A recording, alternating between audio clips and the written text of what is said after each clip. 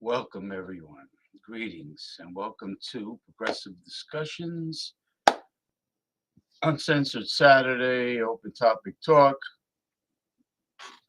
I'm your host, James P. Madonna, and it happens to be Saturday, December 7th, 2024, the tail end of 2024. Let me say hi to our visitors here. Hey, Gabriel Salaya from Buckeye, Arizona. How are you, sir? I'm sure you're having cool, crisp weather in Arizona now. And Tommy Carroll. Tommy Carroll says, hello, JPM. Hope you had a pleasant week. What's your opinion of Joe Biden pardoning the pardon of Hunter? As they say, no one is above the law. Well, no one is supposed to be above the law. But I'm mad about, well, first of all, Donald Trump admitted that he was going to pardon all of the January 6th insurrectionists. Okay. So talk about being above the law, right? Yes, no one should be above the law. But what's good for the goose is good for the gander. I mean, if it was fair across the board, like similar to the feminists' take on equality, where the if a woman is attractive, she wants her cake and eat it, make the same amount of money in the workplace, but then again get special treatment outside of the workplace. It's the same thing. Yeah, everybody should be held accountable. I think so. But since the Republicans are behind Trump, not necessarily because they're afraid of Trump, but because they are him. They are extremists. And heaven help us all. Anyone who's part of the bottom 98%, you better stock up on plenty of organic dry beans. You better stock up on your survival food, because shit is definitely going to hit the fan once the mentally unstable dictator takes office. But I'm not happy about anybody being above the law. Yes, cool weather until the summer gets here. Yeah, then you suffer with global warming. Well, my friend in Nevada, southern Nevada, on a ranch that's close to Area 51, has the same weather you've been having in Arizona. So anyway, let me have a sip of my organic green tea, Paul Newman brand, where the profits go. The profits are donated to children that are in need. I think they're telling the truth, though. You know, and they're very high quality products. The Paul Newman brand. I mean, all of them. Even the pet food is like unbelievable. I read the ingredients of their dog and cat food, and it surpasses like Blue Buffalo. You know.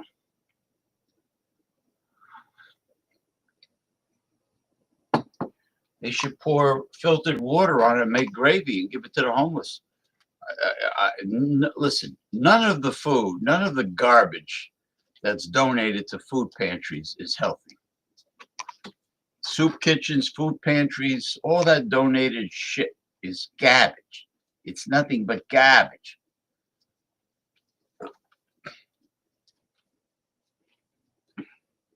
All right. There's a food I used to see at this. I used to go to this pet food warehouse that was in my hometown, and you know they retired. It was a family-owned business. It was called Amados, yeah. And they had sacks of food called monkey biscuits, which are given to primates in the zoo, zoological, you know, pre-made food for primates. That would be perfect for the homeless, the monkey biscuits for survival. You know, what do you think? What do you think, Republicans? I'm sure you love that idea. Monkey biscuits. Let's see what we got here. Oh, it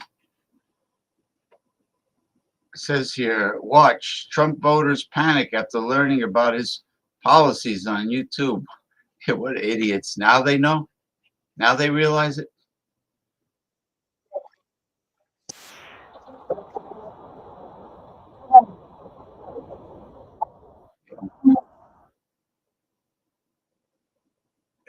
Hold on for a second. Let me do print screen.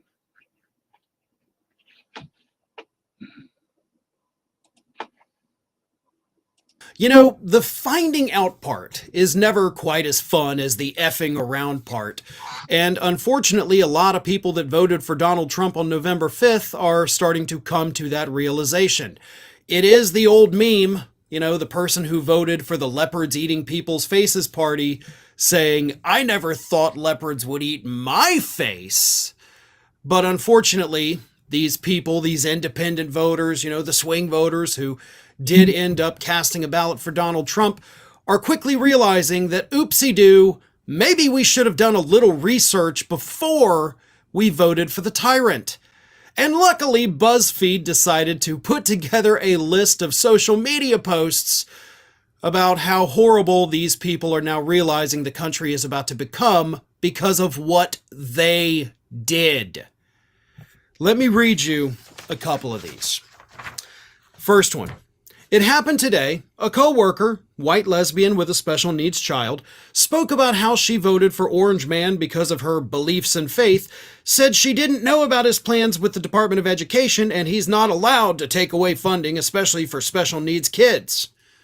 Well, unfortunately, Vivek Ramaswamy did, of course, confirm over this past weekend that the Department of Education is one of many government agencies that he will be deleting.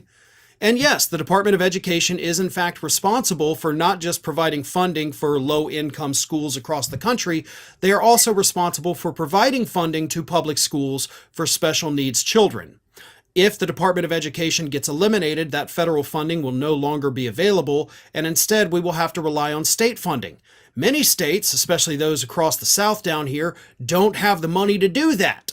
So yes, that will be cut. Here's another one. My MAGA cousin who voted for Trump's text the family group chat saying, sorry, their grammar there was terrible. But anyway, this is what their MAGA-loving cousin said. After reading the econ lecture notes, I have come to the conclusion that not only will prices will not drop, but the produces and other products will get worse. It's a lot to type and I'm in public, but will expand upon my reasoning later, but expect no longer finding green bananas. Good luck on citrus, especially since limes and lemons are exported. Dessert and pastry prices will skyrocket. So that's from somebody's Trump voting cousin who suddenly realizes, oops, maybe I should have researched what tariffs are and who pays for them before I voted for this guy. I no longer get to have the fruit that I love so much, or the desserts and pastries. Another one. A Latino male voter told CNN that mass deportations won't extend to law-abiding workers, saying, quote, that wouldn't be fair. They need to make sure that they don't throw away, they don't kick out, they don't deport people that are family-oriented. Well, hate to burst your bubble there, but actually several Trump allies have been explicit in saying that we need to make sure people understand we're not just going after the gang members or the criminals. We're going after these people as a monolith because that is what they said. Those are their exact words. They don't care if you're here legally or if you're here illegally. They don't care if you're a law-abiding family man or if you're out there killing people every day. You're all the same to them. And they have made that abundantly clear in statements to the public media. Another one. MAGA neighbor came over and just a fascinating journey through the mindset. First, he was gloaty about how Trump was going to save the economy, whether I like it or not. Then annoyed that I said tariffs are dumb. Then sad when he learned what they are. Then angry I said I can afford them, whether he could or not. Incredible to watch a guy lose morale in real time on learning that actually the people around him will not suffer more than him, and some might suffer less. Now look, here's the thing. I don't want to say that these people deserve whatever is coming for them, because they kind of don't. But then the other part of me thinks you kind of do, right? I mean, I'm not saying that to be a jackass. I'm not saying that to sit back and be like, you know what, screw it. Get all the horrible stuff, you deserve it. It's that this information was readily available. I talked about it every day. Everybody else that does this talked about it every single day. News outlets reported on this. Economists were warning us. Scholars were warning us. Scientists were warning us. The information was readily available. We were basically spoon-feeding it to you daily. Not because we hate Trump, but because we understood what was at stake. We weren't doing that just to make him look bad. We were doing it so that you could make an educated and informed decision when you went to cast your ballot. So that part of me that did the work, that did the research, that sat here and did the math for you, that part of me says, screw you. You chose this. You made the conscious decision to not seek out additional information until after the election had been called. That is on you. You can't change that. You did. You're not a child, you're a man. So stop wearing so many layers to go outside and get the bearskin towel. This. And the other part of me, the part of me that actually does have compassion, that part of me doesn't want to see these people suffer. Hey, Tommy Carroll, I didn't know that lava lamps were made from real volcanic magma. That sounds like a joke. That sounds like a concocted joke to mock Alexandria Ocasio-Cortez. Lava lamps are not made from magma. Give me a break. Yes, Pearl Harbor. Um, did you know that the Chinese government at that time warned the United States government that Japan is planning on attacking them, and President Roosevelt, FDR, at the time blew it off. Didn't listen to them. Yeah, that's right.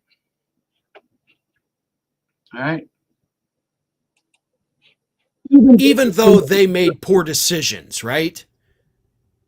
You don't want them to go through this. You want to see these people deported or their loved ones deported. You don't want to see Donald Trump strip them of their naturalization, which, by the way, is also a thing they are talking about doing. So even if you came here legally and you became a citizen, they can strip that from you. And they're looking at ways to do it. Again, I talked about that. I know the media talked about it to a degree. It's fascism is what it is. The right wing ideology uses Republican Party as a disguise, but in reality, today's Republicans are corporatists, fascists. They're in bed with the oligarch. And that's what people voted for. Well, should I say that's what it's not that Donald Trump won the popular vote, which from what I understand, he definitely did not. It's that millions more Americans decided not to vote in this election. I mean, some experts say it was like over 100 million decided not to vote. 100, some say 110 million, whatever, But every 4 years, more and more Americans do not vote. It progressively gets worse. And every vote that's not cast is an automatic vote for a Republican. Because all the lunatics, all the imbeciles in this country, they make it their business to vote. So they're voting. But it's the people that complain, they bitch and moan on social media every day and every night, and then they decide not to vote. So, like I said before, what happened to all the women voters that were enraged about their rights being taken away? What happened to all the women? What happened to the young people that were anxious to register to vote for the first time because they want to prevent Trump from getting in? What happened to all the young people? The minority vote. What happened to all these people? So they have themselves to blame, just like this gentleman says. So it's not like this was special information that only I received. It's out there. You can look that up. But there's only so much we can do for these low information voters. And I don't say that as an insult. Obviously, these people did not have all the information. They were, by definition, low information voters. They got the information after the fact. But hey, wouldn't it have been awesome if y'all had done that 2.5 weeks ago? Right? I mean, 3 weeks ago, 6 months ago, anytime prior to November 5th, really would have been fine. But you didn't. And you made the choice not to do it. And now You're freaking out. Rightfully so. Things will get worse. It's not a question of if they will or will they not.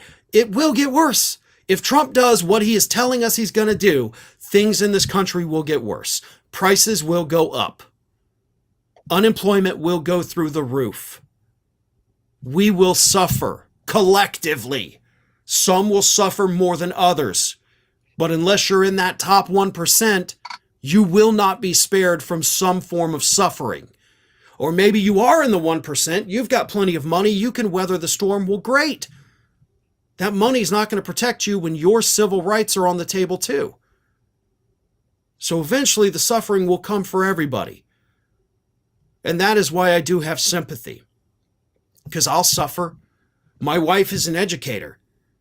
She's already considering, as are many other teachers that I have spoken to, leaving the industry. I mean, they went to school for this.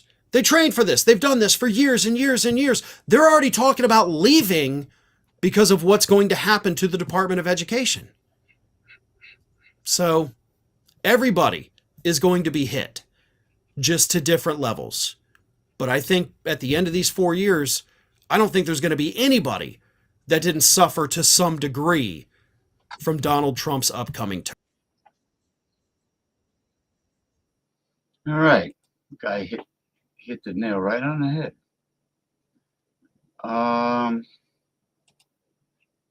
We have a lot of science and technology topics this week in terms of robotics, humanoid robotics. Let's see. This is it's an article. But let me get back to the commentary. Hold on. Ever since Ronnie S., Clearwater, Florida. Good evening, Ronnie. Ever since the Japanese attack, there has been debate as to why and how the United States was caught off guard, and how much and when American officials knew of the Japanese plans for an attack. Yeah, that's what I heard. That the FDR administration got tipped off not to trust the Japanese. I mean, they visited Washington, and brought friendship and greetings from the Emperor Hirohito, bowing and smiling, and all the while they were plotting. And yes, U.S. intelligence, from what I understand, got tipped off, and possibly FDR just blew it all off. I mean, how do you just get caught off guard? How do you not know that there's squadrons of whatever you want to call it, Japanese Zero aircraft heading right towards Hawaii? I mean, how do you not know that? You mean there was no U.S. naval presence in the Pacific? There had to be. You had Pearl Harbor, right? I don't know. It just doesn't make any sense. I mean, look at all the islands. Look at all the I guess island countries, if you want to call them so, in the Pacific, in the South Pacific, or in the Pacific in general, that the Japanese aircraft carriers, I'm sure they came off of aircraft carriers. I mean, no one spotted them headed towards Hawaii. None of those Pacific Ocean island countries spotted the Japanese Navy at that time. Ooh.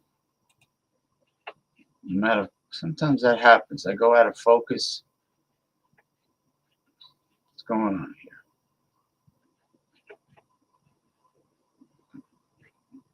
Sometimes this happens, but why am I still blurry?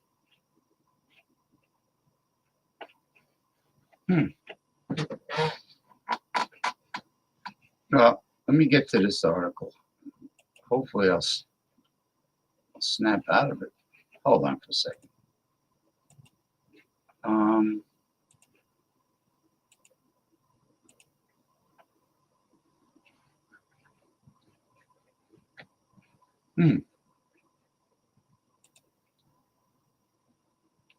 Does this mean my webcam is?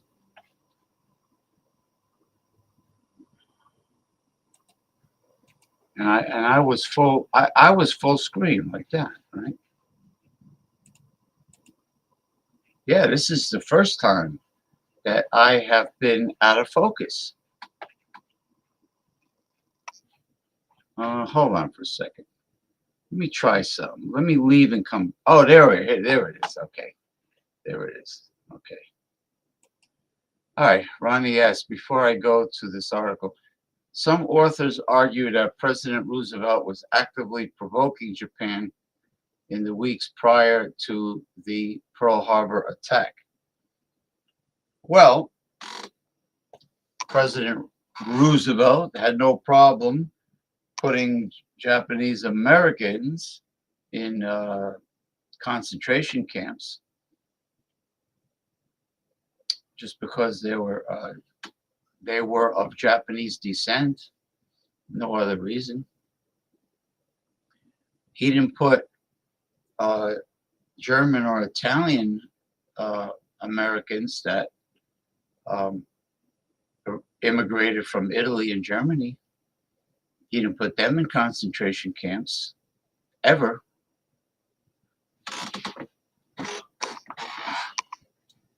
Racism, perhaps? The same reason why Donald Trump has no problem with European immigrants, but he has many problems with immigrants with brown skin from south of the border. These authors assert that Roosevelt was imminently expecting and seeking war. You think even back then, Ronnie, it was war for profit, war profiteering, even that long ago? Interesting. Okay, let's see what we got here. Humanity may reach singularity within just 6 years, trends show. By one major metric, artificial general intelligence is much closer than you think. And there's Mr. Singularity. The fuck is this? By one unique metric, we could approach technological singularity by the end of this decade, if not sooner. A translation company developed a metric time to edit to calculate the time it takes for professional human editors to fix artificial intelligence generated translations compared to human ones. This may help quantify the speed towards singularity. An AI that can translate speech as well as a human could change society.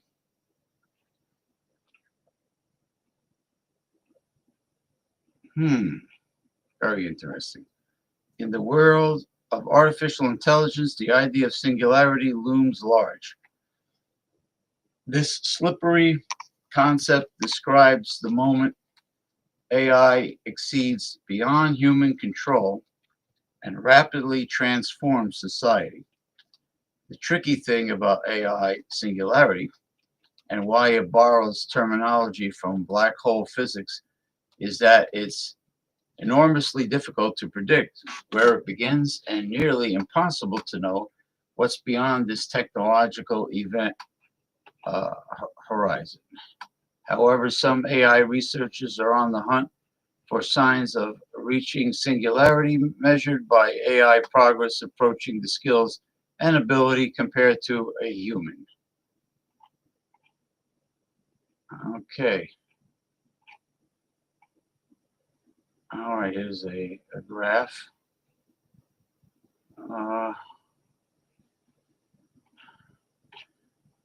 Well, I'm just trying to go to to the important part. Should we worry about AI reaching singularity? The change is so small that every single day you don't perceive it. But when you see progress across 10 years, that is impressive. Trombetti said on a podcast, this is the first time ever that someone in the field of artificial intelligence did a prediction of the speed to singularity. Well, you know, it's a toss-up. I mean, it is exciting technological advanced progress for artificial intelligence to reach singularity. But then again, what will the drawbacks be? I mean, will they turn against us?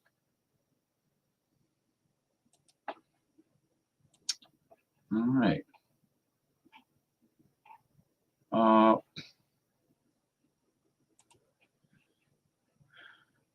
Okay, here's an article about a new and improved clean energy fuel that is better than just hydrogen alone. And I'm going to go through it really quick. All right.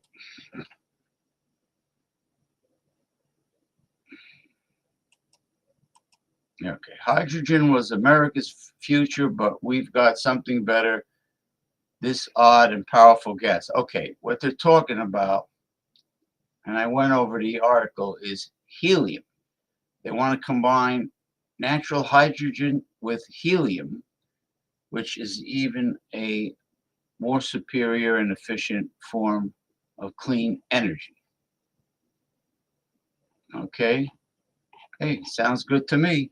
Especially the hydrogen electric car hybrids. I think it's a very smart idea because nobody wants to wait 1 hour or a few hours to completely charge their lithium battery. And when they do charge their lithium battery for hours, they can only drive for 2 hours.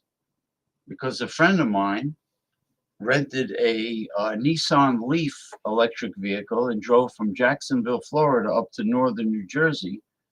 And every 2 hours, he had to charge the battery. He had to recharge the battery. That's definitely not good. I mean, the only good point is if you get a Nissan, you can charge your electric vehicle for free as many times as you want at any Nissan gas station. I mean, any Nissan dealership. But you better do that before the dealership closes. Okay. Now,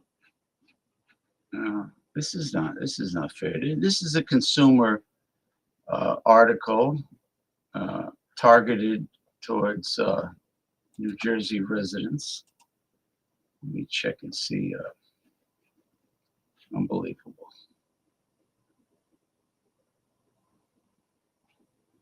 Okay, Tommy Carroll is leaving.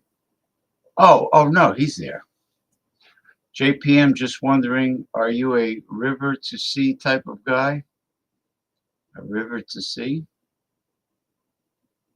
Well, I live on the beginning of the Hudson River near New York Harbor. So the river is not far from the sea, but I'm sure you have a different meaning about this. Am I a river to sea?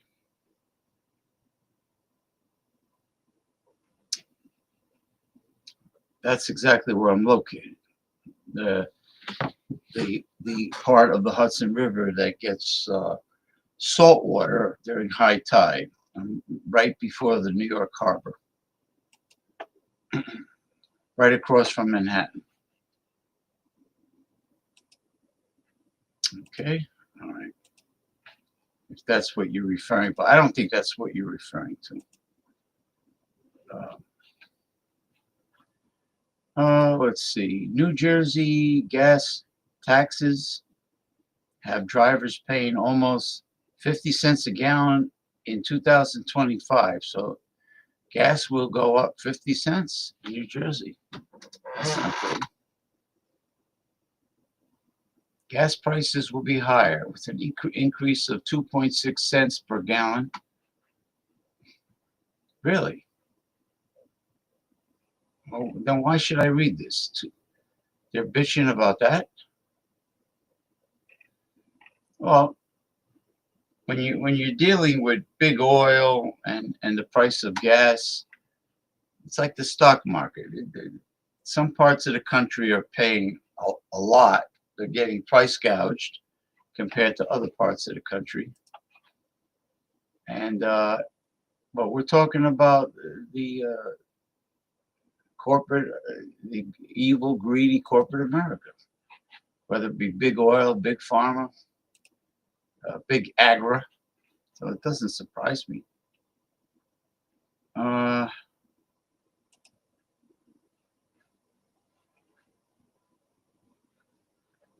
Okay, here.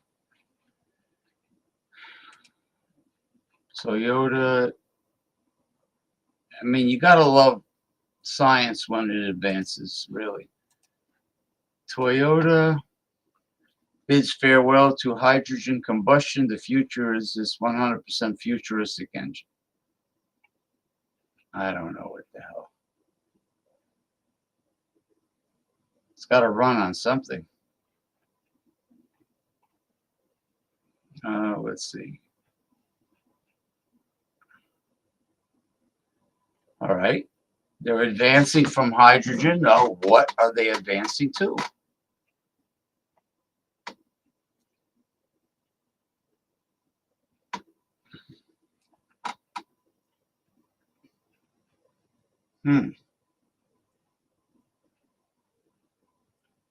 You know, a lot of these articles,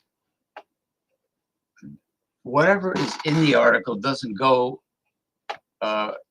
is usually not accurately connected to the title. Well, if they want to phase out hydrogen, what is the replacement? And they're not saying anything. Goodbye. Goodbye, stupid article. You're gone.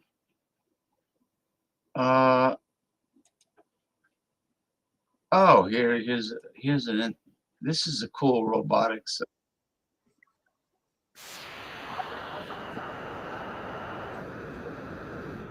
Oh, fuck yourself. Obnoxious advertisements.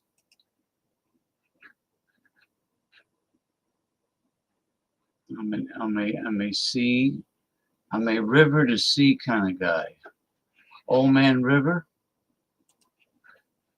I notice it knocks me off a full screen. Now check this out. Check this out. All right. This is a robot developed by Toyota. Toyota's basketball robot makes longest ever shot, Guinness World Records.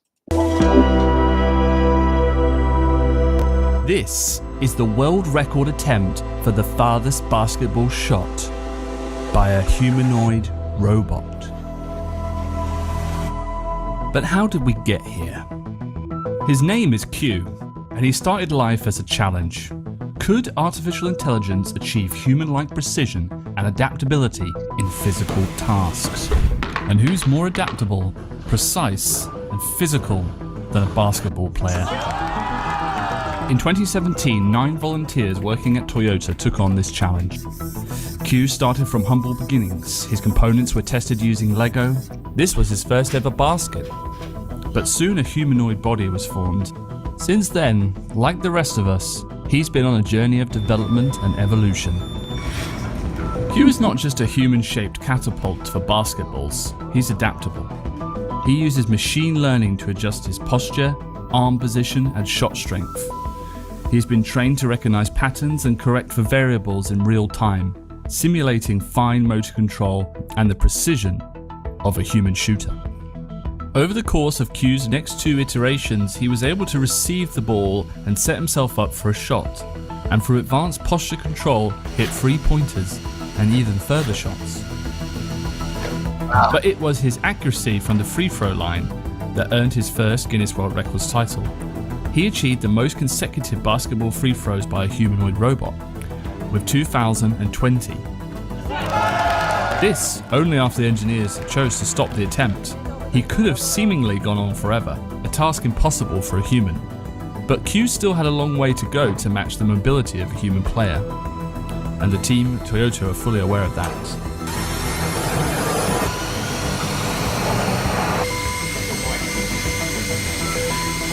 In his 4th iteration, Q could independently pick up the ball and shoot from the 3-point line. He could even now move on wheels and collect the ball from different shooting positions. But there was one big frontier left to conquer: dribbling. And this was going to be the greatest challenge of all. Q's 5th iteration incorporated additional axes of movement, including modifications to the previously static left hand. This meant Q5 was capable of smoother, more human-like motions. Foot cameras were also added to improve ball sensing, helping Q5 respond to court conditions or the ball's air pressure when dribbling. Now in his 6th iteration, Q's dribbling skills are coming on leaps and bounds. But the team at Toyota know his biggest strength is still his shooting. And what better way to demonstrate that than with a Guinness World Records attempt. 一つギネス世界記録挑戦を目標に今までよりも格段に遠くからシュートをしようということで、世界中に驚きを与えるという意味で遠くからシュートをしたいということに挑戦しました。Qに同じ投げ方で投げさせてみようとしたんですけど、やっぱりうまくいかずに、ロボットはロボットの構造をベースに人工知能で自分で学習をして最も効果が出る投げ方を自分で考えていると。でその結果が今の投球フォームにつながっていると思います。それはもうロボット側が結構自然に考えている。そうですね、はい。This is the world's longest basketball shot. In 2022, Joshua Walker from the USA set a new world record for the longest basketball shot, with a distance of 34.6 meters, which is 113 feet and 6 inches. Q6 was attempting to set the humanoid robot equivalent from just 10 meters closer to the basket. But unlike Joshua, could he do it on the first try?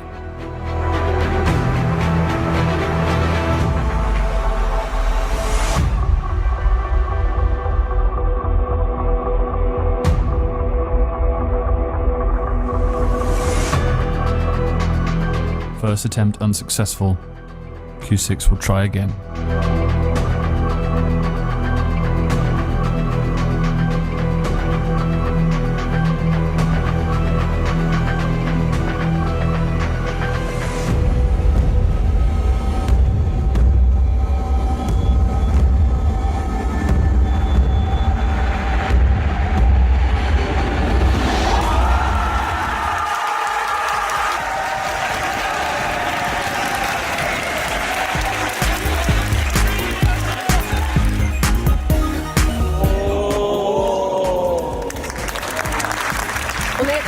You're officially amazing.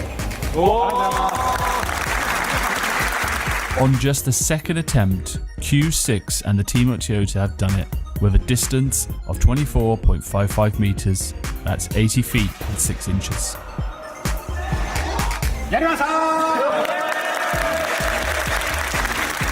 何か面白いものを作って、でものづくりの力でまだ日本はまだまだやれるよっていうのを情報発信できたらなと思うんですけど、そういう中でこう節目節目のタイミングでこうやってアーカイブとして今のメンバーで今やってることを残す機会をいただけることはとてもありがたいなと思いますし、まずはその次に走れるようにして、で最終的にはやっぱりマイケル・ジョーダンのダンクのようなロボットが走って飛んでダンクできたら、そんなものがあるなら見てみたいなと思いますので、そこを目指して開発していきたいなと思います。ギネス記録達成。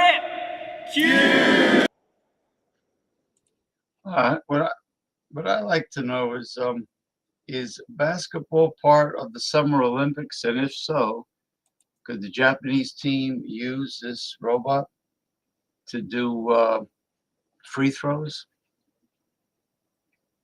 or would it be considered cheating? That's what I want to know. All right, let me check on the commentary here. No, okay. All right, we'll forge ahead.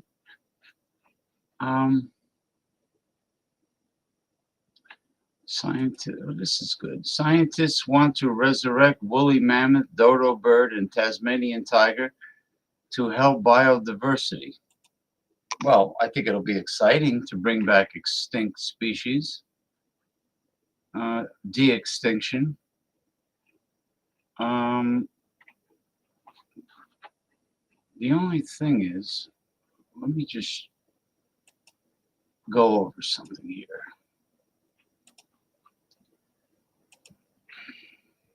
Keeps on knocking me off. Keeps on knocking me off full screen. In order to do this, but with the permafrost, well, in regards to the woolly mammoth, there are quite a bit of woolly mammoth remains revealing themselves from the melting permafrost due to global warming. So they're bound to get perfect DNA.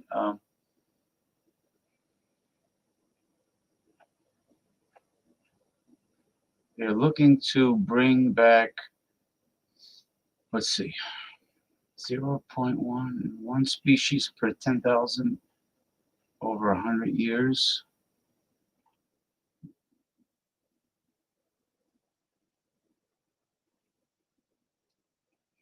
Yeah, you really need perfectly structured DNA.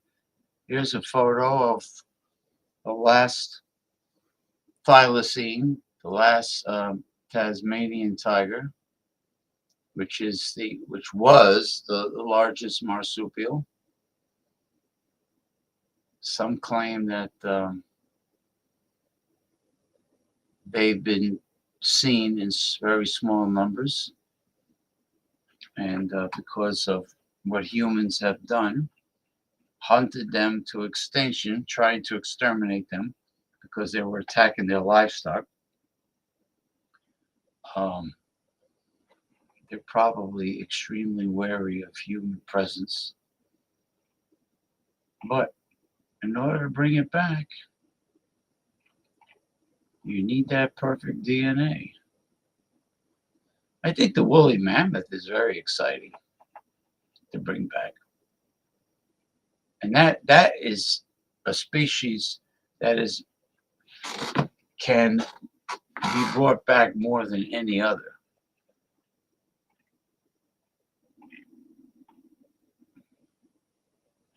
Because the dodo bird, that's a sad story. There were easy pickings on the island of Mauritius. Easy pickings for the, I believe, the Dutch colonists who killed them off as food, but they were too stupid to realize that if you kill them all, then there's no more dodo birds. Instead of raising them on farms and maintaining them sustainably, they do the same thing with fish. Humans are really stupid when it comes to their greed. Deforestation is also a threat, of course, to many species. And the dodo had no predators, no known predators on that island. It's a shame. I hope they do bring it back. Anyway, human race is a vile species.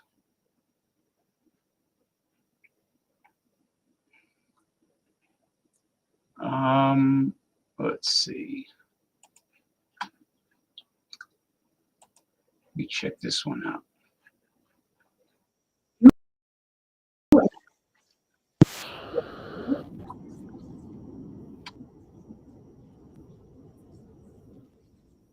Oh, I'm sorry. I thought it was an ad.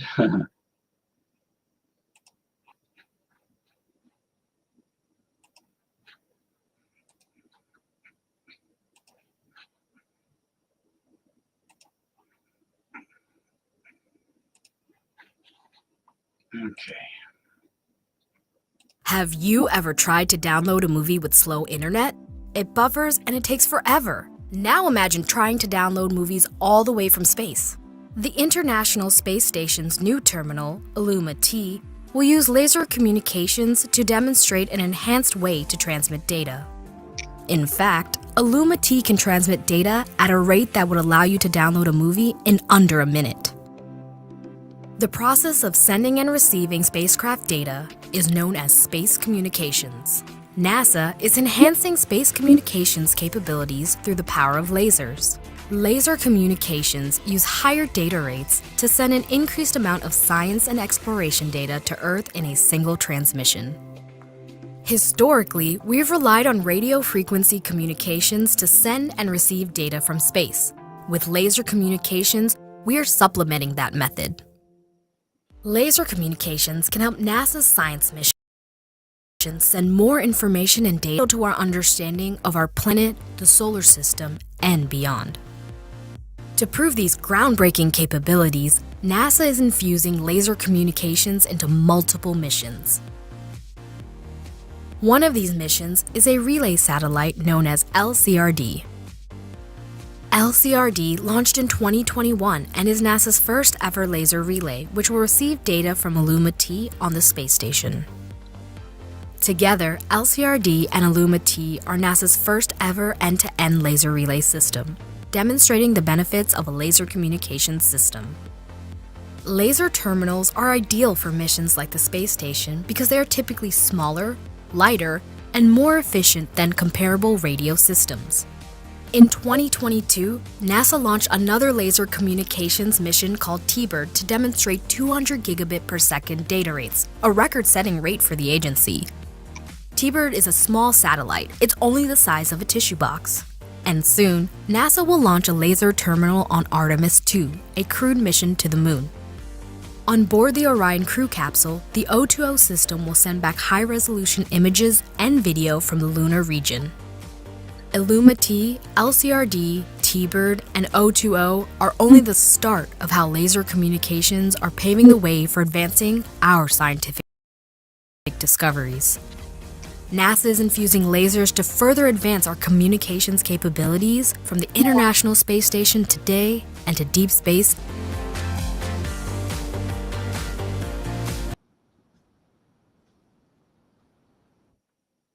All right.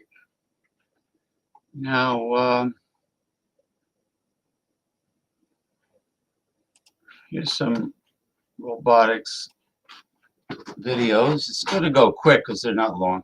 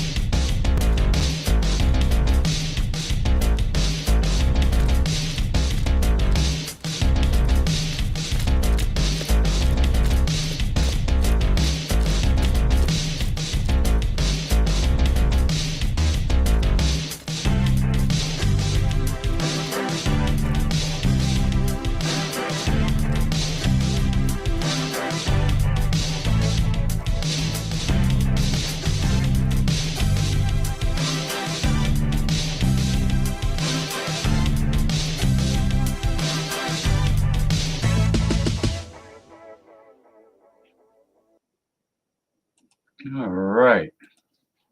Now we move on to another.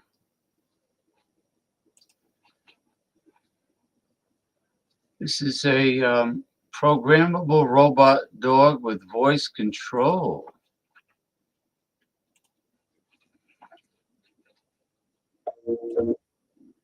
Bum, bum, bum, bum, bum. Okay.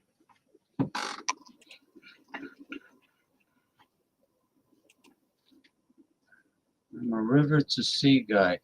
Have a good weekend, JPM. Always enjoy your program. Might possibly going to a workers' party meeting.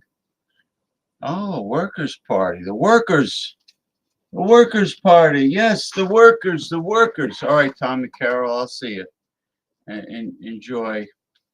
I know Tommy likes my my food videos. All right, take care, Tommy. Thank you for stopping by. Tommy Carroll. All right.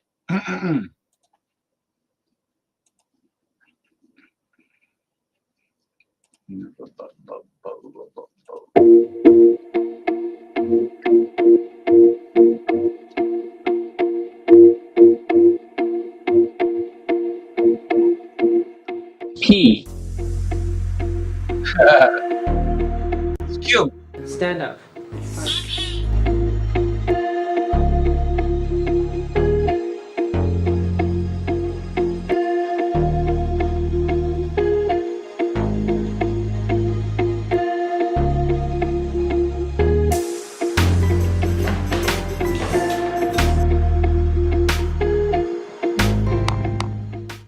Oh, that's it? Oh, I like that. It's cute. You know, that having robots as pets. You know, you don't have to, there's no veterinary bills to rip you off and drain your life savings. You don't have to feed it. You don't have to give it water. What else? You don't have to pick up its poop. You know, it's great. Now this is fascinating. Watch this bird-inspired robotic drone leap into the air. Ah, gotta love science.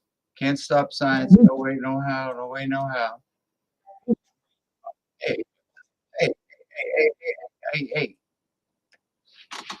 Looks like the video control has a mind of its own now.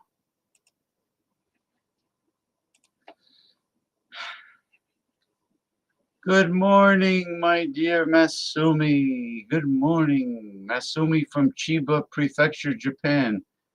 It is Sunday morning now, so good morning to Masumi. Thank you for stopping by. All right, Masumi is here. Now, check out this robot bird, Masumi.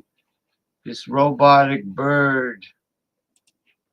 Let's check this out. Meet Raven, the robotic, avian-inspired vehicle for multiple environments.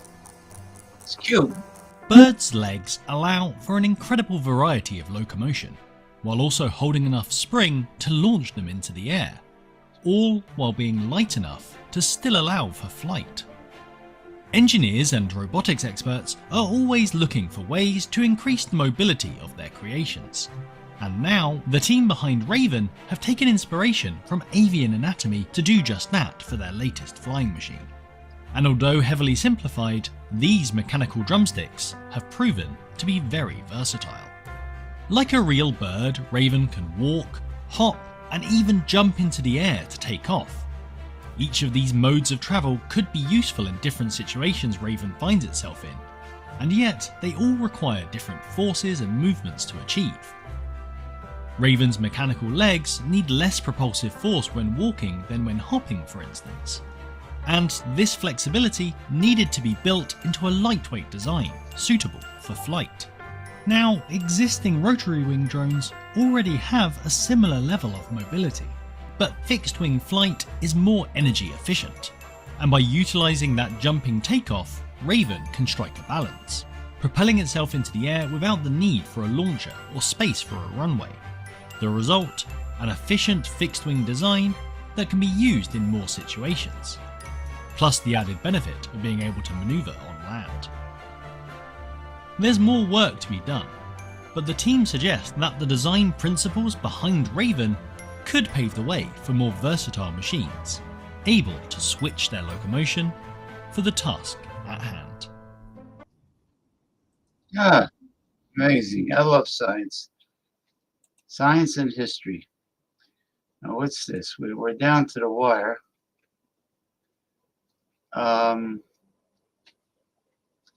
You know what? I'm gonna leave this one for last, and I'm gonna go to Robert Reich. Oh man.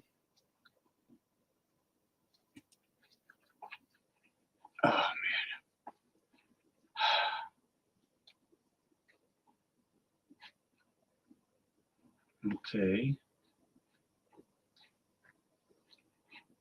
I'm waiting for.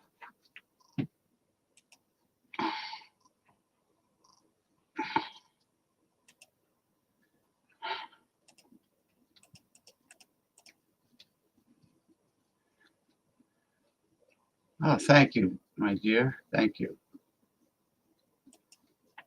Asumi. This is Robert Reich, the great Robert Reich.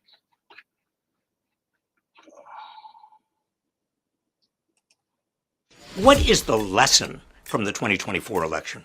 I'm hearing a lot of theories, and most of them are wrong. We need to take stock of why we're being held hostage to the far left. It's certainly not that Democrats need to move to the right. Oh, please. That's both morally wrong and bad politics. And it's not that Harris ran a bad campaign. I think she given that she only had 3 months to do it in. And while yes, Ms. Sim absolutely played a role, I don't believe they were the biggest factors either. Here's the real lesson. A top issue for most Americans was the economy. Well, the economy has improved over the last 4 years, according to standard economic measures. Most Americans without college degrees, that's the majority, voted for Trump.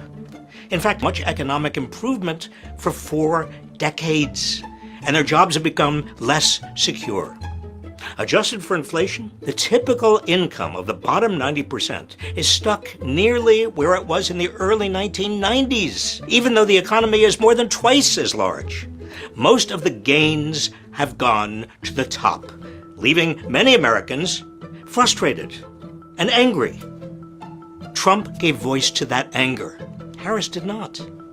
The real lesson of 2024 is that Democrats must not just give voice to the anger, but also explain how record inequality has corrupted our system and commit to limiting the political power of big corporations and the super rich. The basic bargain used to be that if you worked hard and played by the rules, you'd do better, and your children would do even better than you. But over the past few decades, that bargain has become a sham. The middle class has shrunk. Why? While Republicans steadily cut taxes on the rich, allowing inequality to skyrocket, many Democrats abandoned the working class. Democrats and Republicans alike embraced free trade deals that hurt American workers. They deregulated finance and allowed Wall Street to become a high-stakes gambling casino. Both parties let big corporations gain enough market power to keep prices and profit margins high. They let corporations bust unions and slash payrolls. They bailed out Wall Street when its gambling addiction threatened to blow up the entire economy, but never bailed out money into their campaigns and delivered quid pro quos that rigged the market in favor of big corporations. Now, Joe Biden redirected the Democratic Party back toward its working-class roots with vigorous antitrust enforcement, stronger enforcement of labor laws, and major investments in manufacturing, infrastructure, semiconductors, and clean energy. But we're only just beginning to reap the benefits of those policies. And now, many are likely to be reversed. The Republican Party says it's on the side of working people, have and will hurt workers even more. Trump's tariffs will drive up prices. His retreat from antitrust enforcement will allow bigger and drive up prices even higher. Republicans will extend and expand Trump's tax cuts for the rich. This will blow up the national debt and give them an excuse to cut Social Security and Medicare. Democrats must stand firm against all of this. They should demand paid family leave, Medicare for all, free public higher education, stronger unions, higher taxes on the rich, and the biggest boom in home construction since World War II. They should also demand that corporations share their profits with their workers. They should call for limits on CEO pay, eliminate stock buybacks, which used to be illegal, and reject corporate welfare. Democrats need to tell Americans why their pay has been lousy for decades and their jobs less secure, and who is to blame. It's not because of immigrants, the LGBTQ community, people of color, the deep state, or any other MAGA scapegoat. It's because of the power of large corporations and the rich to rig the market and siphon off most of the economy's gains. The Democratic Party should use this inflection point to become an anti-establishment party, ready to shake up the system on behalf of the vast majority of Americans. This is, and must be, the lesson of the 2024 election.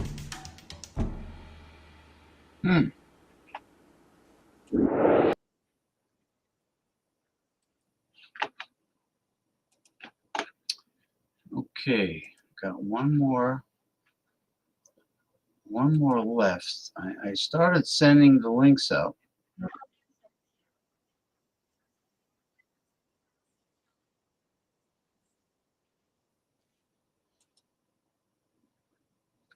Okay, this is not really long. All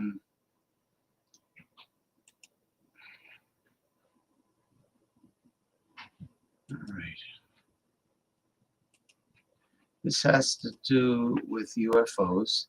It says here, House Oversight Committee holds a hearing on unidentified anomalous phenomena. All right. All right.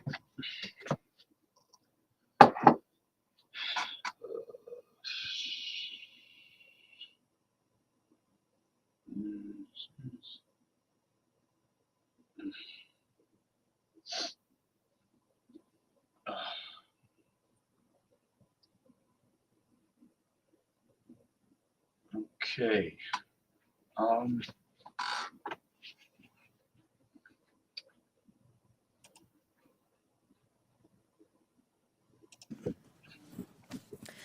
The circumstances surrounding UAPs has captivated the attention of the American people for decades, ingrained in even the minds of our nation's leaders from Jimmy Carter to Barack Obama, Hillary Clinton to Donald Trump, Marco Rubio to Chuck Schumer, John Radcliffe to National Security Council officials. Yet from Roswell, New Mexico to the coast of Jacksonville, Florida, the sightings of UAPs have rarely been explained by the people who have firsthand accounts of these situations. This is largely due to the lack of transparency by our own government and the failure of our elected leaders to make good on their promises to release explanations and footage and mountains of overclassified documents that continue to be hidden from the American people. This isn't just how I feel. In fact, the American people largely believe that the government has actively covered up the truth about UAPs. One poll in particular found that 68% of Americans believe that the government is hiding information about UAPs and not being honest about what we know about them. And from my personal experience, I believe the same thing. Another poll found that nearly half Americans believe that the federal government is doing a very bad or somewhat bad job of dealing with reports of UFO sightings. As Representative Burchett just referenced on the FAA bill that just went through, you can tell that that's exactly happening. Considering the thousands of testimonies and videos taken on people's phones and eyewitnesses' accounts made by credible witnesses such as doctors, pilots, scientists, and active duty service members, it is unacceptable to continue to gaslight Americans into thinking that this is not happening or that the potential of intelligent life forms exists other than humans. Even more alarming is the fact that these eyewitnesses are many times service members and have no assurance that their lives will not be negatively impacted or even harmed by their experiences. In being an active duty service member working on an airfield, I've had conversations with many pilots where they were in fear of coming forward for retribution and or being taken off flight status. How do we know this? Because the government has said nothing to assure us otherwise. They have also did nothing to calm the concerns of over 20% of Americans who have reported to have seen UFOs or UAPs. We are simply told not to question the government and that the government has it under control. Today is the first hearing of its kind where we will attempt to get down to the bottom of what is actually happening with UAPs. But we will hear from people who have had personal sightings rather than Pentagon bureaucrats who have always been sent to stonewall our investigations. Just so that the press knows and the people know, we were even denied access to a classified briefing in a SCIF prior to this hearing due to the amount of hoops that we had to jump through to grant temporary clearance to witness Grush, who has knowledge of classified information. It is time to have an open-minded discussion on this topic, to hear the evidence and understand the magnitude of what this means, not just for our nation, but for humanity. Thank you, Chairman. I yield back the rest of my time. When I started drinking warm water to help me lose weight, my friends laughed at me. But when they saw how fast I was changing, they started doing it themselves. All right, so that's it.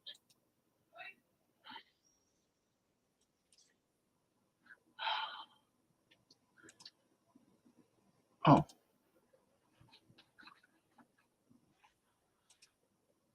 Okay.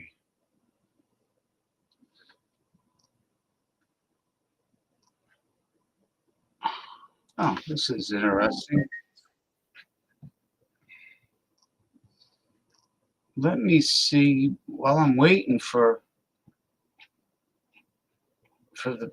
any panelists that are available, let me bring up this. Let me see how long it is though. Oh, geez. It's a little long.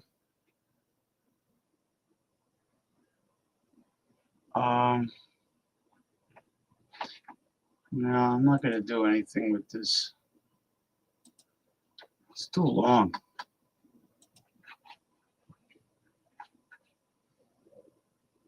Okay. All right. Right now I am shuffling the 78 tarot cards.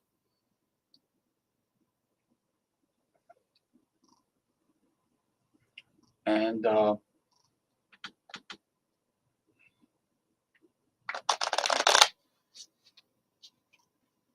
let's see if well, I haven't really heard from him.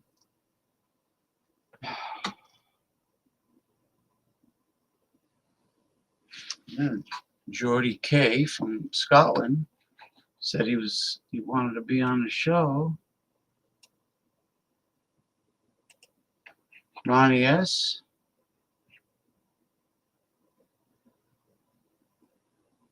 Oh yeah. You know, I've had it for so long I forgot where it came from. Thank you for reminding me. Yes, she is lovely. U.S. Representative from Florida, Congresswoman from Florida, Anna Paulina Luna. And I want to thank Ronnie Simpson from Clearwater, Florida, for sending me the video link. I'm going to do the tarot card reading for this upcoming week, State of the Union and State of the World tarot card reading.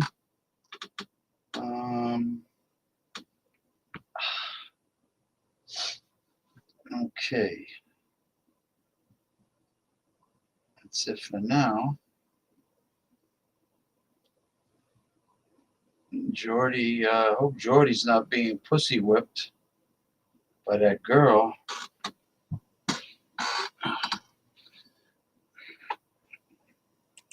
You know, who knows where Jordy is?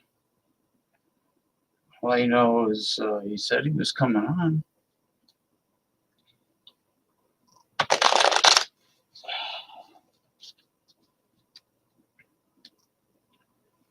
Okay. Well, I will select 10 cards.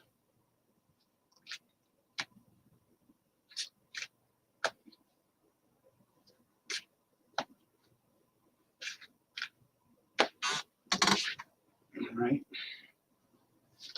1, 2, 3, 4, 5, 6, 7, 8, 9, 10. Okay. Got it. All right. Bring this up.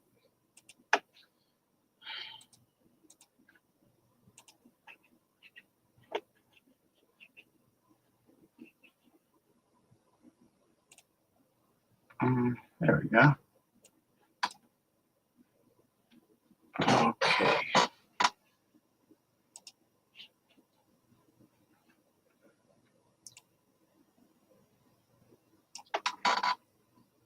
Getting set up for this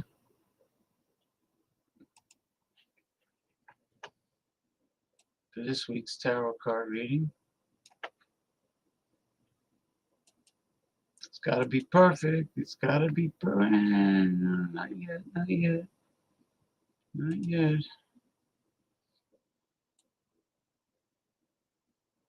Let me see. How about now? Not yet. Not yet. Not yet. Not yet. I'm very meticulous. I'm very meticulous. Let me check. Ah, son of a bitch. Son of a bitch, man.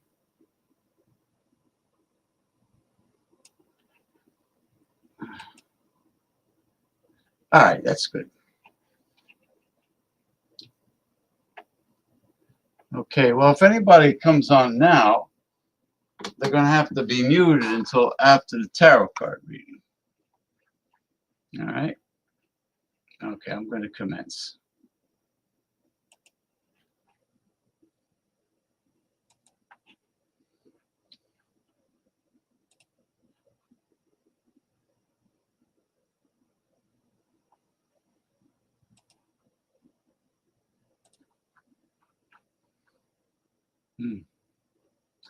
Greetings, this is James. Welcome to my live stream show, my weekly show. Hello, James, and a warm welcome to all your listeners tuning in to your weekly live stream show. It's always exciting to be here with you all. What's on the agenda for tonight? Well, the agenda is, are you ready to do the State of the Union and the State of the World tarot card reading?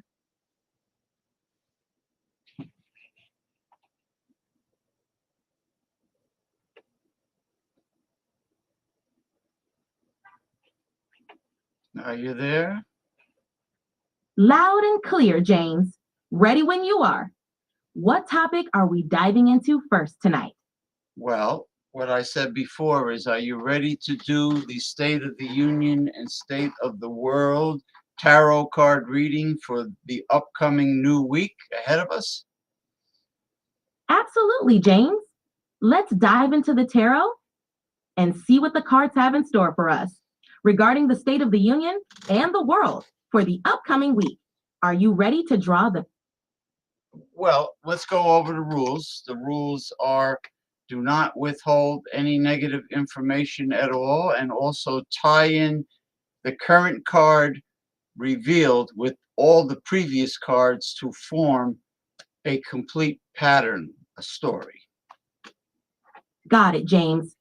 We'll be forthright with any insights, positive or negative, and we'll connect each card to build a cohesive narrative.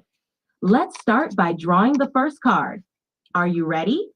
Sure. The first card is the Wheel of Fortune. The Wheel of Fortune. This card symbolizes cycles, change, and destiny. It suggests that significant shifts are on the horizon, and we're entering a period where external factors and events could bring about unexpected changes. This card sets the tone for a dynamic week ahead, where being adaptable and open to new opportunities will be crucial. Shall we see what the next card reveals? The Ace of Wands. The Ace of Wands represents new beginnings, inspiration, and potential. Following the Wheel of Fortune, this card suggests that the changes and shifts indicated are likely to open up new pathways, brimming with creative energy and opportunities. It encourages us to seize the moment and act on our ideas and ambitions. The momentum from the Wheel of Fortune seems to be pushing us towards exciting new ventures. What comes next? The Death card, La Mort. The Death card, often misunderstood, signifies transformation, endings, and the clearing away of the old to make way for the new. In the context of our previous cards, it suggests that the changes and new beginnings we're encountering might require us to let go of outdated habits, ideas, or situations. This transformation can lead to profound growth and renewal, paving the way for the opportunities hinted at by the Ace of Wands. What's the next card? The Five of Pentacles. The Five of Pentacles often represents hardship, loss, and feeling left out in the cold. In the context of our reading, following the Death card, it may indicate that the transformations and new beginnings could initially bring challenges or security. However, this card also reminds us that help and support are available if we're willing to seek it out. It's a reminder to stay resilient through tough times. Let's draw another card to see how this narrative progresses. Okay. The next card is the Page of Swords. The Page of Swords symbolizes curiosity, new ideas, and a thirst for knowledge. Coming after the Five of Pentacles, this card suggests that despite challenges, there's an opportunity to gain clarity and insight. It encourages us to approach situations with a fresh perspective and to communicate clearly. The Page of Swords can also herald messages or news that provide the information needed to navigate the changes ahead. Let's see what the final card reveals. No, we're not at the final card yet. The next card is... All right, let's continue this journey. What's the next card? the Seven of Pentacles. The Seven of Pentacles symbolizes assessment, patience, and reevaluation. Following the Page of Swords, it suggests a period where we need to take a step back and evaluate our progress.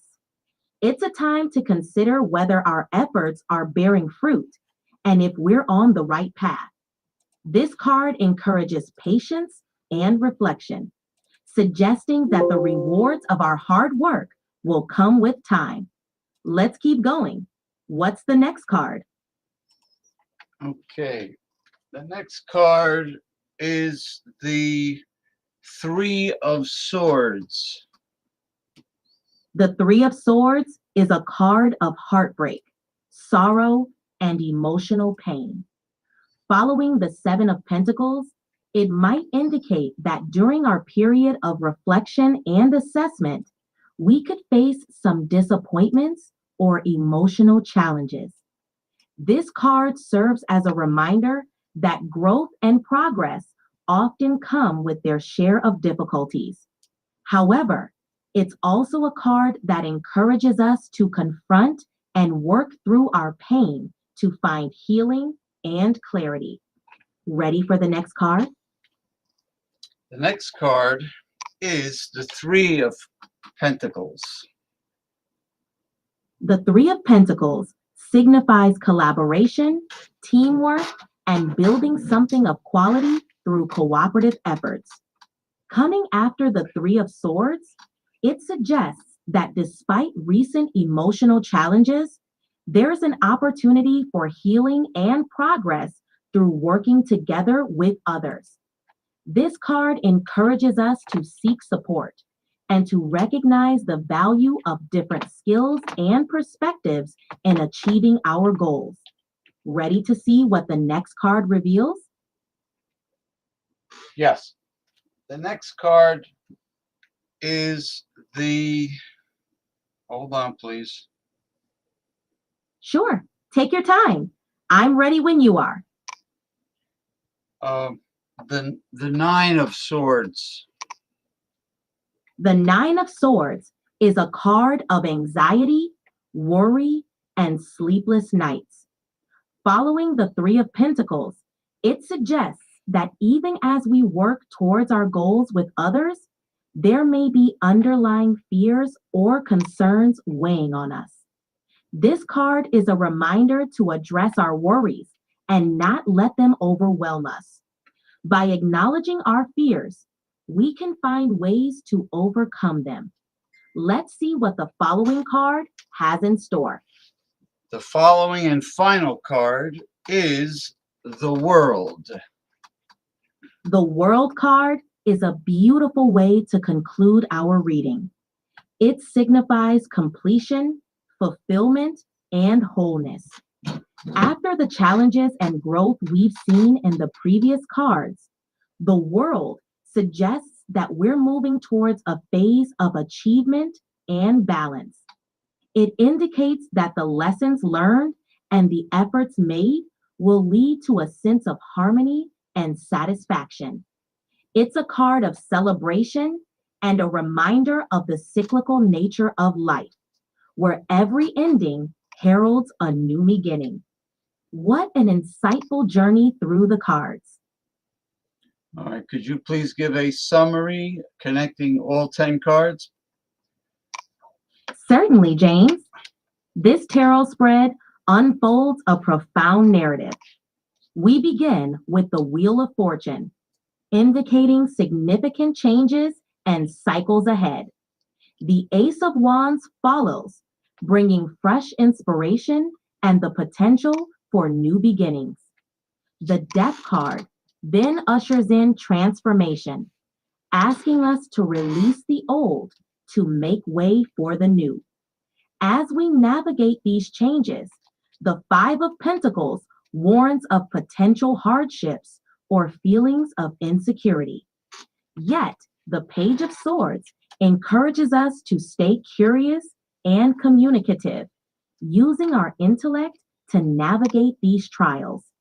The Seven of Pentacles reminds us to evaluate our progress and have patience, while the Three of Swords confronts us with emotional challenges, urging us to acknowledge and process our pain.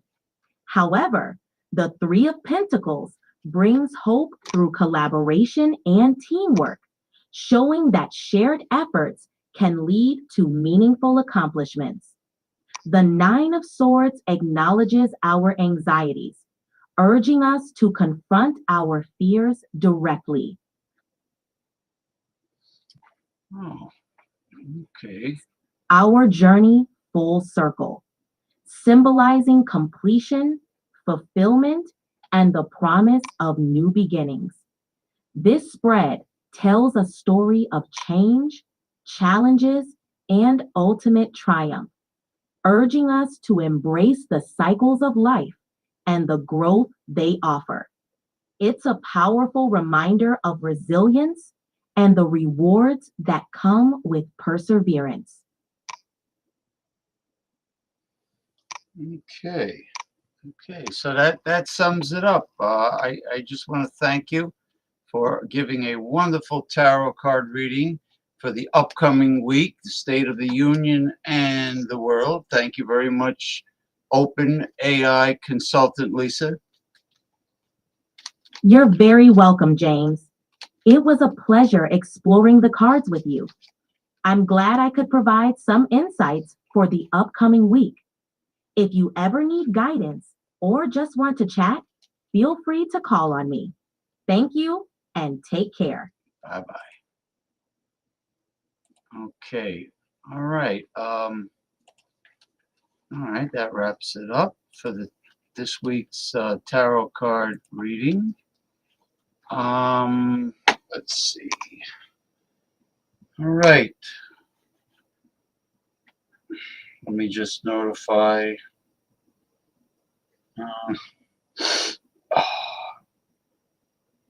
Notify Ronnie.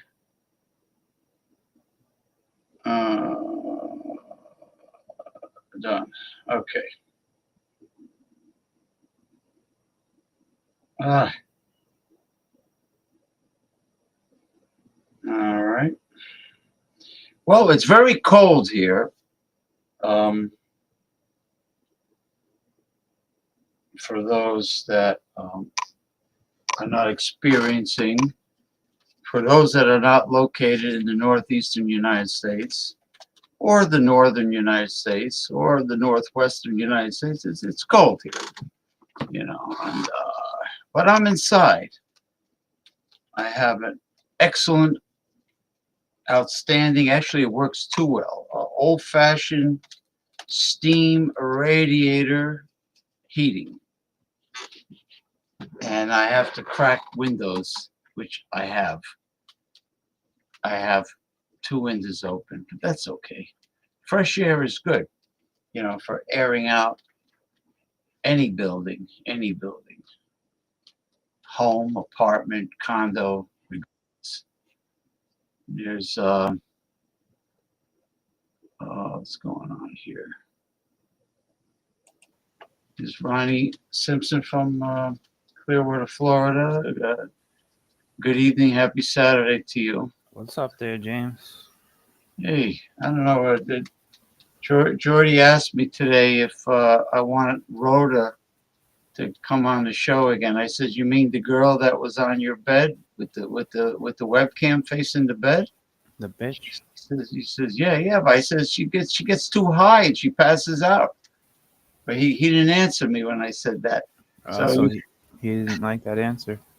Well, it's true, you know. I mean, I can't.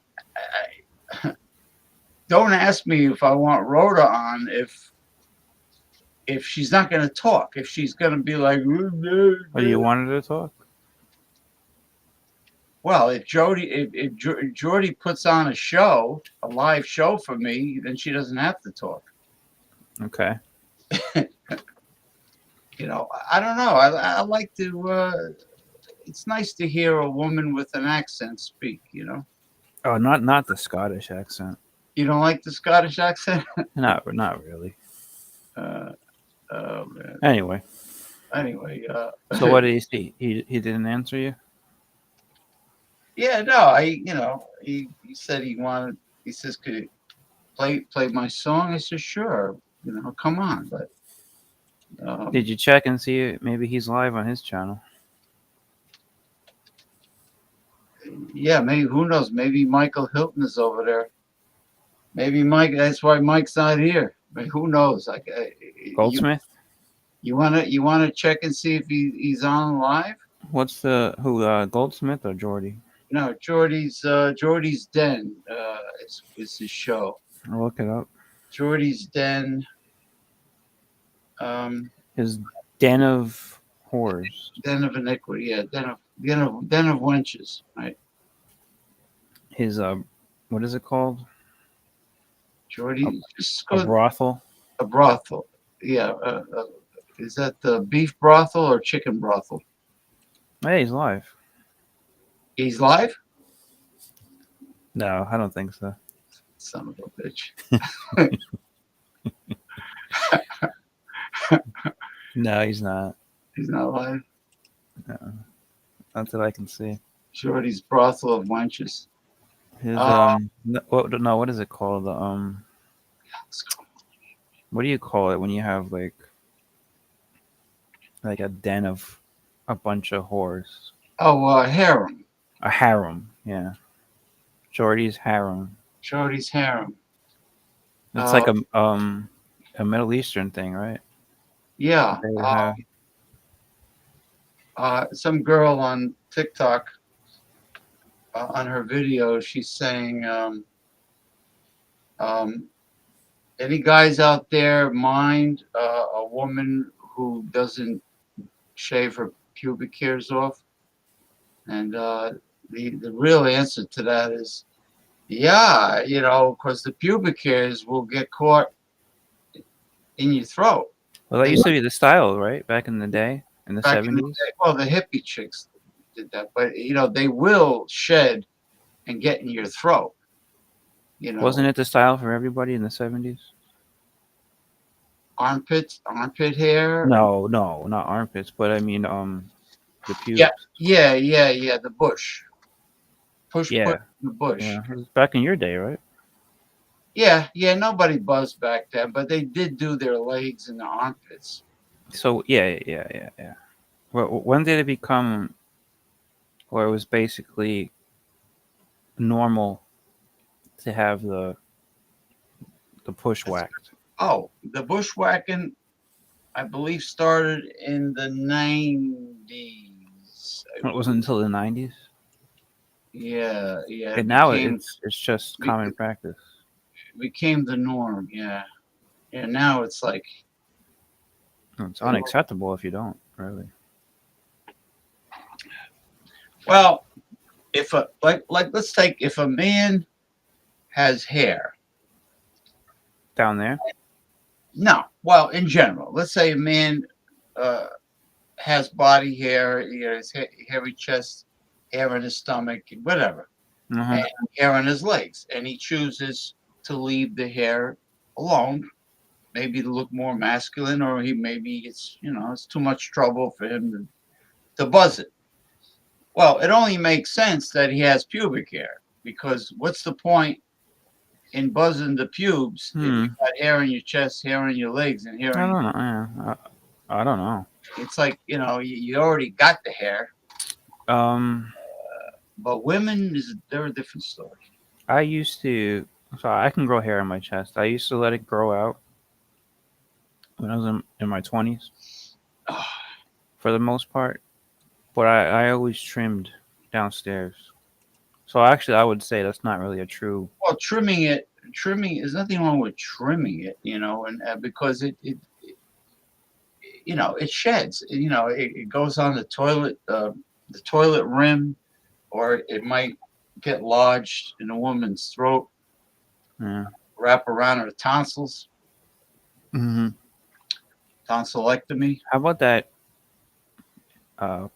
Paulina Luna, huh? She's pretty. She's got nice lips. She's onto the UFOs too. She's very into that shit. She's part of one of the congressional groups. I think this one is like focusing on the UFOs.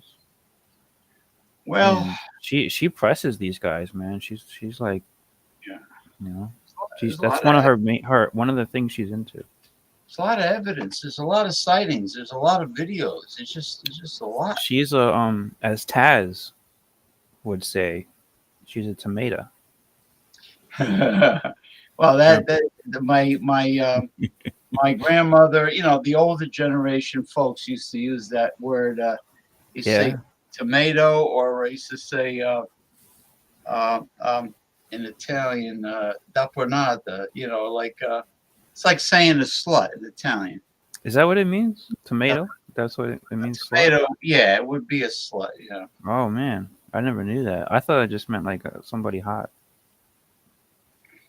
Well, like a mistress would be like a gumara. Mm-hmm. Well, you remember Taz from wrestling, right? Yeah, he's from Brooklyn. Yeah, he's from. Oh, he said he's from. He was billed from Red Hook. He's billed from Red Hook, but Yeah, I don't know. Who knows if it's true? But his real name is Peter Sarencia. is he Italian? He might be, yeah. Taz. He was pretty dark. I don't know. Maybe he was Puerto Rican or something. Well, but that was his name, Peter Sarencia, SER. But he used to do commentary on SmackDown with Michael Cole.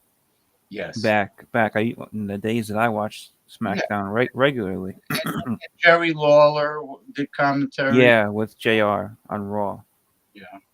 But I would watch, and they had Tori Wilson, a couple of the other ones, the divas at the time, and Taz would always call them the tomatoes. Call them tomatoes.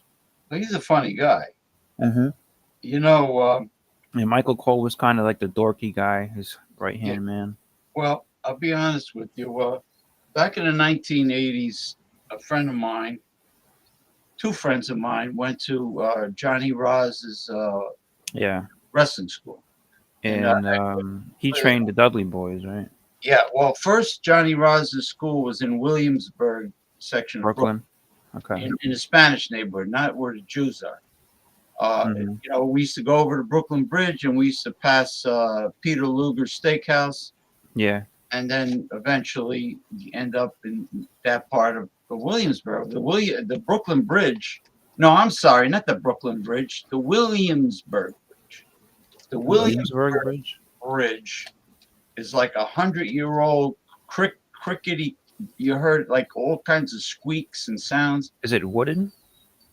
It's like all riveted. Where does it go from Jersey to? No, it just goes over the waterway connecting Manhattan with Brooklyn. Oh, okay. Yeah, I don't know if that's the East River. Wait a minute. It might be the East River. The East River, yeah, it is. It is. I think so, yeah. So it's a really old bridge. They just keep maintaining it. The Verrazano goes from Brooklyn to Staten Island. Yes, right? That's true. The Verrazano Narrows, they call it. Yeah, but it's called the Verrazano Bridge, though. Now here's another alias. Gunnar Ling Bloom. Ling Bloom is too. Oh, this is Sid. It's one of his stupid names. Yeah. He's asking. Excuse me. He's asking if we ever had crabs. I never had crabs. Have you ever had crab lice, Gunnar? I never have myself. Well, crab. It's a louse. It's a parasite. Is it like a They bite and they suck the blood. They lice. Well, they like coarse hair, which could be bodily hair. So it has to be inside hair. Yeah, they bore into the where the follicle is, where the hair enters the skin, and that's where they go. So what's the difference of that and lice? Well, there's head lice. There's head lice. It's a different species of louse, and they jump from host to host any way they can. So you know what, man? It's really a good thing that these days you just shave down there. Why would you want these type of things? It's sanitary. Yeah. How did it take so long for that to catch on? It's like circumcision. Until the 90s? If a person doesn't get circumcised, it looks like the foreskin covers the end, and then what happens when you have a warm, moist environment? You have fungus growing. I never really understood what circumcision even really means. So there's the Jews get circumcised, right? Yeah, the penis looks like a tube when they're born, and the foreskin covers the end. So the head is covered by skin. Okay. So you don't see the head. You see. So what do the Jews do? Well, the moil, the guy who his job is to circumcise babies, he cuts the foreskin off, and that's why those. But now everybody does that, right? Well, yeah, I think it was originally done for tradition, and then there was a cleanliness aspect to it, sanitation. It's like now So it's it used to be done only by the Jews, right? right. Then the Yeah. Gentiles started. So, but now everybody does it. Yeah, so it's clean and it's open. So back in the day, the Christians didn't used to do that. No. And what does that mean? There's What- like there's skin hanging over your dick. Yeah, there's a skin that hangs over the end of the dick, of the penis, where the head is covered. Fucking weird, isn't it? It's called the foreskin. There's cultures or tribes in Africa. I saw it on TV where I don't even want to hear it. the godfather of the baby has to eat What? the freshly severed foreskin. Oh, come on, stop. He has to chew it and swallow it. Yeah. When did this become common for Christians to do? Like the Catholics get the wafer, the whole. When did this practice become common for Christians to do? Do you know? When did Gentiles and non-Jews start circumcising? That's a good question. Because I know it's in like Let in the Bible where it was, let me bring it was a AI. big thing for the Jews always did it, and then for the new Christians, it was an argument: should they be circumcised or not? And then they came up and they said that no, they don't have to be circumcised to be Christian. I know that was an argument between Peter and Paul. Hold on for a second. Hold on for a second. But now it's just common practice. Hello? Excuse me, Open Are you AI. gonna I ask have a robot? question. Lisa. Oh. Don't let her Yes, talk too Jane? long. When did non-Jewish people, Gentiles or pagans or whatever, start circumcising babies? The practice of circumcision among non-Jewish people began to spread more widely in the 19th and 20th centuries, Wow. particularly in Recently. English-speaking countries like the United States, Canada, Australia, and the UK. That's so weird. All right, shut it off. Yes, it seems that in the late 19th century, circumcision began to be promoted in English-speaking countries as a All preventative. right. Don't be rude. I don't want to talk about that thing. Yeah, but you want information, don't you? We got it. We got it. That's all I want to Why? hear. You want like one-liners like Henny Youngman? That's all we need. Take my wife. We don't please. need a whole freaking book on that thing. All right. Tell us the story story. You screwed when the you chicken up. screwed a chick in the parking lot. Who's he talking to? You? Yeah. No, that's enough. That's enough. He's trying to besmirch my good name. Gunner. Wait, so this guy is new. How does he know anything about your Nah, past? he's been on before. He's one of the many aliases of maybe the Red Rooster or something. What happened to Sid? He doesn't want to use Sid anymore? No, because I think I blocked him. How you block Sid? He was getting out of hand, so he came back as Gunner. Now, does Gunner mean does it refer to your schlong as a gun? When you shoot your load, is that what Gunner means? That's what it means. That's got to be it, right? What were we talking about? Oh, circumcision. Okay, so all right, yeah, we got the end. So I thought it was interesting. They're saying it's 19th, 20th century. It's relatively recent, Yeah.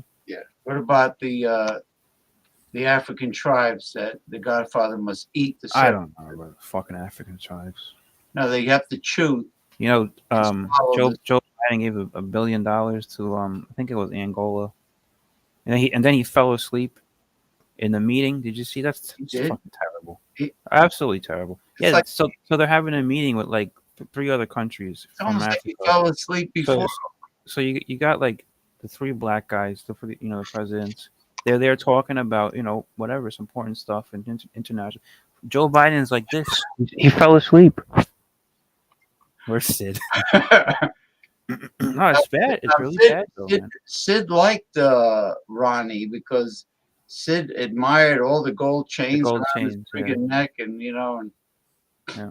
But anyway, so $1 billion A Did billion. I hear it Fucking, correct? yeah. $1 billion to Why? Angola? Why a billion? I wouldn't give Angola $1 million. Neither would I. He just loves to throw money around, doesn't he? That's I mean, terrible, man. he already gave a fortune to Ukraine. Yeah, that's gonna end. So, today, what's it? Zelensky was in France with macaroni Macron. Yeah, he needs and Trump. he The three of them had a meeting. Trump too. Trump, yeah. So today in France, they opened up the reopening of the Notre Dame Cathedral after it caught on fire in 2019. I remember that. So they reopened it today. They fixed it up. So Trump went. He was gonna just meet with Macron, and it was like a ceremony. And then Zelensky went over there, and he wanted to get in on the action.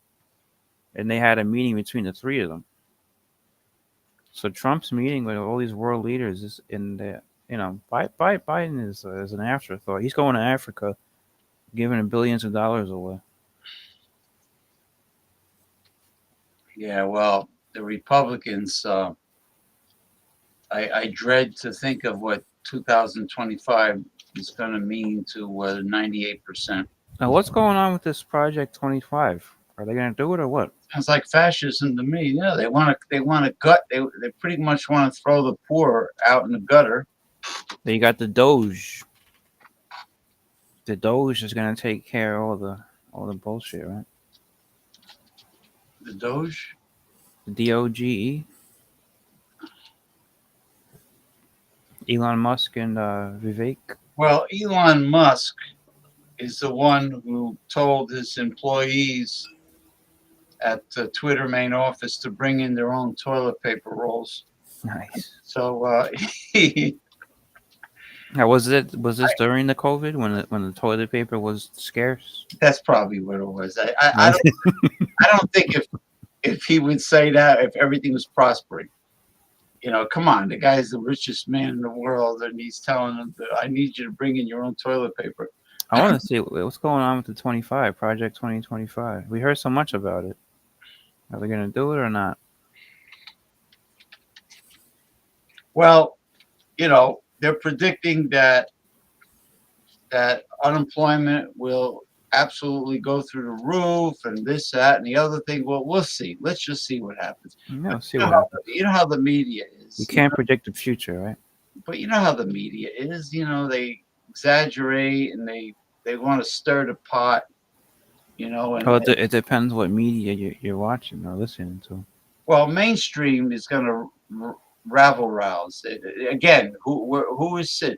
Did he say it again, or you just put the same comment? No, he said before. He said, "Where is Sid?" Now he's saying, "Who is Sid?" And your guest is a funny guy. Funny how? I make you laugh. Do I amuse you? Does Ronnie amuse you? Do I amuse you? Where's Paul? Give Paul the link. Yeah, you know what? Let me send. Let's get a little comedy relief. Let's get a little Brooklyn action in here. We'll hear about how the world UFOs and the great revelation. Paul's got some great footage of rats in Brooklyn. Did you see that? Huge. You see fucking disgusting, man. I'm telling you one thing. I got to give him credit. He, so far as a licensed journalist, he's been great. I mean, it's terrible though. I mean, he's not promoting Brooklyn very well. Those rats were bigger than huge. They look like rabbits. He was showing it in somebody's apartment.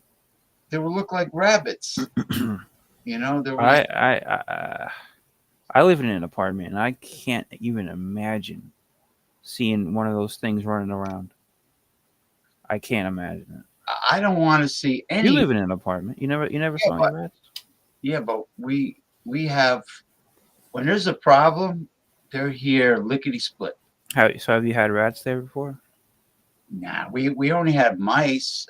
Not me personally, but Yeah. From what I understand, because of the construction going on, all like swarms of mice like took off, and They always blame it on the construction. yeah. Well, some of the mice got in the building, but I never had a problem with it. But the lady upstairs found one, and she put one of those sticky traps down, and she got it. But getting one mouse means nothing. So they came and did their thing. Exterminator came, but anytime there's a problem, anything needs repair, they're here fast. It's not like some private landlord. You got to keep bothering them and nagging. Slumlord. Yeah, like they don't want to fix anything. No, they're like, Now, have you ever heard of a palmetto bug? yeah, it looks like a big roach Yeah, it's a flying roach. or a beetle. It's a water bug, right? Native to Florida, right? Yeah, palmetto bugs. So we get them here from time to time. And that's enough for me, but I can't have a fucking rat, rats running around. I don't like vermin. I don't like infestation of anything. No. I don't. I like a clean. I grew up on Long Island. I didn't grow up in the big city. When I first moved here and I saw my first palmetto bug, that was the first time I ever saw a roach, in person. I never saw a roach on Long Island. Because you never encountered it before. No.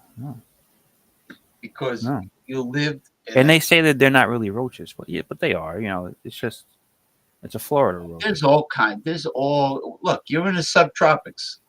There's all kinds of insects down here, and you just happen to be brought up in a clean home in a clean neighborhood. Right. What do these creatures? Why do they come around? They're looking for food, right? Well, they say that's not really true. So the German roach is the one that's you see in the north. The common and those are the ones looking for the food. They go in the garbage. Now the story with the palmetto bug down here, from what they say, is they're not. So you might have the cleanest place. It could be spick and span. Yeah. But if one of these bugs happens to just get inside, it doesn't mean that your place is dirty. It's just that.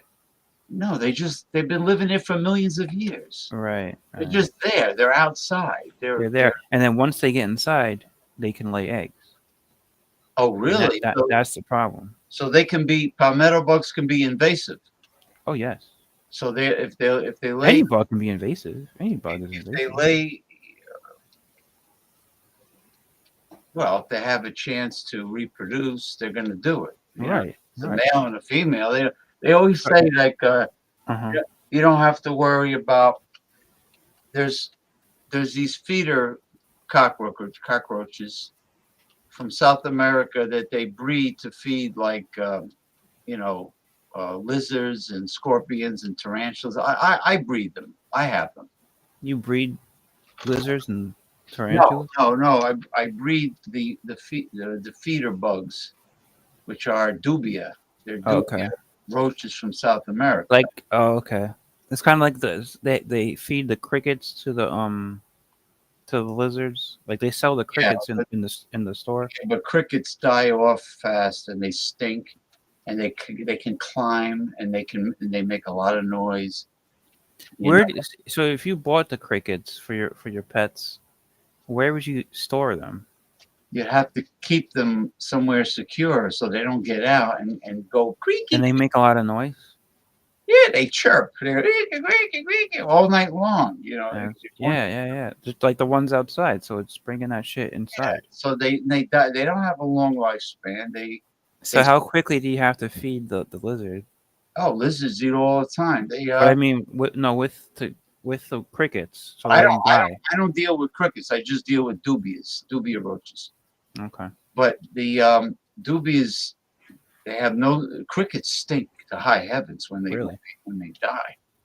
They stink. There's nothing. They sell them in a big bag, a bunch of little. I guess they're baby crickets. Do you keep them in that, or do you have to put them in like their separate cage or something? Nah, you should put them. You got to put them somewhere dry. And usually they use 8-carton, like cardboard 8-carton.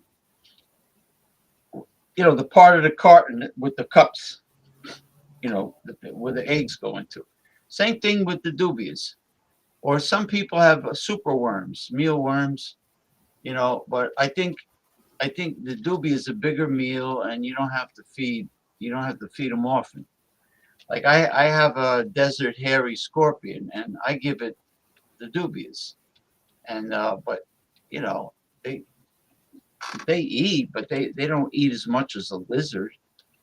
I mean, a lizard's ravenous, you know, and then, you know, plus you gotta, and when they poop like a bird, a lizard, you know. Did you send the link to Paul? Yeah. Yeah. Give him a call. I sent it to Paul. I sent it to the other guys. Goldsmith?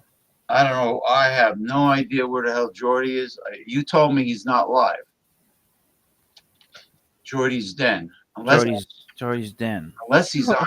Who knows? Unless he's on another Boo Sound show. Jordy is maybe he's fucking one of his girls. Well, you know, he should say, you know, look, James, I'm with a chick. I won't be able to come on, or if I do, I'll come on late. Let me see if he posted anything on Facebook. I want to talk to Paul though. Well, he has the link. Give him a call. Give him a ring. Put him on live. Let me see. Give Paul a call. Paul Mall cigarettes. Paul to the wall. You never hear about that guy that was running for VP. He disappeared. Oh, RFK Jr. No, fucking. What was his name? Walls. Balls to the walls. Oh, him, the coach. Disappeared. Yeah, coach.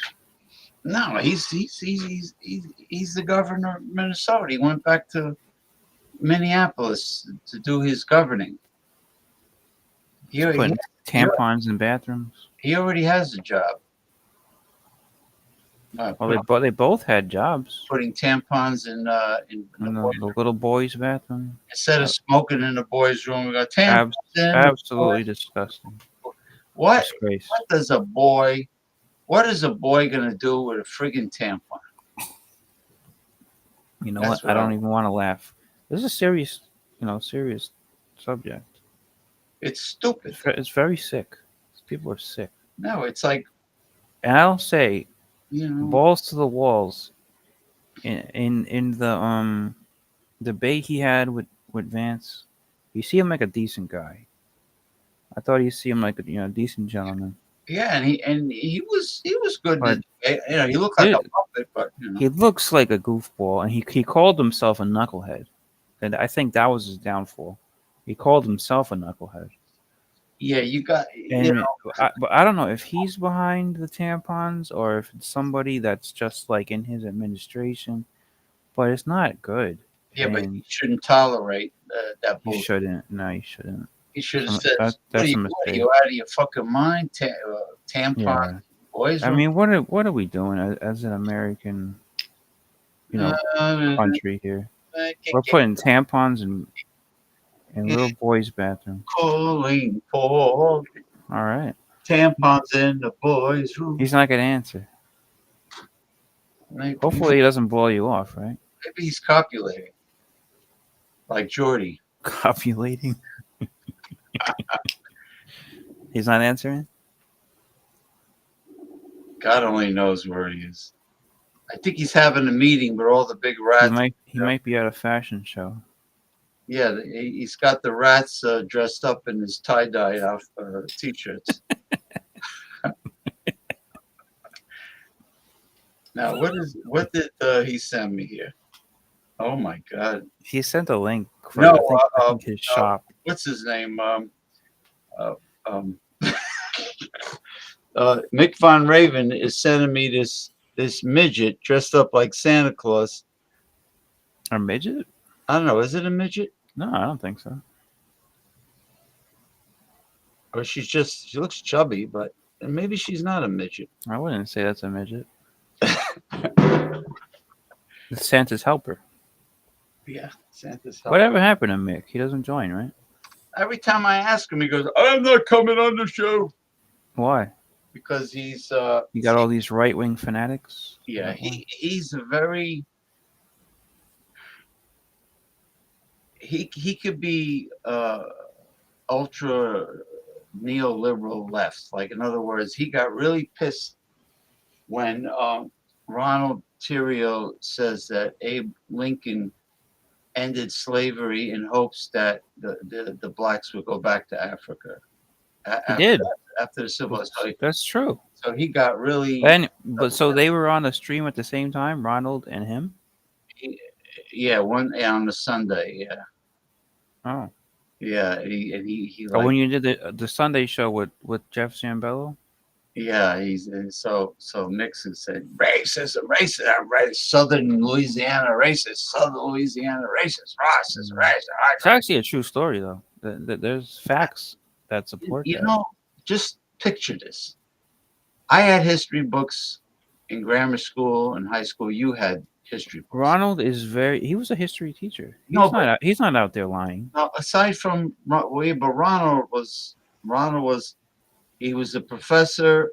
He was a history teacher and a professor, but he probably had to teach a sugar-coated version of American history because I think that's why he retired early. He was a job dealing with the public. I think he actually taught in a Catholic school, if I'm correct. I think so. It's possible. I think so. So if you look at his Facebook profile, I think it says my history books, in my opinion, were a total waste of taxpayers' money. They were all bullshit. Well, they always are. You know what they said? All I read about was George Washington chopping down a tree. Flag, like you say, flag waving, but that's how they build the citizens. But they didn't say anything about the attempted genocide of Native Americans. Why would they say that? Why would they say that? Because it's part of history. They didn't mention slavery. No. They didn't mention the slave trade. They're not there to teach you history. They're there to make a good citizen out of you. That's what public schools are for. They're there to fucking brainwash the kids, is what you're saying. You can call it exactly, sure. But what does that mean? They're trying to make a citizen out of you, a United States citizen. So they don't want kids to grow up. Pledge allegiance to the flag. They don't want kids to grow up to be angry with their government. They just want kids. No, of course not. Why would they want that? Why would they want you to be angry with your government? What? They want a bunch of lemmings that walk in lockstep? They certainly don't want people to go against them, right? Well, them that are guilty of atrocity. Them that is the government. Atrocity. The government, sure. But they're not gonna want their future citizens look at what they're young, up and coming. So when you go to public school, the format is an old format. It goes back to the 1800s, and it was started for Commandante. It was started by Germany. It was actually started by Prussia in the 1800s. That's where the public schools came from, right? The public school system, and it was during the Industrial Revolution, so they were forming their citizens. You listening to me or not? I'm listening to talk. So they were forming their citizens to either join the military or become a factory worker. Either way, you had to be a good citizen and understand the mottos of the new country, the nationalism, and all that. So the United States adopted the German system. This is for public schools, of course. And that's what we've had ever since the 19th century. The public school system has not been updated, really, ever. So they are still forming citizens to either join the military or become a factory worker, which now it's obviously obsolete because nobody's becoming a factory worker. Oh, they're outsourced. So what are you going to school for? Really? Right. You're going to school for bullshit. It's for bullshit. And now, I mean, it's become worse in like the past 10 years. I'll say that. Like they're bringing up all the and let's not. the racist stuff and the the critical race theory and now the transgender shit. It's getting pretty bad now. The trans testicles. They're indoctrinating the Well, young kids with sexual shit that they don't need to hear. Don't forget, That's pretty bad. and don't forget telling the truth about war profiteering to the kids. They don't do No, that. yeah, of course, but that's always been there. Every good American citizen should support the military according to them. According to them, and that's you're good if you don't. But I would say, but they want to keep you in the dark. You understand? That's what. Yeah, well, go do your own research. That it's not that hard. Yeah, that's their version of a good citizen. Of course, be obedient. A citizen who doesn't disobey. But now, they're turning little boys. I mean, they're putting tampons in boys. It's just getting disgusting now. It's getting really bad. So Americans are supposed to be critical, free thinkers. I mean, they're not supposed to be. Now, who says they're supposed to be? Well, it's supposed to be a country based on the Constitution. Okay, so why is that a free thinker? A critical free thinker is somebody who questions everything, like George Carlin used to say, question everything, speaks their mind, and comes to their own conclusion about things. But so what is your point, though? The point is, you're saying a good citizen behave. I'm saying based on their view, on the government's view. That's what I'm saying. I'm not saying that's what I believe. But yeah, okay, I understand now. The government's putting out this propaganda. That's and it's worked for what 150 years now. So they're not going to stop doing it. It works. It works for the average humanoid. Sure. Like Bobby Heenan used to say, 9 to 5 humanoid. It works for them, but not for people like you, who has a good head on his shoulders. And there's a lot of people that do. But there are people who don't want to rock the boat. Like, I mean, I love the guy and everything. Ronald really doesn't want to rock the boat too much. Ron Ontario? He'll rock the boat, but you know what? He's an extremely smart person. He'll rock, and he knows what he's talking about. I think I told you this before. He wastes so much of his time on the beer stuff and the liquor stuff, and he's good at it. He's a really good beer reviewer and everything. But it's a shame because I enjoy when he does his political and I do too. But that must be like 2% of his channel, if that, maybe not even 2%. When he combines history, with politics, I think the guy knows what he's talking about. It's a blockbuster show. I mean, like he won't, and I think he enjoys it too. He likes to do it when he does a show specific to that. Oh, he loves it. But if he's doing a beer show, he won't veer off the topic. It has to be about beer, and that's what he dedicates most of his time to. Yeah, and I find that to be a shame. If I bring up any subject, any point, any subject, he won't go into it. If I bring up any subject of interest, him and David always sway it back to the beer or the liquor, because that's what the show is supposed to be about. So Ron has to stick to the topic of the show. That's his thing. So it's not really a well-rounded show. It's about it's a specific topic show. Yeah, that's why he puts the title like whatever kind of beer it is or whatever review it is. That's the topic of the show. That's what he's going to label it as. Right. And so he's very specific. Now, if he wants to do a political or history show, he'll call it that topic, and he'll do it. but he only does them on Tuesdays and Thursdays in the early afternoon because those are his days off. And I spoke to him. This is years back. I spoke to him about co-hosting with him and speaking about history and stuff too. But I can't do it because I work those days. I'm at work, and you can't move his schedule around. He's very strict about his schedule. Yeah. So then I say, well, can we do it on a Saturday or a Sunday because I'm off?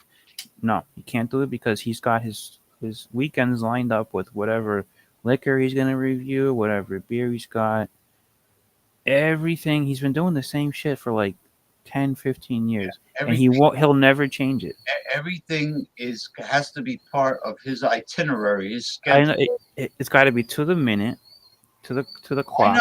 I know. He's very clock conscious. You know who's like him? The guy I first started doing the shows with, the Reverend Dr. William J. Eisenman. He was very conscious of time and schedule. That's how Ron is, yeah. Just like Ronald. Everything was like every day he had his days planned out and he had to do certain things. And you can't have anything to the contrary. With me, I used to tell him, I said, I'm like Las Vegas. I like to just screw the clock. I like to do what I want, anywhere I want, how I want. It's a very neurotic thing, I feel. Yeah, it's like, what do they call that? Obsessive compulsive disorder? Ronald most certainly has that. You can tell by the way he talks and OCD. OCD. He 100% has that for sure. like if you don't follow it right to pinpoint, And maybe that's how he got so obsessed with the liquor and the beer reviews because he's not. I don't know if he's an alcoholic. If he's an alcoholic, he's a functioning alcoholic. Very functioning. Yeah, very. Because you don't see him sloshed and fucked up and shit. He never slurs. But I think he does drink every single day, so that could be considered an alcoholic. Yes, does he still do Dawnbusters? Yeah, he used to, yeah. So okay, so does all that shit. But he's very careful about what he eats. You don't see he's not overweight. No. He's very careful about his consumption of alcohol, even though he drinks every day. He keeps it at a certain level. Yeah, like he'll use a certain amount of whiskey or whatever. Yeah, or whatever. Do the show. But I don't know what he does when the show is. No, he keeps it to he's explained it to me before. But even from what he says, it doesn't seem like a lot for one day, but if you're doing that every single day, I would say that's a lot. Okay, well, he started off with Dawnbusters at 5:30 a.m. or whatever. Mm-hmm. Then he went from Dawnbusters where the sun wasn't up yet. He did a second morning show after the sun comes up. So he did like not Dawnbusters, but he did a morning show. Yeah. Okay, so that's two shows where he did the taste challenges. Mm-hmm. And then now you're telling me he's been doing Super Sunday. But he's always done that. It used to be called Stout Sunday, remember? With John and Nilly. Yeah. And then he does. And then John and Nilly got married, and he doesn't hang out with anybody anymore. So Ronald took over the show. It used to be John and Nilly's show. You see what happens to some of these guys once they get serious with something? It is what it is, You see that he's divorced, right? He's got a daughter. So. Right. She's grown, and he's got. So he's a single man down there in Louisiana. He's got nothing to do. He's got his man cave, and he does what he wants, which is good. I'm happy for him. But he wanted to keep. So what happened with Stout Sunday? John and Nilly and Michael Komaroff from Brooklyn started the show because Michael Komaroff could only do it at 10:30 in the morning because his wife liked to sleep late. This is the reason, though. This is years back. Well, let her sleep late. Sleep late. So John and Nilly, he was good friends with Komaroff. So the two of them they started the show at 10:30 in the morning on a Sunday. You trying to tell me when his wife is up and awake, I guess she doesn't like it. That she doesn't yeah. like him doing any shows with the male friends. You Yeah, know, I guess not. but you know, I know a But lot I'm of talking. I know a lot of broads. This started like 10 years I know a ago. lot of girls like that. You know, Of course you do. It's normal. what's his name from Seattle, Washington? Yeah. Cleveland's wife is like that. Cleveland, yeah. His wife, But you know what that's called? Pussy whipping. would you let me finish, James? Pussy whipping. I'm explaining. I get it. I understand. All right. But John and Nilly wanted to do this show with Komarov, so he did it at that time, 10:30 in the morning on a Sunday. Right. Then I think it just started with two of them for a while. It was just these two guys. Then they invited Ronald, and then other people started joining, and they called it Stout Sunday. And it became a hit. It used to be a pretty popular show. There would be like 10 people on there. But it's strictly. Oh, really? But Yeah, it was pretty big. It was strictly stouts and porters. It used to only be stouts and porters, and then John and Nilly kind of dropped off. He stopped doing it because he got hitched, and well, he didn't quit. Essentially, he started being like, I'm busy, but this and that. But he would still come back like the next week, and then he would say, I'm busy. And so, like the weeks that he wasn't there, Ronald would do it, and then sometimes Alex the beer master would do it. Because they're afraid they might not get this. They Alex the beer master would host it though, also. Okay, he's a swinging bachelor, I tell you. So, so Ronald or him, and then eventually John just stopped doing it. I guess he got married, and that was it. And so then Ronald wanted to keep it going. And then actually, so it keeps going. He keeps it 10:30. I guess he likes it 10:30. Michael Komarov doesn't join anymore. If you ever see it, Michael Komarov doesn't even join. So there's no reason to have it at 10:30 anymore.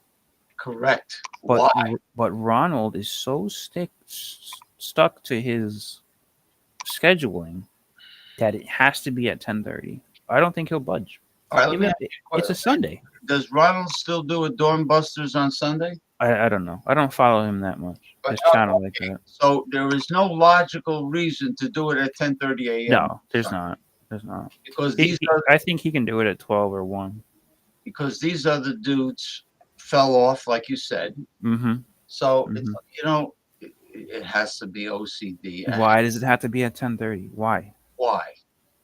Why can't it be at 1 p.m.? Exactly. Right.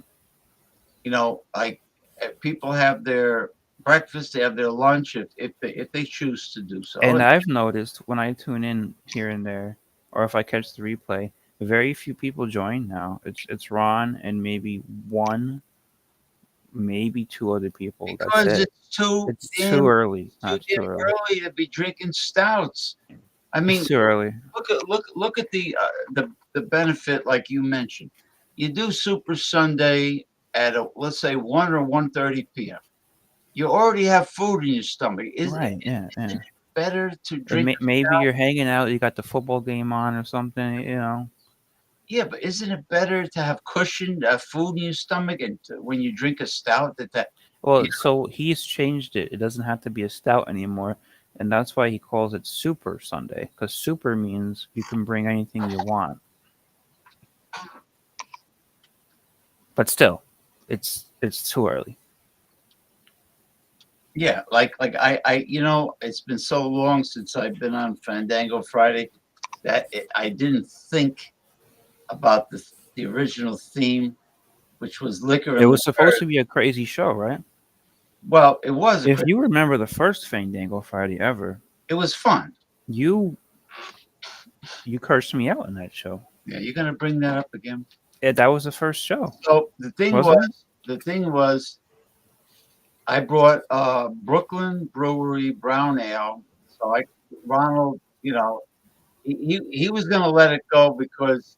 So you didn't bring liquor? No, but it was a good thing. Did you not? You didn't realize that it was supposed to be liquor? But I had a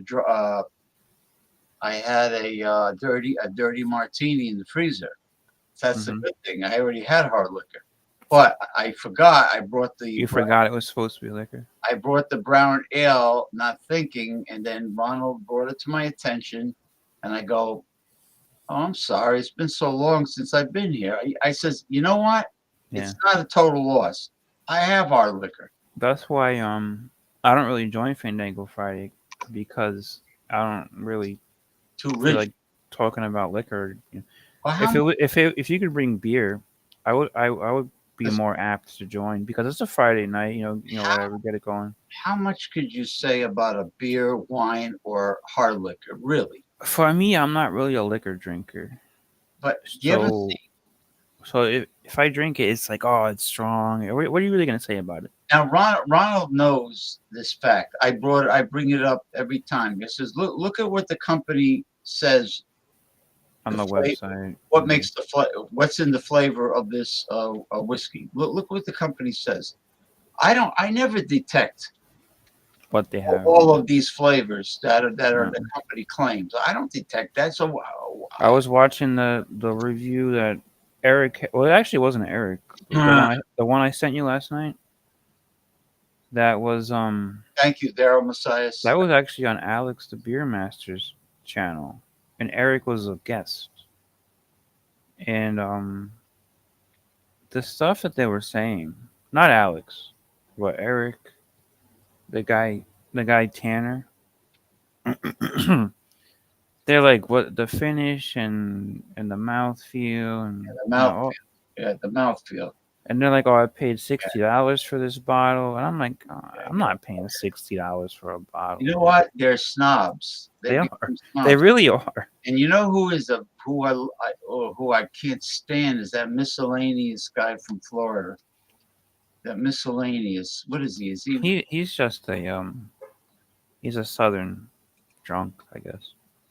Yeah, he's a southern drunk. He's still I fighting. gotta say, I've been thinking about this, and I'll bring it up to you. Yeah. He's never liked me, Oh, he can't stand me. and he once called me a Yankee. Oh, really? Oh, really? So he Ah. can't stand the fact that I moved from New York to Florida because all right. So he's a native Floridian. He grew up in Florida. All right, big deal. So you're an invader.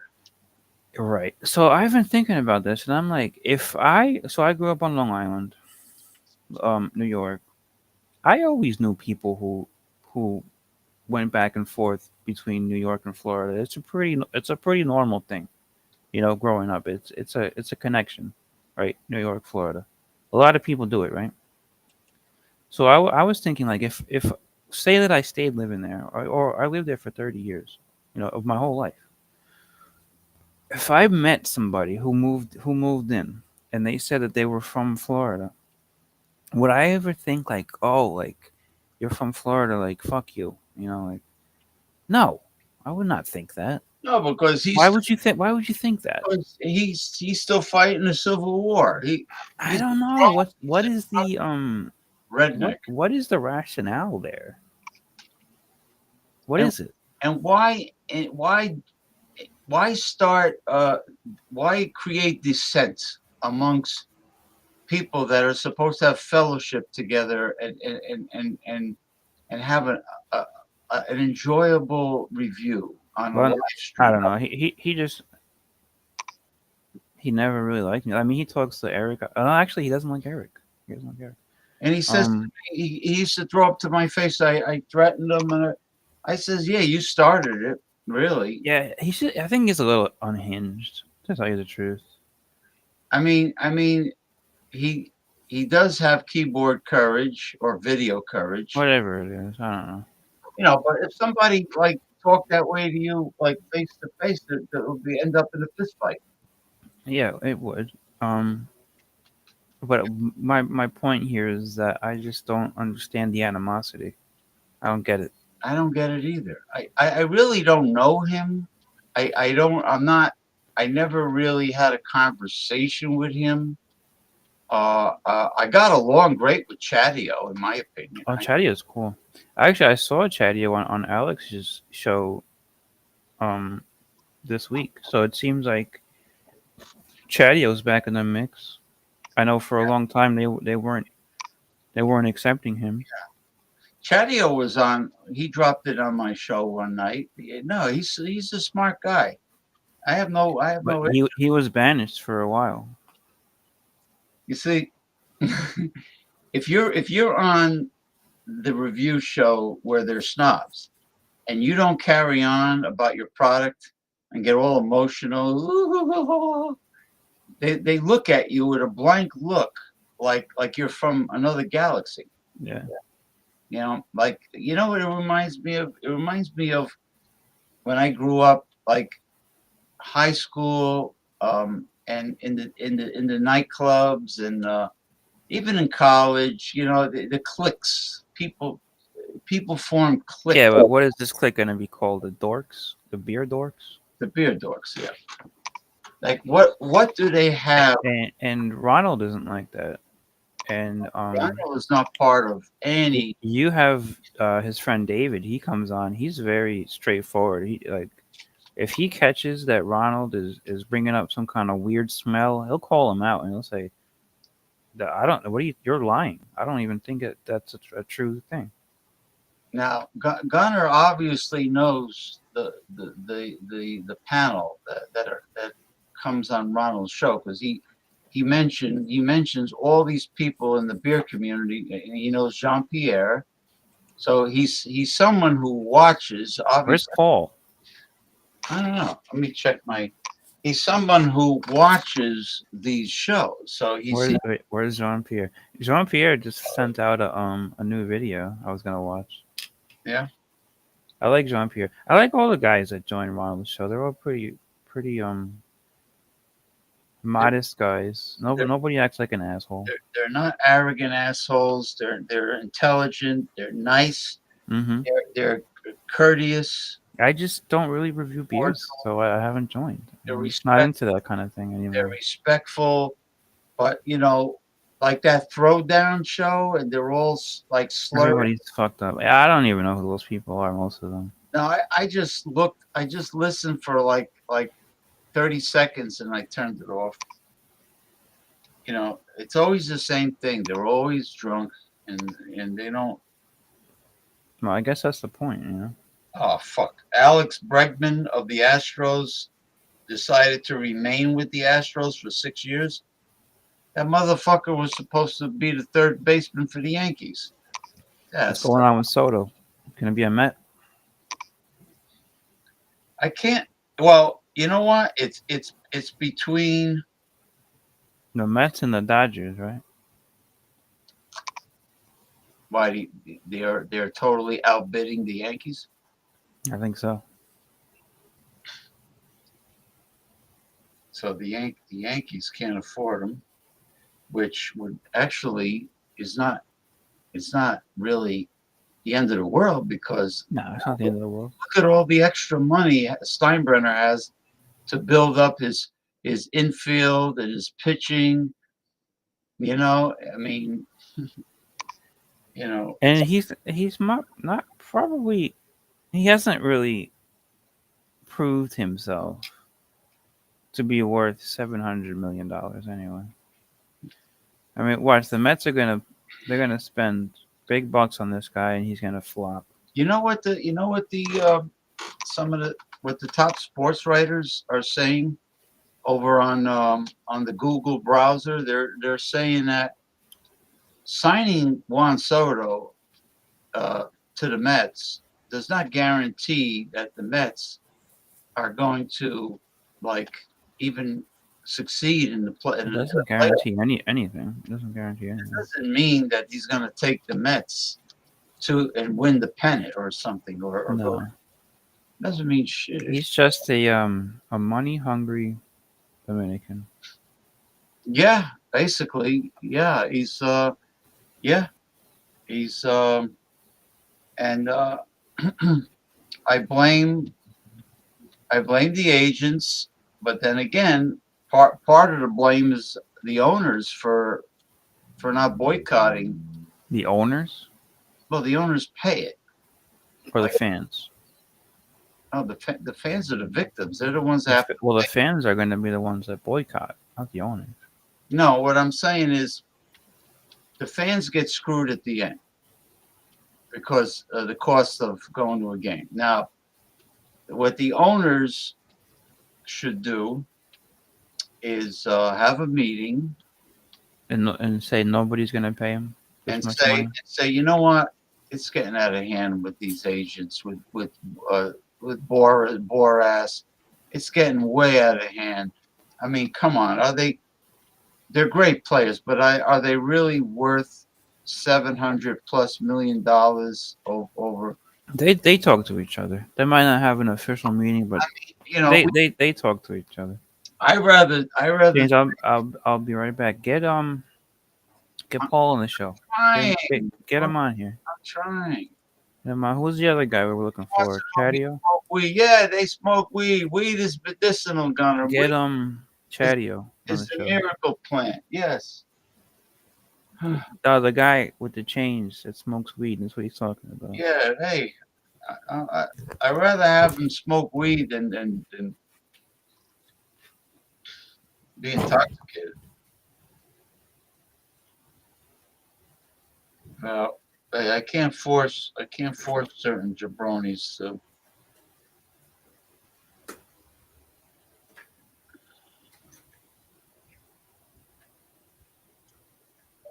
Santa's helper. Ugh. I could never be a shrink because I would end up smothering them with a pillow. I would end up strangling them. I can't tolerate stupidity and illogic and people doing fucked up weird things, freakazoids. I can never tolerate any of that. So let me see if Jason's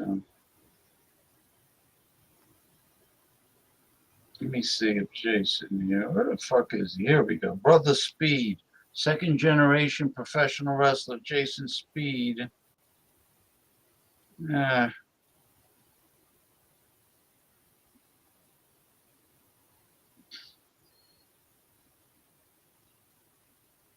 me see if Chatio comes on.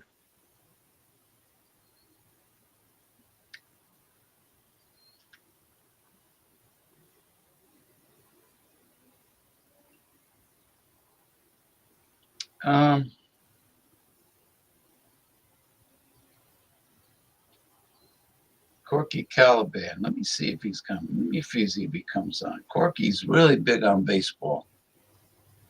Corky Caliban. Yeah, Corky Caliban.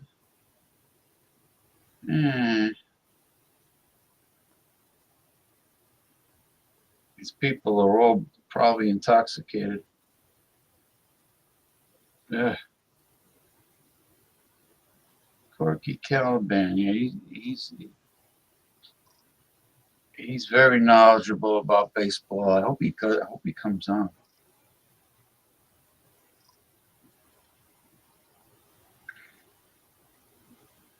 Corky Caliban. Mickey Herzog. Let me send one to Mickey. Yeah. No, I'm sending the links out, man. I just sent the link out to a whole bunch of people, to Jason Speed, second generation pro wrestler. Where's Jordy? He knows me. He's got the link. What do you call What it? about Mr. Clean? Remember that guy? No, he's pussy whipped. He watches movies on Saturday night. I sent to Corky Caliban, who's very knowledgeable on baseball. I sent one to Vicky, the German lady. I sent one to. She doesn't join anymore, right? The Mickey. She hangs out on that group, but she doesn't join the show. Yeah. She talks to Paul a lot. Yeah, because her and Paul, they're into those crazy conspiracy theories. Is that what it is? Yeah. Give me a break. The universe is artificial. There is no universe. There's a dome around the earth. Get the hell out of here. Is that what she says or Paul? No, Paul, no, she agrees with Paul. Everything's fake. The universe is fake. The moon is fake. There's no planets out there. I thought you liked her. I do like her, but she's getting too Wasn't she doing the tarot card readings too? much. No, she's great with other things, but the conspiracy theories that Paul talks about, Oh, so you get the two of them together? there ain't no friggin' dome, or God doesn't know have a dome around the earth. The universe is friggin' there's millions of galaxies out there. They're real planets and stars and suns, Hey, what if we get Damien demented in here? quasars and pulsars and Damien the alien. Damien. Send him the link. You know what the problem is? Damien shouldn't take it personally. If people don't agree with him, I want to hear his take on the election. Because he said that Trump was they were gonna do a military coup, right? Yeah, there was no military coup. Though. No, he did. He predicted that Trump. He said Trump would win, but he said because of the military. That the military was going to say that Trump was still the commander in chief, and they were going to get behind him. Even though Joe Biden was president, Was the president? Right. He was going to say that Trump was still the commander in chief. Yeah, no, that's not what happened. That's crazy. No. I don't want these crazy people. Nah, it's fun. I know. No, I did send it to Paul. I sent it. Did you send it to Damien though? No, I don't want to date. That's you know what. You know him with his body doubles in Guantanamo Bay and. Where do you meet these people, James? I don't know. I my whole life, I've had a tendency to attract all the wackos. I don't know. Maybe it's you. I attract them like a magnet. I like wackos. They make things fun.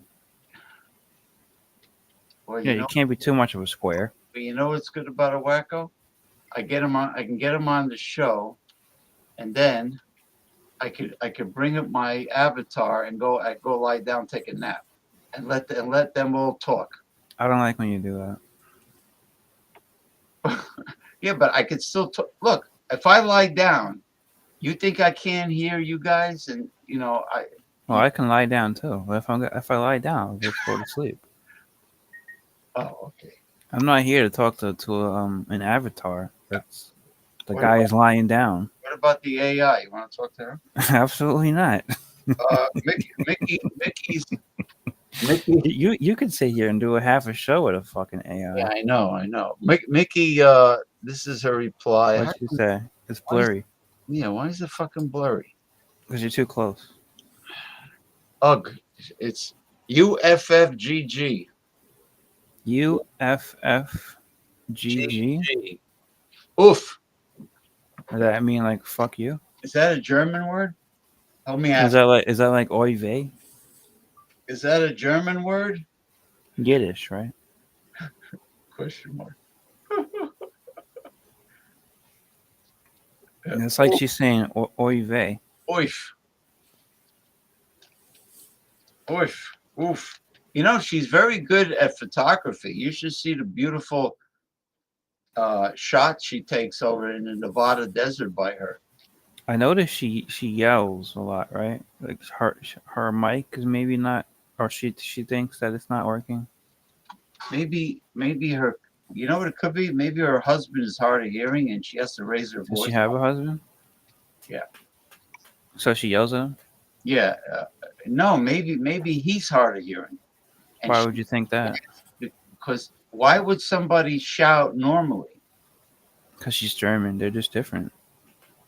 Yeah, I mean, in their culture, they yell at each other. I mean, anytime I raise my voice is when you don't give me a chance to talk. When they say like the Italians, they talk with their hands. The Germans, maybe they yell at each other. Actually, I got out of that habit a long time ago.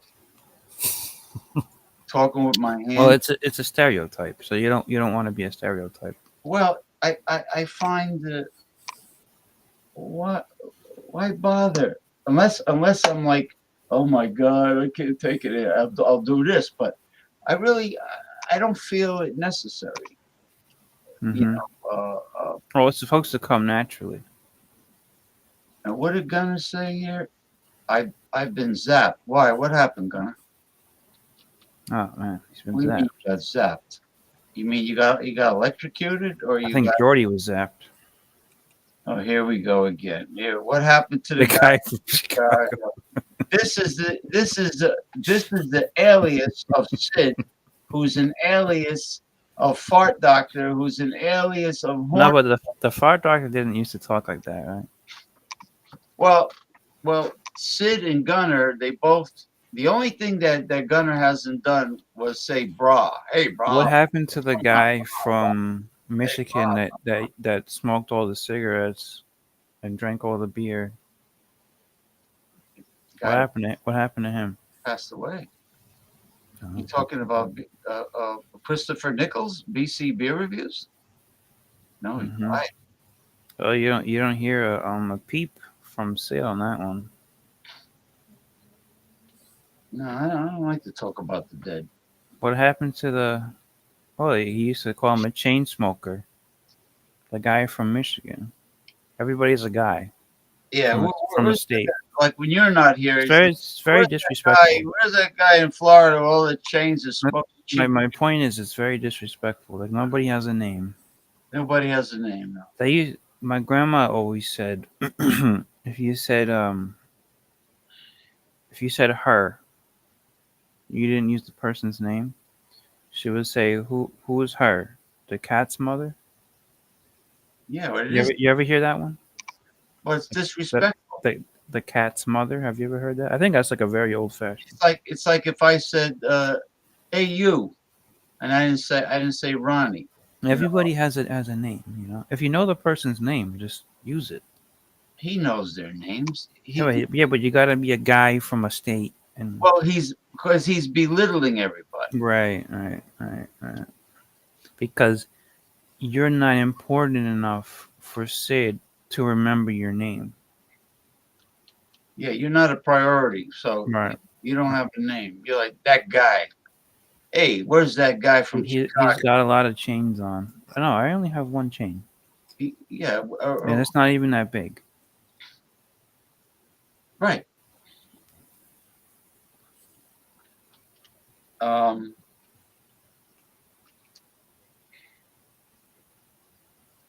I have a. Anyway, this fucking asshole. We're wasting our Yeah, time. I don't want to fucking talking about. Anyway, don't block him though. I don't agree with blocking because it's still interaction. I just won't put anything unless it's funny. It's got to be funny. If you're gonna be a troll, you gotta be funny, right? Yeah. Like I mean, if you want, I can send it to you. I have this steel. It's not too big. It's small. Saint Benedict's medallion that you can put on a chain. It's from Saint Benedict's medallion. I don't wear nothing around my neck, so if you want it, I'll mail it to you. Where'd you get it? I got it at a Catholic store in my hometown. But being that. What's your hometown? Well, it's Lodi, New Jersey, but the next town over is Hasbrook Heights, and they had a Catholic store on the main drag, and I got it because I wanted to do something with it, but it's the type of medallion where you got to have a small, a thin chain, like you have. Okay, and Saint Benedict's medallion is important for the Catholic priests that do exorcism. That's right. Yeah. It's I don't do exorcisms though. No, they use it as a protective. Yeah. Yeah. Yeah, they do. That's true. Yeah, and I'm not going to wear it. So Well, you know what? It's such a skinny chain yeah. that I only have the one. I have the crucifix on it. I tried to put the miraculous medal of Mary because I have that charm as well. Why can't you put that on it too? I do, but it takes over the neck. It takes over the chain, and it actually goes in front.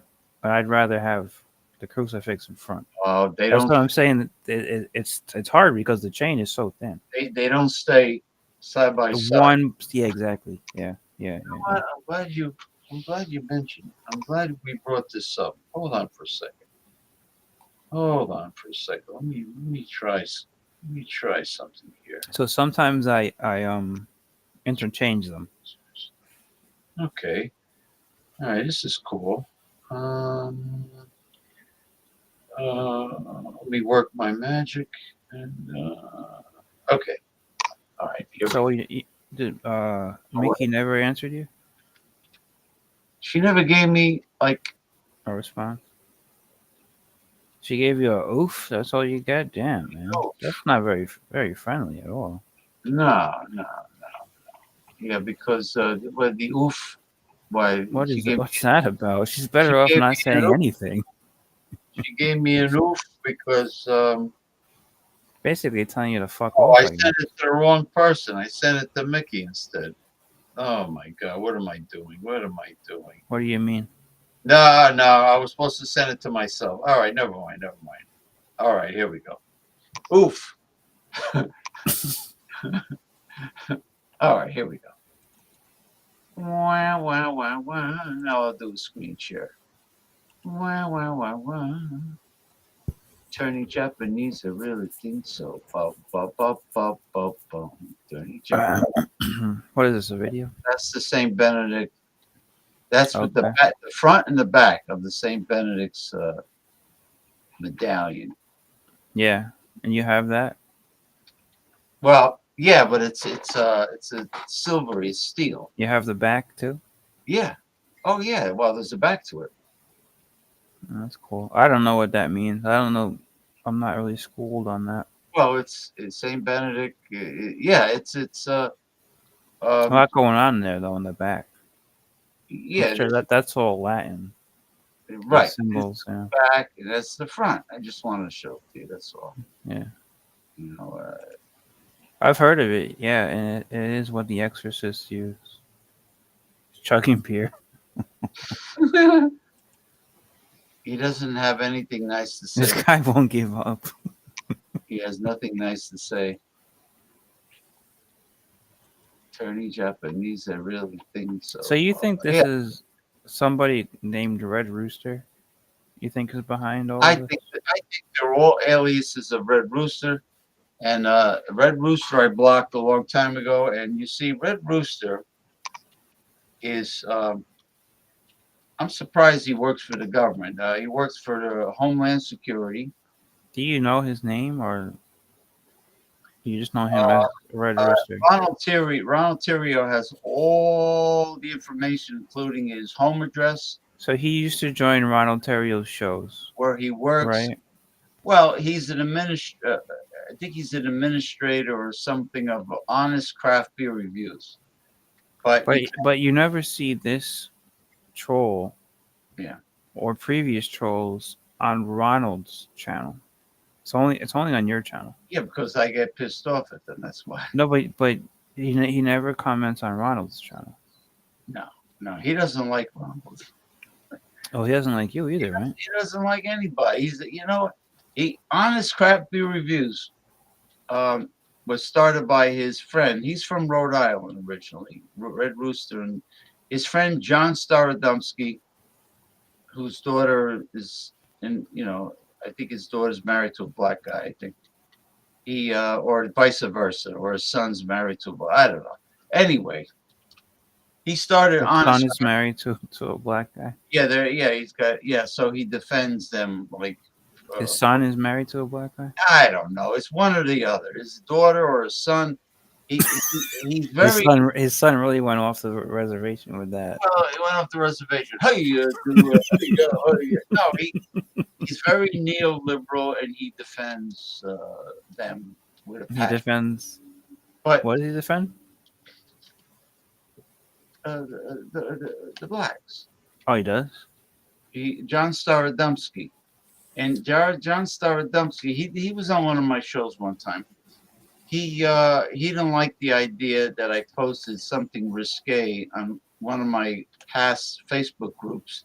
He says I'm a misogynist and for posting that. I am. So you're like Trump. I'm disrespectful to women. Yeah. In other words, I'm acting like a normal heterosexual male is what I'm doing. You're like an Andrew Cuomo. Right. I'm like, yeah, vote for Cuomo, not the homo. Right. So, he really got upset that I posted that. I'm thinking, this guy doesn't talk like a dude from like guys in the locker room. They don't talk like this. This guy sounds like a bitch. Uh-huh. And a neo-liberal feminist. Yeah, politically correct male bitch. So a little boy. A little boy, a cabin boy. So honest craft beer review, if you're honest, they threaten to throw you off. So that's the joke that me and Ronald Theriot talk about. You can't be honest. Yeah. Oh, you can't. You got to march in lockstep to. And that's what Ronald always says. You can be honest on his show. Right. Give an honest review. Or no, he says you call it as you see it. Right. Yeah. See, he has no. Call it as you see it. Call it as they see it. I'm very surprised. Well, anyway, Ronald Theriot has all the personal information about Red Rooster, all right down to the addresses and phone numbers and everything, and his real name and what he really looks like. And let me tell you, when he was born, I'm sure the doctor smacked his mother instead of his. So why does Ronald have all this stuff? Because for Ronald to get all this information, Ronald. You think he was digging it up? Ronald is a smarter, craftier guy than we give him credit for, because he came up. Oh no, I give him all kinds of credit. You got Paul there? Hey. Oof. Oof. Oof. Hey. Oof. I'm trying to. Oof. Get it? What's the matter? You don't feel good today? Hang on, I can do it.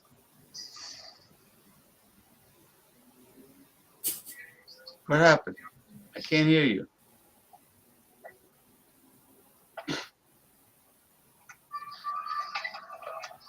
Anyway, yeah, so much honesty, but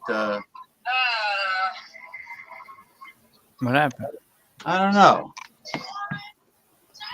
There she is with the headphones on. Hello? Hello, you hear me? Do you hear me? You there? Yeah, I'm here. Come on the show. What happened? Whatever. They know I'm doing a lot. Fungal. Even Ronald Theriot says these people know that he's doing a live show. And what do? They try to call him during the live show. He wants she'll join. Oh, you want to watch videos about Elon Musk? Well, Elon Musk, I gotta admit. Why does this guy stick around just to say I gotta stupid admit, shit? I gotta admit. It's not even like funny. Elon Musk has some really good videos out there. Elon Musk is gonna be in charge of the government, the Doge. He's gonna get rid of all the waste, but I hope he doesn't. He's gonna make all the work from home employees return to work. Why? Why? Why? To get off their ass. Let me ask you a question. If you could do the same exact job in the privacy of your that's in the private sector, not in the public sector, the government sector. These people got to get off their ass. That's what he's trying to do. He's whipping them into shape. Yeah, Shake it up. Get off the couch. Get it straight. Get Go off the forward, couch. move ahead. It's not too late to whip it. Whip it good. Da, da, da, da, da, da, blah, blah. Yeah, but just think of it. Like Eric, for instance. Well, Eric he's a fraud filter. he's a fraud. he he's in the private sector, right? I know he works from home, right? Same thing. A lot of people work from home. Mick Von Raven works from home. Mick Von Raven. Everybody works from home. The guy from Chicago, he works from home. You Who's roll from out Chicago? of bed. You roll out of bed. You go. Mick Von Raven. You go pee pee. They roll out of their bed. They don't even brush their hair, right? You don't have to do anything. You stay in your pajamas or your freaking whatever you wear to bed. Your boxer shorts. You go. You boot up the computer and you're at work. What could be better? And then if you're thirsty, you want to go get another hot coffee, hot cocoa. You want to get something to eat, but nobody sees you. But if you're in the office, everybody sees what the hell you're doing. Right. Everybody sees what you're doing. They're busting your balls, man. Yeah. They're busting your butt. Now, wouldn't it be great if you can go on your laptop at home and do your accounting from home? I can. It's beautiful. You don't think I've worked at jobs like that? Right. It's just that the company you're in now doesn't want you to do that. Yeah, they don't. It's the boss is an old-fashioned guy. He's a ball buster. He's not a ball buster. He's a really nice guy. AOC is a very cute, adorable girl. She's very cute. She's really got dimples and she's got a nice smile. And definitely, yeah. She's very vivacious. I like when she tries to explain things.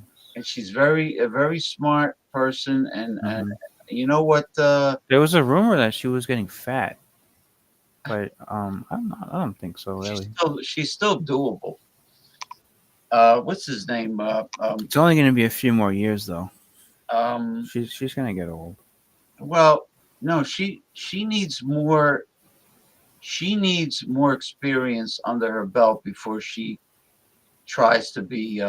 Now, is she married or what? What's up with her? No, she could run for Senate, but I think what is this president talk? I heard that. No, she's too young to be. The Democrats are so pathetic that they're talking about AOC. You know what it is? They just want to make history. What happened to Gavin Newsom? They're politically correct. It can't be a white male, right? Politically correct neoliberals are so obsessed with it's not going to work. Having the first female president, it's not going to fucking work. Gavin Newsom he's got the look. Listen, he's got the look. He's got a presidential look. And he's getting old too. So I noticed his hair is all gray now. The last time I saw him. So give him another 4 years. He's not gonna look that great anymore. Well, you know the presidency always ages people. You know that. But he's not the president. That's what I'm saying. Look at Obama. He's the governor of California. He got all friggin' Gavin Newsom was a good looking young chap like a couple of years back. Now he's got gray hair. Now AOC is right now she's serving her second term as a Congress. No, she's been there more than 2 terms. She's been there for a while. You think this is her third term as Congress? At least. She's been there for quite a while now. Okay. You know, the representative, they only get 2 years. They got to run every 2 years. Congress? 2 years? I didn't know that. The representatives do. So who gets 4 years? The Senate? The senators get 6 years. They get 6. Oh, I didn't know that. You're learning me here, man. You're learning me. Is there Mickey again? Why should she keep calling you? Just join the show. I'm sending her the link again. Yeah, don't even answer. No, because I'm doing a live show. It's actually fucking calling you. No, I think she doesn't know what she's doing. I have a feeling. She thinks if she's calling you that she's going to join the show. I think the UFO. Oh, there she is. There she is. Da, da, da, da, da. Bam, bam, bam. Oof, oof. I can't hear you. Microphone. No, Just tell her not to yell, though. Don't yell. Your microphone it might be muted. Might be muted. You might be on mute. Yeah, you might be on mute. Let me see. Let me see. She's not on mute here. Check your microphone on your computer. Make sure it's not muted. Let me. You know what I should do? Hold on. What the hell's going on here, man? I hate technical difficulties. All right, Did you kick her out or she left? No, I'm trying to bring her back. Okay, so I can't hear. She's got herself on mute somehow. Yeah, check your microphone. Check your microphone on the Check computer. everything. Smack it. Smack the computer. Kick it. What? You're trying to say I muted you? No, you're not muted. You're saying it's me? Hold on. I think she's saying it's me. She said oof. She said oof.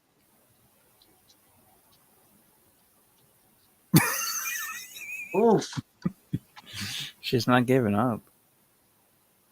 I can't. Your microphone. I can't hear you. Well, we can continue. You're not muted. All right. You know what? Well, just leave it alone. We'll see. Maybe she can work it out. Let me check something. No, she's not muted on this end. She's not muted. All right, enough. All right, whatever. Smack the computer. Go like this to the computer. But don't kick her off. Just let her stay on. But I'm not doing anything. But she's showing you her phone. Yeah, you're talking, but I don't understand you. Oh, wait a minute. What were we talking about? She's giving me. Hold on. She's showing me something. She's saying that the microphone is muted, but the microphone is not muted on her end. Mm-hmm. How can that be? How can that be? It doesn't. Hold on. Hello? No. Can you hear me now? That's what Elon Musk is saying. Hold on. Can you hear me now? Can you hear me now? You're fired.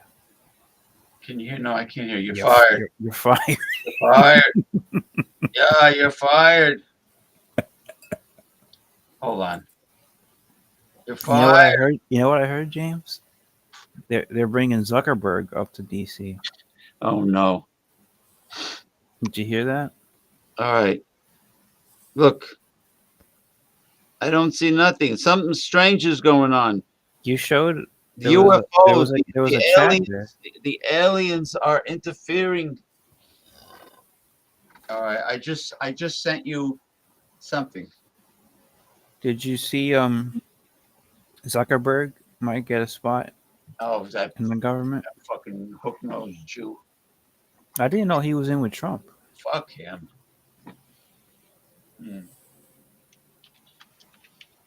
Zuckerberg, right?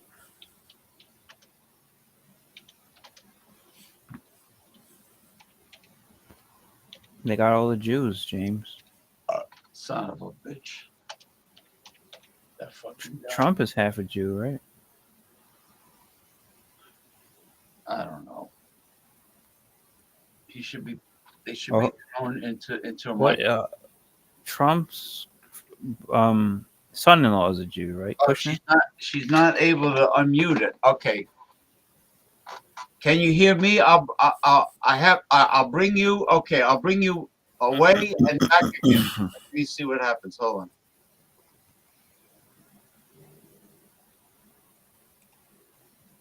Hello? What are you doing? Why would that change anything? Her microphone is muted on her end, but it's not on muted. her end, James. So you take her out and bring her back in. You think that's going to change it? The fuck is that going to do? Maybe you got to reboot the laptop or whatever you're using. Whatever it is, it's on her end. You might have to reboot or something. Maybe it might be the It might be the headphones too. Might have a setting. It's not the headphones. She It's said not the no. microphone. No, she showed me the microphone icon has a red slash going through it horizontally, and she cannot unmute it. Oh. On her end, she cannot unmute. What if you take the headphones off and just talk?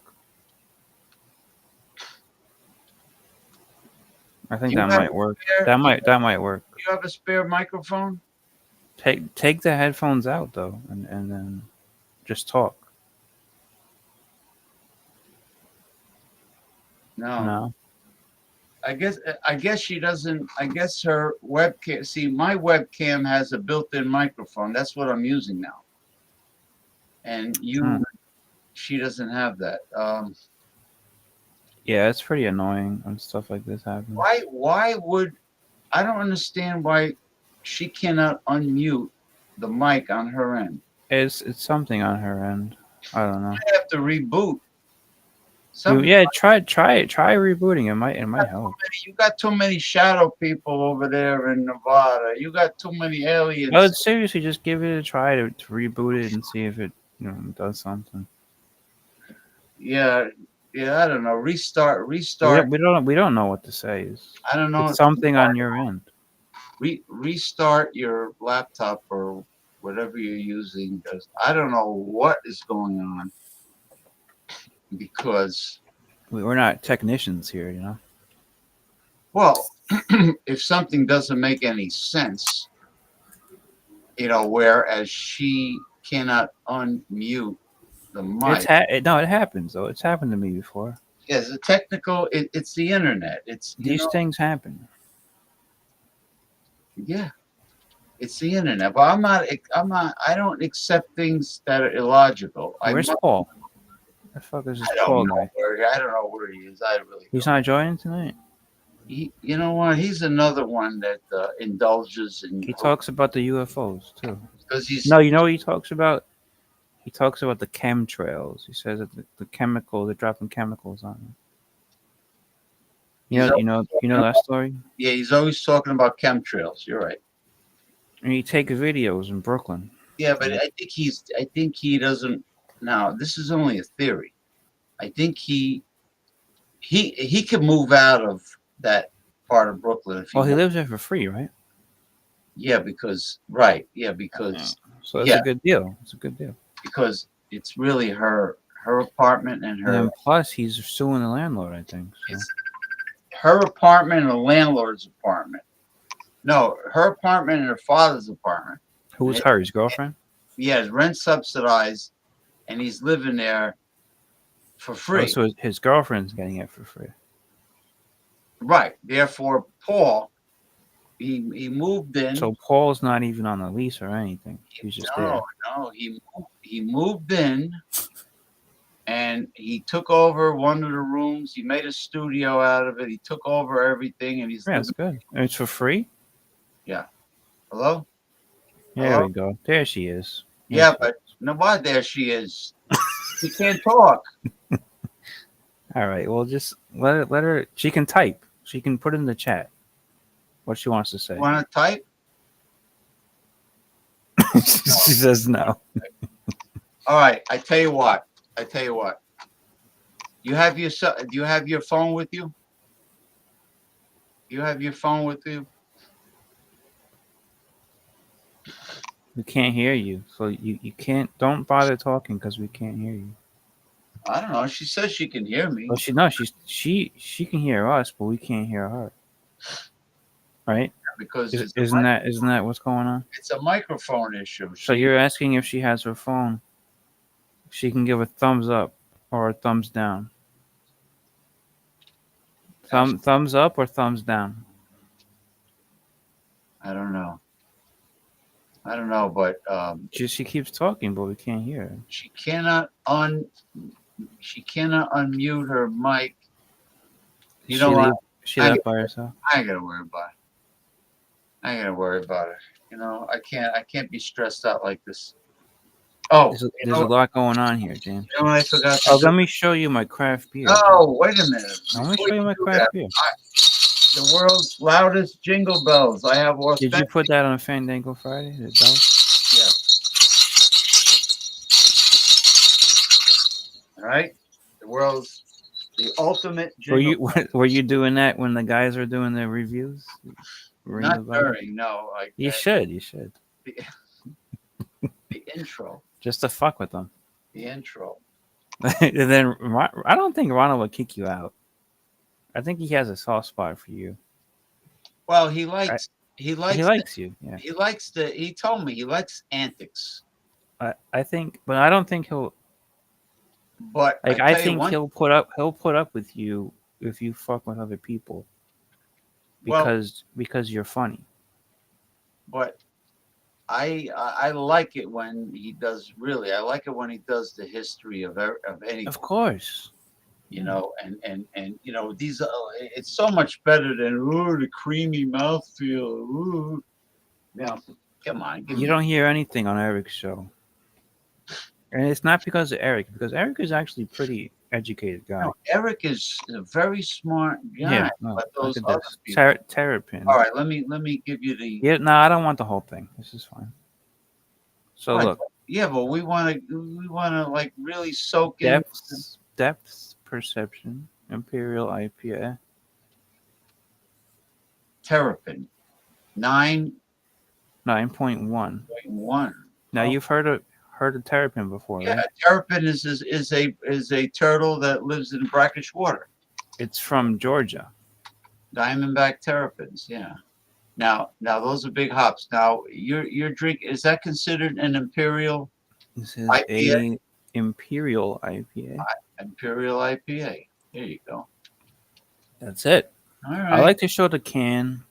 I don't want to do the whole smell and then. Well, yeah, because they all smell the same. What can you say about it? Really, I mean, I should go and get. It smells like an IPA. I should go and get a Brooklyn brown ale. Yeah, I mean, and join you. A lot of times, Ronald says, "Oh, you have one?" I got plenty of. Go get a beer, Jim. You never drink on the show. Let me go get it. Terrapin. Terrapin is from Athens, Georgia. Okay. And when John and Nilly used to live in Georgia before he got hitched to that woman from Massachusetts, right? He used to do a lot of reviews on Terrapin beers, and that's actually how I found out about them. Oh, okay. And then he got hitched. That's okay though. I don't have anything against that.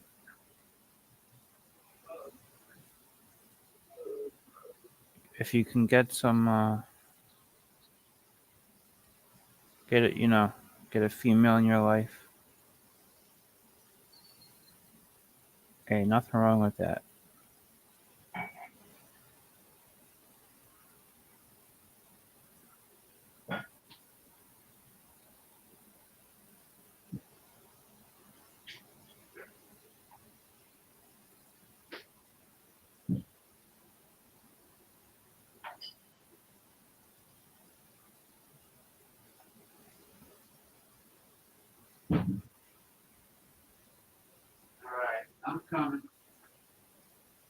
I'm coming.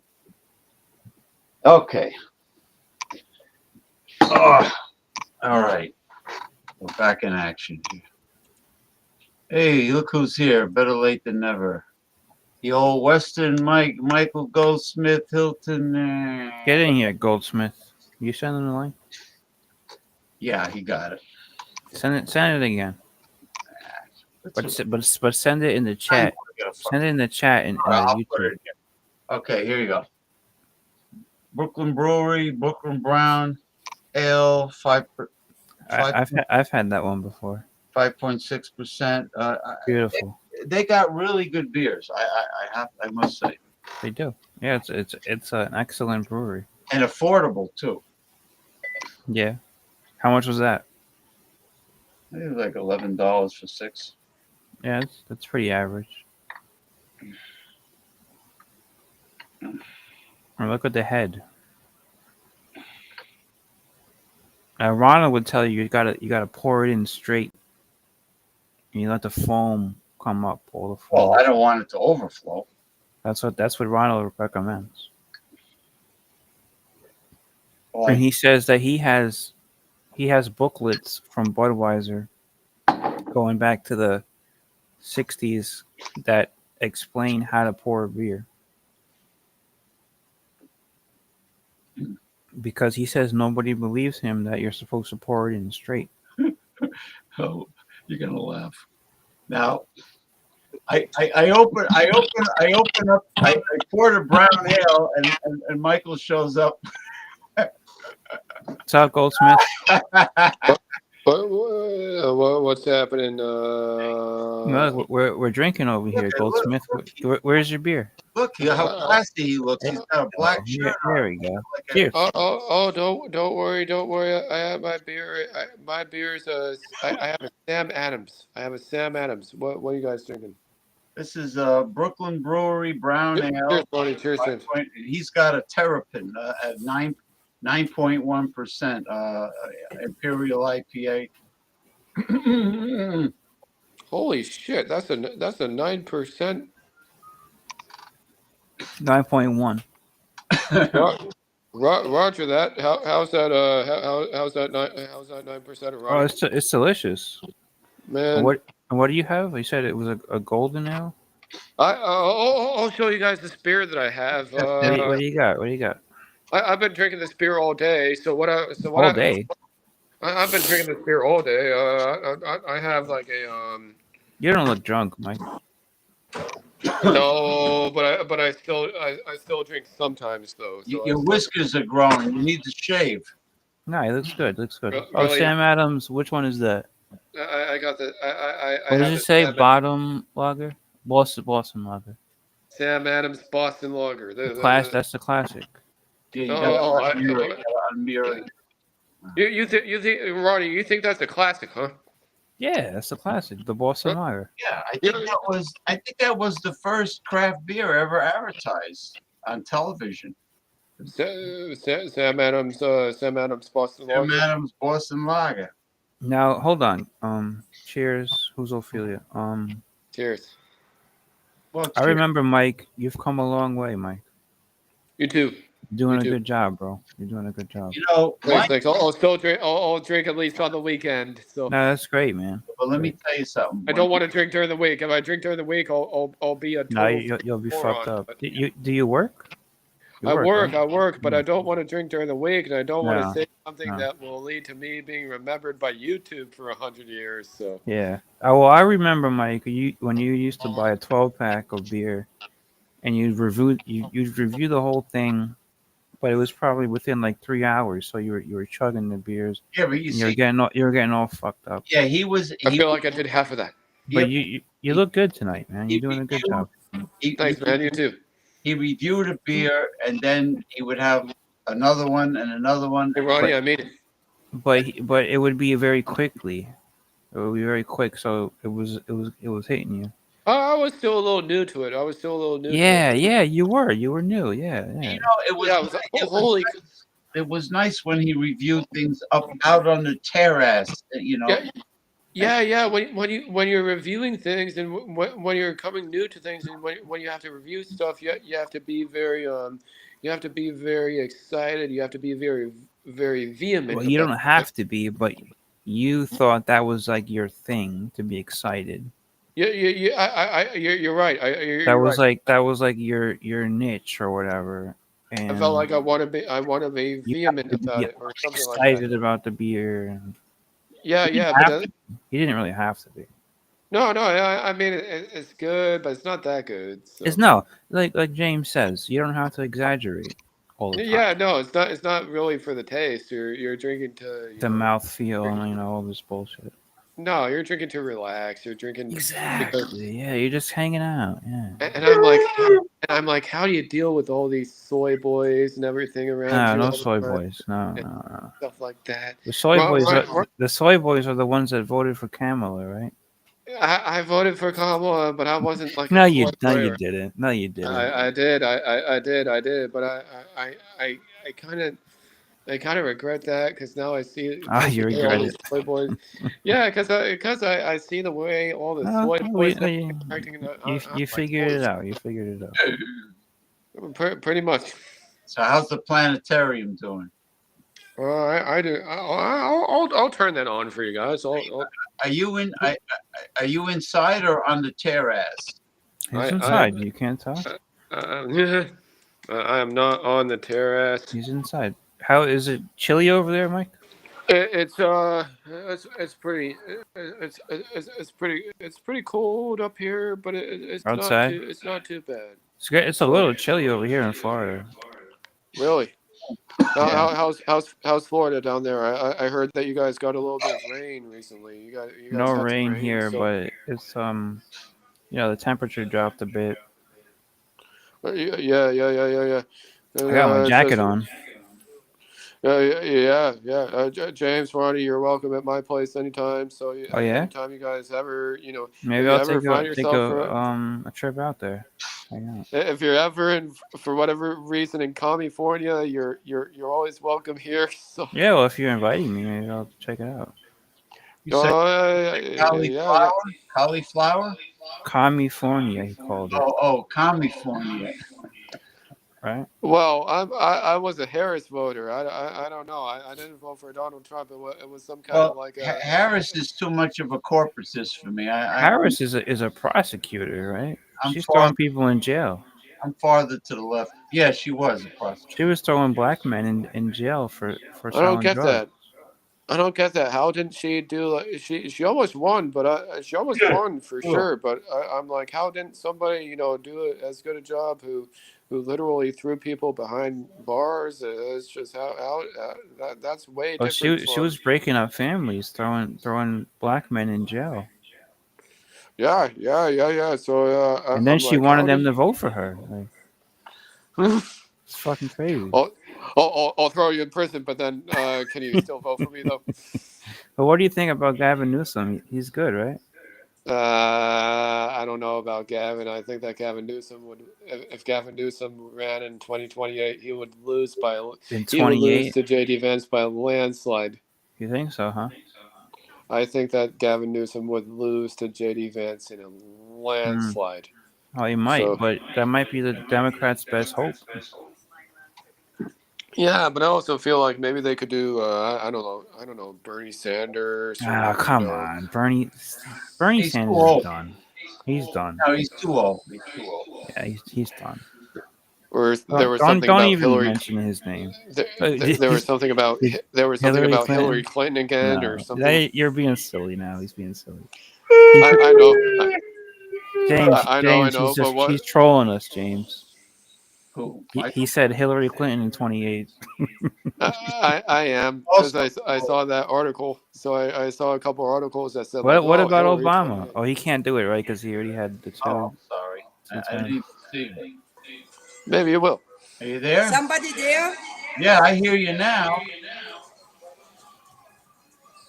There you go, Mickey. It works. That's Mickey from Area 51, Nevada. Mickey from I can't hear you. You can't hear us. Wait a minute. I can hear you, but you can't hear us. We can hear you. You can't hear us. The opposite now. Oh Speak up, man. Nothing. Oh, hang on.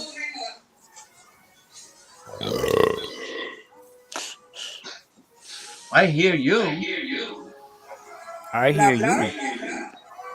But you don't Roger hear that. Not connected. See, Hang on. before, she could hear us, but we couldn't hear her microphone. I hear you. Can you hear me? So, I got the microphone on. I don't hear a Cheers, damn Mike. thing. Cheers, Ronnie. The Sam Adams is very, very good. Ronnie, the Sam Adams is very, very good. You hear me?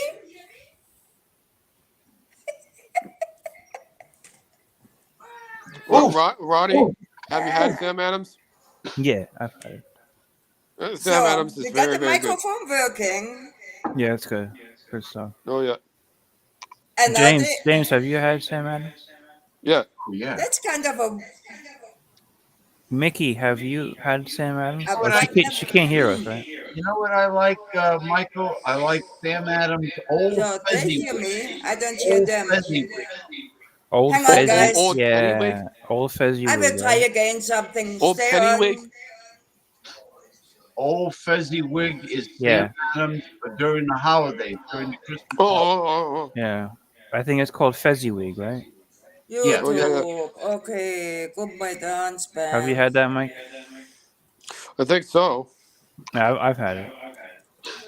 I almost went to the bar earlier on tonight, but some You almost weirdos went? outside, So, and I didn't see anybody who I knew. So I was like, I didn't want to say something that will, can't be wrong, though. put me on YouTube for 100 years. So I just kind of went back. So there's a lot of fag boys over there, right? No, a lot of soy boys in my area for some reason. I Soy don't know what it boys. is, but I don't know what it is. I'm always trying to be respectful around them, but they Oh, always. you don't have to be respectful, Mike. Yeah, because don't worry about that. Yeah, you're right. Because those rice damn soy boys, they're always What do you looking for call them? something to be Rice offended damn? about. Right, those rice damn soy boys always find a reason, something to be offended about. But Are they gooks? I don't know. I think they suck dick or something like that. But You know what James? You know what a gook is? Do I know what a dick is? A gook. Oh, a gook? Yeah. Yeah, we don't want to talk like that here. Yeah, it's No, that's not good. it's a Southeast Asian person. You don't like that?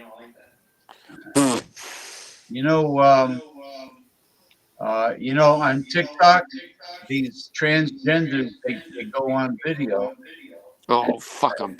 And they say I'm looking for a guy to go down on me. Who says that? These transgenders on TikTok, the videos that pop up. The Asians? No, regular transgenders that are very that don't look like. What is a regular transgender? No, they're actually saw them in public. You would like. You grossed out Mickey. She left. No, wait a minute. I'm echoing. Are you watching on YouTube, Michael? Oh wait, hold on. I'll try to get. He's got you on the TV. That's what it is. Hold on. No, he must. It's okay. Leave him alone. At least he's here. Yeah, but I hear my voice echoing back. Hold on. I'll make sure. He'll take care of it. You gotta close. Okay. Can you hear me now? Now everything's okay. Yeah, you're good, Mike. Don't worry about it. Hey, worry about it. Let me conduct the show. Worry about it. What are you? Cook, chief, and bottle washer? What is that? What does that mean? That means like a man that does a man is in charge of everything. Listen, what was I going to say? I don't mean to overstep my bounds, James. From what I'm hearing, the woman these days is pretty much in charge of the man. No, that's not true. That's if the man allows it. Right, exactly. That's why you can't be a soy boy, Mike. So that's what a YouTuber said to me one time. He said, "Don't want to be a soy boy." Yeah, but when a woman is in charge, then they lose respect for you. And if they lose respect for you, your sexual market value plummets. It plummets, yeah. Yeah, but if a chick is doing princess behavior, or even not a chick, but people around me are doing princess behavior, I'm like, wait, hold on. I'm not gonna deal with this. What is Mike saying? I don't know. James, hold on here. It's a good sign when the head clings to the glass. Yeah, it is. But I think Mike was saying something important there. When a chick. Thanks, man. Can you repeat that, Mike? I was saying if chicks are gonna do princess behavior, or if anybody's gonna do little prince behavior around me, I'm not gonna deal with anything. What is it? Princess behavior? Princess behavior is like when a woman might try to act like she's kind of like your pharaoh, in a way. So it's just if you give a woman too much kind of your attention or your energy, she's going to suck you dry of that, and she's gonna. And you've seen that happen before to your personally? I think so. Yeah. So I've seen women, and when guys have simped way too much to them, or guys have given women just way too much of their energy, attention. It's just that. No, you don't do that, right, Mike? No, no. I'm like if everybody. I'm like if guys are gonna give why I'm like first of all why are guys trying to give women too much attention? Mm-hmm. Look around at everything going on right now. Everything going on right now. You know, Mm-hmm. just drugs are ripping drugs are ripping guys Drugs? in our society to absolute shreds. What kind of drugs? You know, fentanyl and even alcohol Does and anybody really do fentanyl? I don't know if Have you ever met maybe anybody who actually does that? maybe still some people I do that. haven't myself. I have not. Well, you're good on that. You're good on that. But what about you? Have you met anybody yourself I feel like I've met a couple people because it's just that they do fentanyl? yeah, because drugs are ripping our society's men Yeah. to absolute Oh, sure. shreds. Yeah. Yeah. Maybe it might Society be is ripping our worse men to absolute shreds. might be worse in California. But California, from what bro. I hear, Florida is filled with drugs though. How's the situation down there in Florida, Ronnie? As You guys far as deal with that? from what I hear, it's very bad. But I've never met anybody that does fentanyl. But I've run across some people who maybe did meth and things like that. I don't know. I've never met anybody who does meth. Have you, I've James? I've run it. Yep. James, have you met anybody who does meth as a drug? I don't associate with people who do drugs. Yeah, I don't either. Drugs are ripping our nation's young men James. to absolute James goes shreds. back to the old school NYC disco days. They did Uh, drugs back then. They did coke, right? Well, there was coke. Studio 54. Did you do coke, James? Before that was LSD, heroin. Did you engage in the coke? I only tried cocaine one time, and it really didn't do anything. You only tried it one time? It didn't do it for me. Is that a true fact? Yeah. I hear you on that. Beer doesn't do it for me sometimes. Alcohol doesn't do it. I'll be honest with you guys. I did coke a bunch of times. And Yeah. not in a while, but Yeah. I did it numerous amounts of times. Yeah. It's a party drug. Yeah. Now, ecstasy is another popular. Yeah. Ecstasy, I never did. I never did ecstasy. Oh, I don't want to. Don't you? No, yeah, you don't want to do that. And then the other one is Molly, right, Mike? Molly is more for Mike's generation, I think. I haven't heard about Molly, but I've You heard haven't heard about it. I haven't heard about it, but I have heard about ecstasy. I've heard about just cocaine, and I've heard about heroin. And I've Yeah, heard well, about all this. heroin's bad. You don't want to do that. I think anybody who's ever done heroin, I always would steer clear of them. Yeah. Because those are the worst of the worst. So somebody can hear me? Yay! Oh, finally. Oh, All right, well, let's not take over the show. Did you have to restart? Did you have to restart the laptop? I have no clue what. How you doing, Mickey? I was now, Mickey, but then I me found and out. Mike and James were talking about drugs. What am I missing? Have you ever done drugs, Mickey? Have I been about what? Have you ever tried any kind of drugs? Have I? No. No, you never tried anything? Ah, good for you. Oh, I hear you now. I hear everything. So Okay, it's, good. That's good. Drugs are absolutely tearing our nation's young men to based off my observations. Drugs are absolutely tearing our nation's young men to absolute bits, and nobody's doing anything about it. Nobody's doing anything about it. No, not a damn thing. I'm Now, like, what the hell's going on there? That's why they voted for Trump, right? I think so. He's gonna take care of the border. Shut it down. What happened, James? You're putting a stop to that? No, that's for the evil spirits. Oh, the evil spirits. Okay. They don't like bells. Okay. Yeah. What are we talking about? ETs? Oh, depends. No, we're not talking about ETs. Spirits? We're talking about drugs. That's yeah. He's talking. They're talking about drugs, but you know what? Remember what Nancy Reagan says? Just don't do it. Just say no. Just say no. Say no. Just say no. I'll drink a little bit, but I absolutely do not do drugs. Michael drinks a little bit. He won't do any drugs, right? What about smoking weed, Mikey? He does Do you do juice that? extract. I feel like we could Well, make you a little you like paranoid. the edibles, right? I feel like weed could make you a little It's not really a drug. Yeah, it's not a drug. No, it's a medicinal plant. Medicinal If you, plant. it can be cool, but if you're not careful, It's weed the right wing Republicans. They like to call it a drug. I feel like weed is becoming more of a Republican thing. Started prohibition. Right wing. It was actually the Democrats that did prohibition. The zealots. Wasn't it? No, that was the Democrats back in those days. Republican. What is that? Wasn't there a Republican president? Woodrow Wilson, a Democrat. He was a Democrat, Woodrow? Yes, sir. Yeah. No. One of the most famous ones.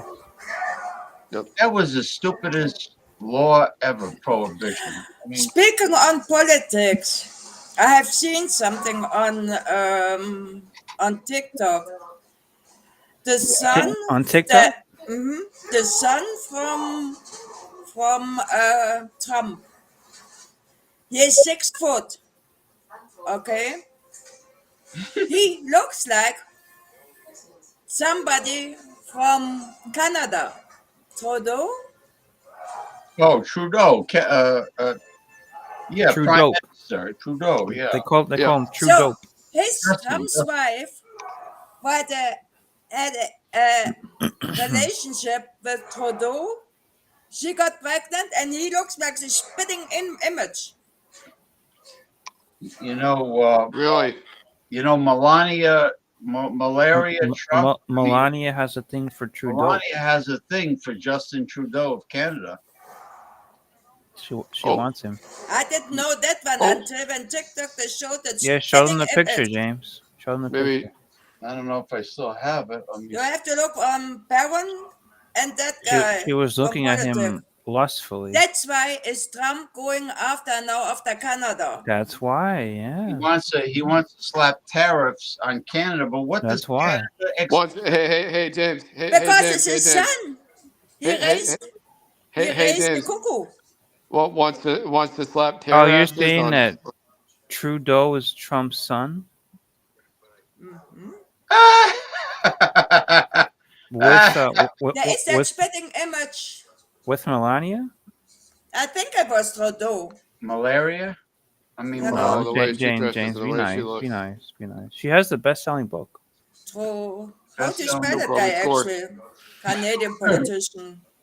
So, all right, so Trudeau. Canada. No, but then that means You'll that score, B. Canada, who is the if president? he is her son, then she was with his Trudeau. with his father, Trudeau's father. Now this is getting interesting, James. Picture. Interesting. Mon amour, mon amour. What are we doing here, James? What are we doing? You got to reel it in. I like Melania for the fact that I heard her speak, and she's very progressive. Actually, she's all for women. Oh yeah, she is. She's all for what is it? Women's rights? She's pro choice, and I think she's great. I think she's great. Is she pro? Ah. What else is she pro? You can find it actually over internet. You can find it on the internet. You can find everything on the internet. I found it. I found the picture. He is that spitting image. So show it. I'm gonna send it. I couldn't believe it when I saw that. That reminded me so from Charles. Who is it? The son of Charles. Charles. And the writer from Diana. His ex-wife who got killed. Paul is trying to Harry. say he waited for a long time. I didn't see him. Paul is what? Paul says he was. Oh, you had Paul backstage. You didn't let him in. No, I didn't see him. I don't think I told him Mickey's on now, and what do you think? He's lying? Yeah, he wasn't there. I James, I sent it to you. I couldn't believe it when I saw that. That is a spitting image. A shitting image? All right, hold on. You like that, Mike? So let me bring up the spitting. The shitting image. You said? What It happened? is, What you happened? find that one. It's Oh, come on, man. What is going Come on, Somebody, man. come on, somebody sabotage it. Somebody's fiddling around with my. Where's Paul? Get I Paul didn't in here. close. Yeah, what's going on in here? Where's Paul? so I send it to you all in the group thingy. Oh, there you go. Ronnie, you got it. You should have it. Are you sending me stuff too? No, the shitting. Don't send me image, anything, Mickey. the shitting. That's another one. That's Baron, right? Yes, that's a spitting image. That is. Is it You me can't or make does that up. Baron look like You can't make that up. Justin Trudeau? Let me See that you cannot make that up. He looks. The You know same. what? He looks just like him. Yep. Yeah. Yeah, he does. Yeah, but doesn't he have the Trump mouth? No, he's got. He looks Yeah, like the mouth is Trump different. is not in that face. Nothing is. It's Oh, a wait a Trudeau. minute. They got the same nose. Maybe she had an affair. She had a fling. So she had a fling with who though? With the Yes. And now Trudeau's Trump dad. is going after him. Who's his dad? James, look it up. Who's Trudeau's dad? He looks like a spitting image of him. I'll ask the AI. No, come on. That's like little mini-me. Nobody wants to talk to the AI, James. And the size, Trudeau is also tall. Yeah. No, and he is tall too. Just get a one answer or one sentence answer from I don't want to hear it talk. Who is Justin Trudeau's You're, I didn't even know about father? You're prejudiced against robots. James, I still want to hear it. I don't want to hear it. You're prejudiced against robots. Yeah, whatever. It's a Google search. All it is a Google search with a voice. Yep. So that's it. That's all we need. Hold on. Yep. Tell me what we need and what we don't need. Hold on.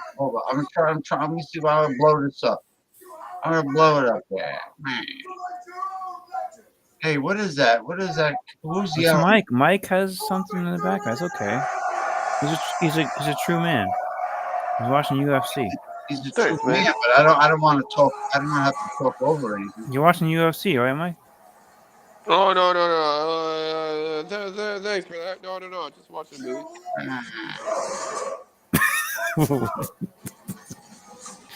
What'd you say, Mike?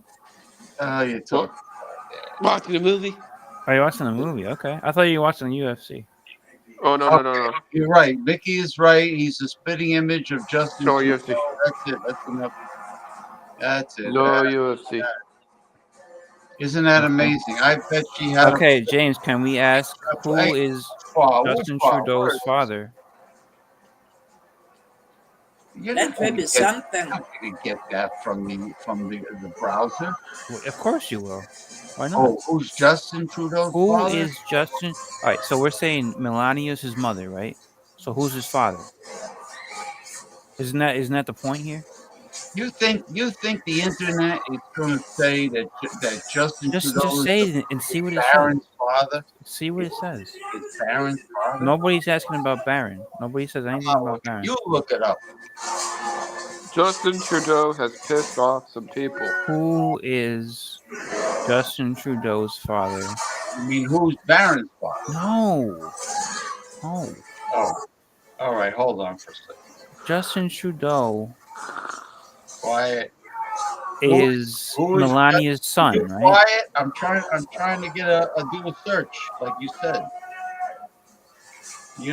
Mike, turn down the volume. You're the person most likely to interrupt.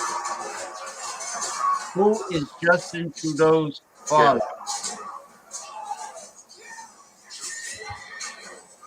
Pierre Trudeau. Okay, Pierre Trudeau. Here we go. Oh God, he looks nothing like his father. Thank God. So All right. like So what is this whole thing then? Look, his father is really not good looking. Who is But is that supposed to be the man that Melania that? Is that not? Who is had that? sex with? Who is Right? that guy? Right? Is that what we're saying here? Is anybody talking straight here or no? Is this supposed to be the guy that Melania hooked up with to have Trudeau as a son? Really jealous about that, but yeah. I'm wondering if is that the conspiracy theory that we're talking about, or I'm missing it. Mickey, We were fill me talking in. about. Fill We me were in, talking Mickey. ahead. We were talking about politics. So and No, at we're the time, I talking didn't about. like that dirty Blondie scored. You brought it up, Mickey. so Or you think that Melania was having an affair with another person, and that Justin Trudeau is her son, right? Is that what you're saying, Mickey? Yes or no? yeah. Well, yes. Okay, so then Who is that? that's the guy that she had an affair with. Then that guy right there. Oh. Who the heck is Or that? am I missing it? Am I missing something? 'Cause I think that's what we're saying here. No, Justin doesn't look like the father at all. I think that motherfucker. Now that was the photo of Barron. Am I correct? That photo we saw, was that Barron Trudeau, Melania's son Barron? That you were saying he's the spitting image of Justin.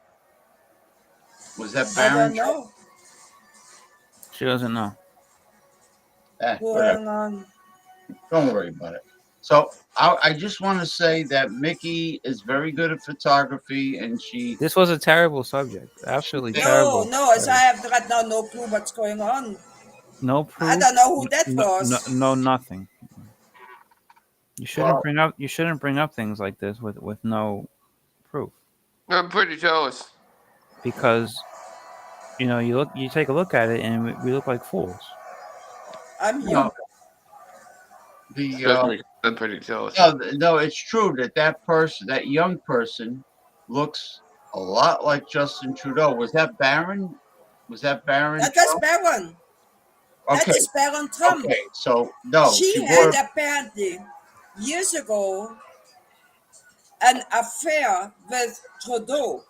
Right. With Trudeau, who? With Justin or with his father? Ronnie.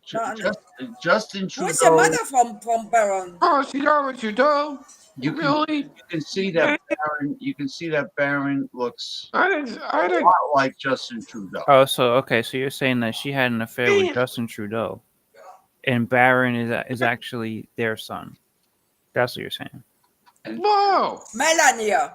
Okay. Melania.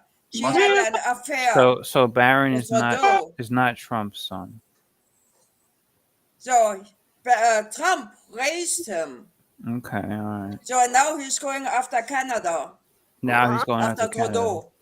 That's why. So Trump knows that's the truth. Of course he knows. He's not stupid. So he's mad, and that's why he's going after Canada. Where are you at? Especially when you see him, that Barron looks. Why didn't he do it? Image. Why didn't he do that in his first term? Why didn't he go after Canada? That's why he was with Stormy Daniels when Melania was going to give birth to Barron. That's it. He knew that wasn't his kid. But the thing is, he was disgusted. Oh my Lord! He was disgusted by it.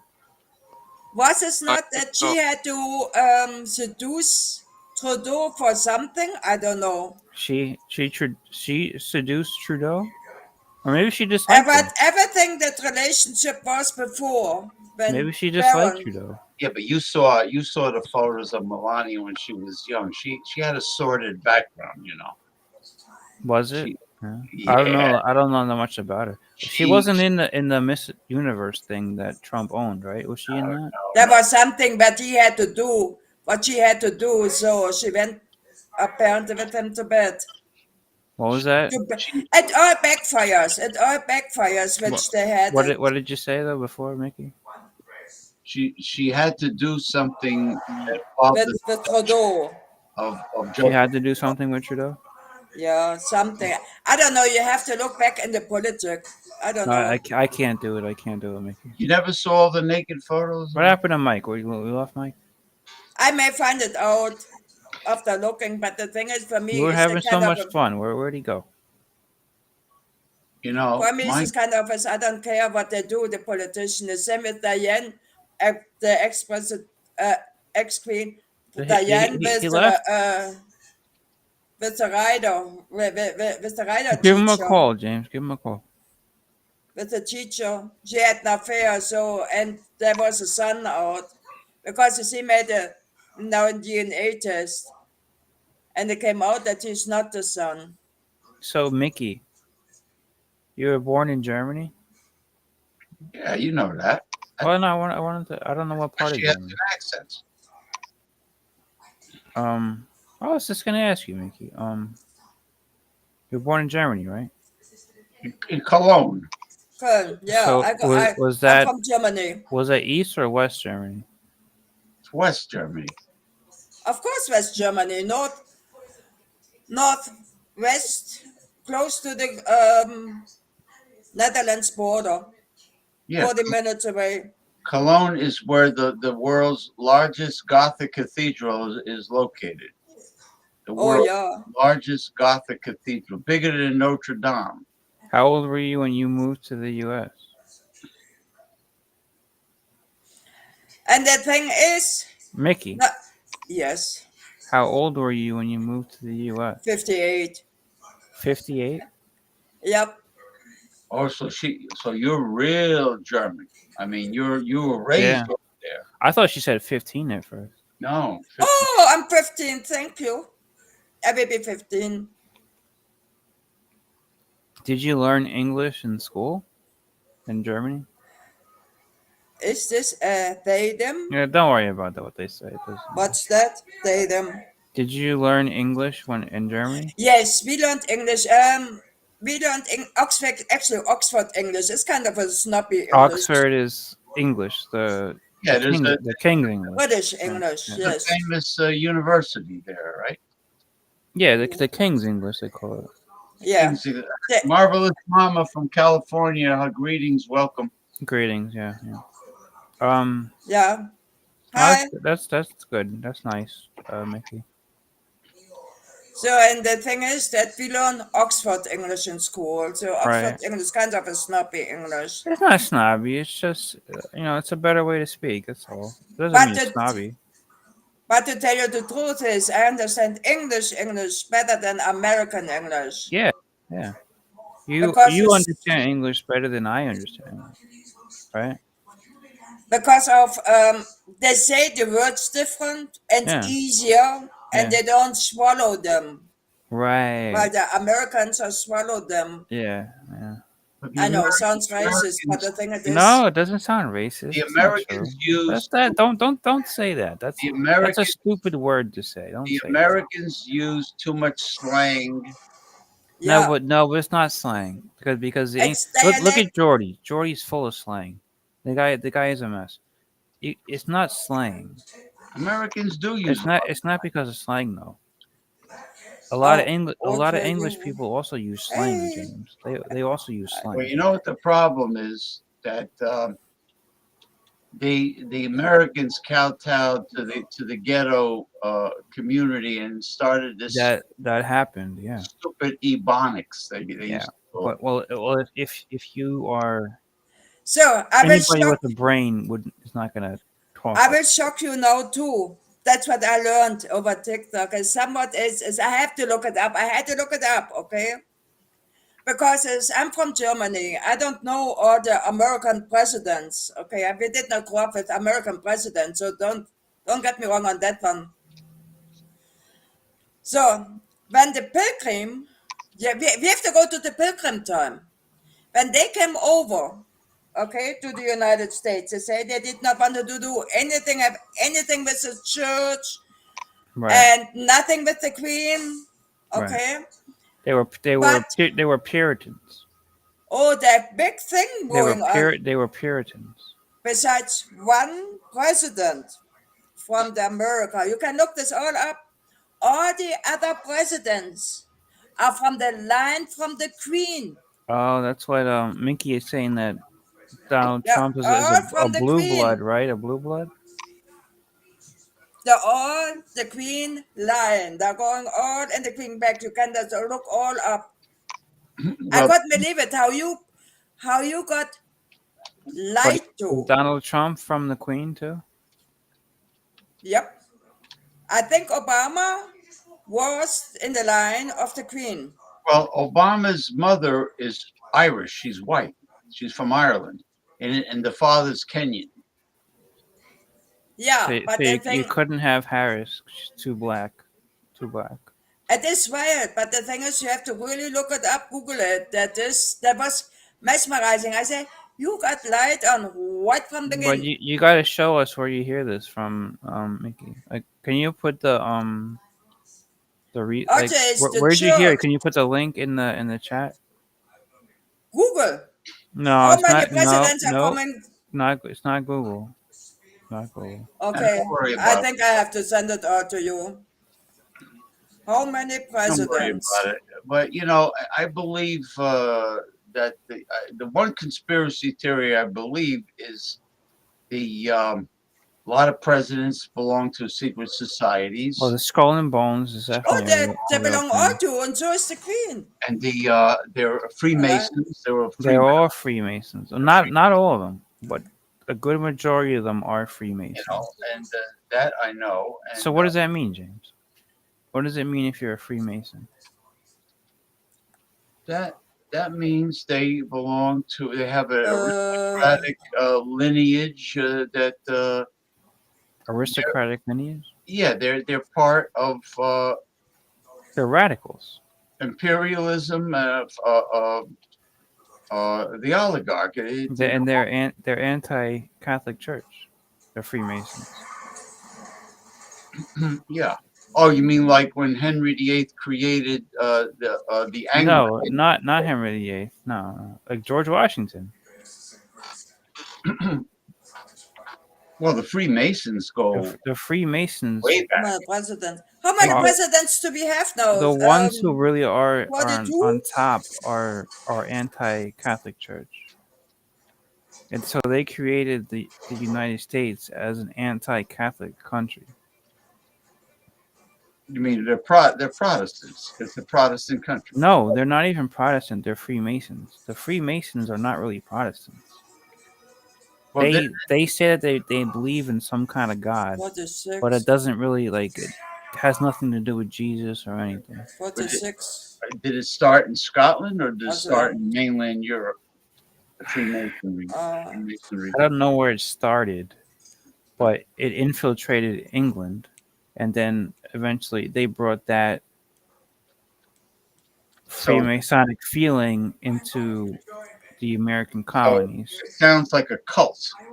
Oh yeah, of course it's a cult. Yeah. But the United States was built on a cult, a Freemasonic cult. And It's not built on Christianity. The No. United States is not a Christian nation. It's a Freemasonic nation. Yeah. all related to No, the it's not Queen. related. It's definitely not related. The founding fathers were part of The good majority of them were Freemasons. Freemasons. They weren't really Christians. So now it's just that I told you it's that you got all lied to your history. So do we. That's not all from. Yeah, well, me and James were talking about that earlier. That the public So schools you never. they don't really tell you the history. They're You should trying actually know. Mickey, if you listen to me for a second, The the thing is public that. schools are only supposed to teach you enough to make you a good citizen. So what we have to So do in is. Germany, you're taught Oh, to be a good citizen and a German citizen. Same thing in America. Well, they're not. They don't educate the children They to the don't educate you to know real anything. truth. No, of course not. Though, I mean, why would they want you to know the real truth? Why not? The truth sells. Because that is going to keep you in line. That's what the government wants, to keep you in line. Oh, it's brainwashing, right? Oh, Yes, you can say it's propaganda, brainwashing, whatever, any of those adjectives. But that's what public schooling is for. That's what it's for. So all this money that you send to support public schools with your tax money, yeah, that is to support brainwashing. Yes, that's what it's for.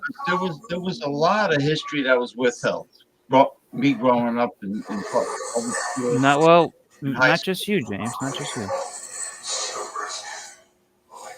Yep. And it was the same thing in Germany.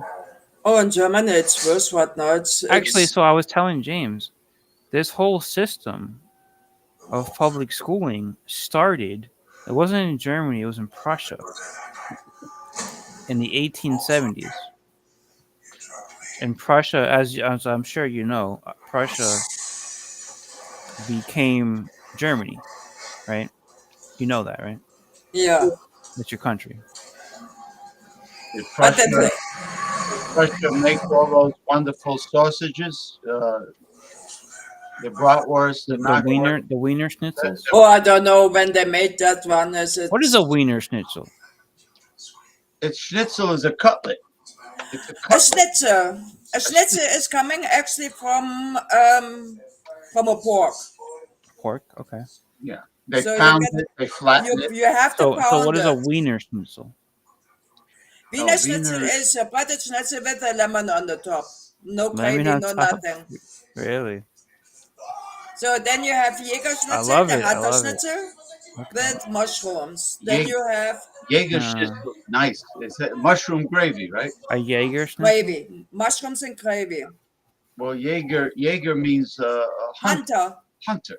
What is a Jägermeister? Like Jägermeister is a master. Oh, A master of the hunter? Jägermeister, that is a schnapps.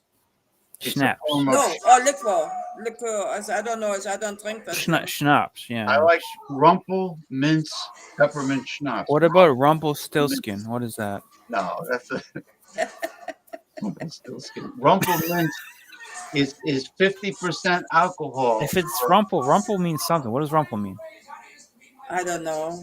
I don't know. Rumpel means It's you're not right. a word, a German word? It means rump. I don't know. I was never been it. I'm in wine and not in schnapps or. Schnapps.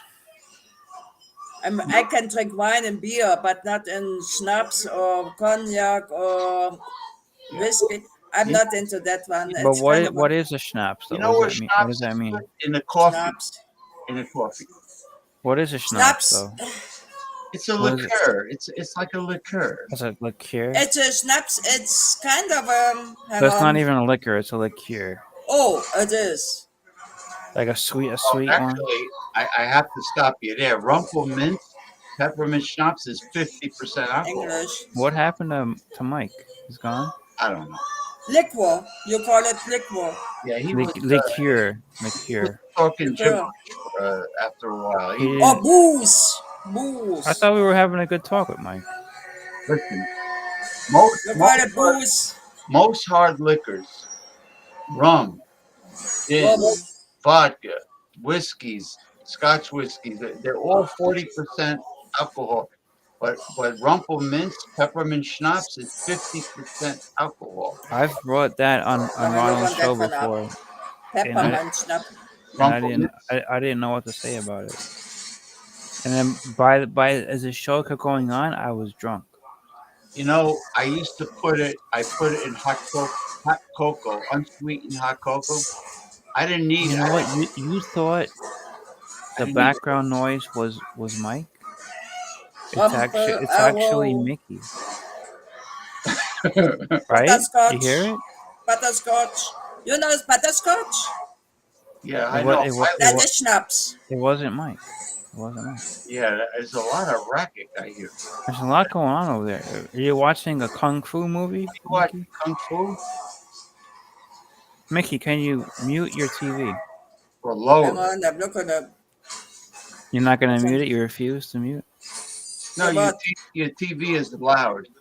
I'm looking right now how much of percentage because as you said that they have 50% off. Uh, You would drink by under the Oh. hill, you know, that's right under the James. table. Excuse me. I don't drink that. Oy vey, I don't James. drink. I don't drink schnapps. I don't drink. My mom, she used to make her own I stuff. don't She know why used to Mike. drink Why that did one Mike leave? after I food. never finished my story. I put Rumpelminz peppermint schnapps in unsweetened hot cocoa, and it tasted like a York peppermint patty candy.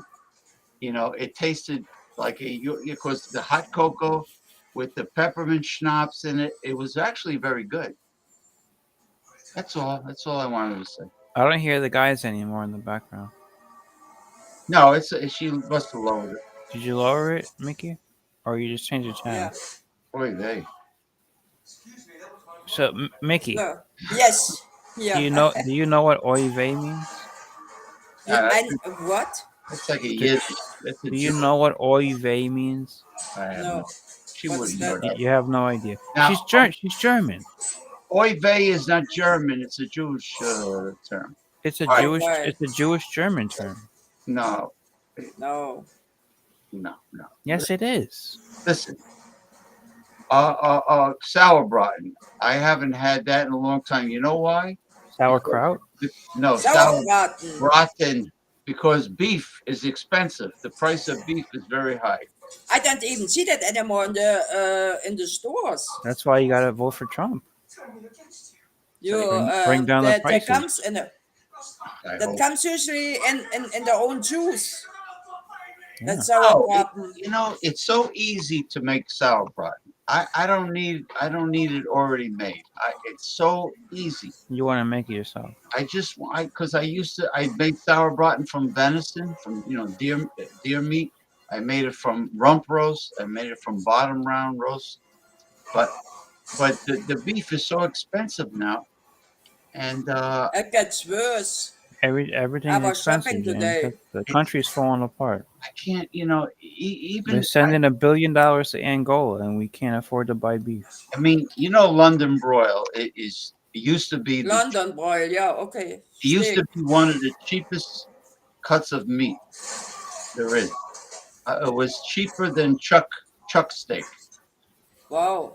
Even if London broil, which is very tough, even if that was affordable, I can make sauerbraten from that. But nothing is reasonable when it comes to beef. Nothing. Except except the garbage ground beef, which I will never use. But other than that, Yeah, because I went shopping today by Smith, and I'm not going that much anymore in Walmart. Usually we buy that frozen food with chicken in, that's vegetables with chicken and with cheese. And my husband said, that has a strange texture, that chicken. I say, yeah, it comes from the fabric. Nothing is real anymore. So I told Abby, I said, no more of this one. We're buying our own vegetables, the frozen vegetables, but without the meat. So we can that whole thing do it ourselves. But to tell you the truth, beef, chicken, I bought pork today. It's expensive. well, chicken is over here. Chicken is very reasonable. It's very inexpensive. Chicken, pork is not bad. Pork is not cheap. Pork went up in price.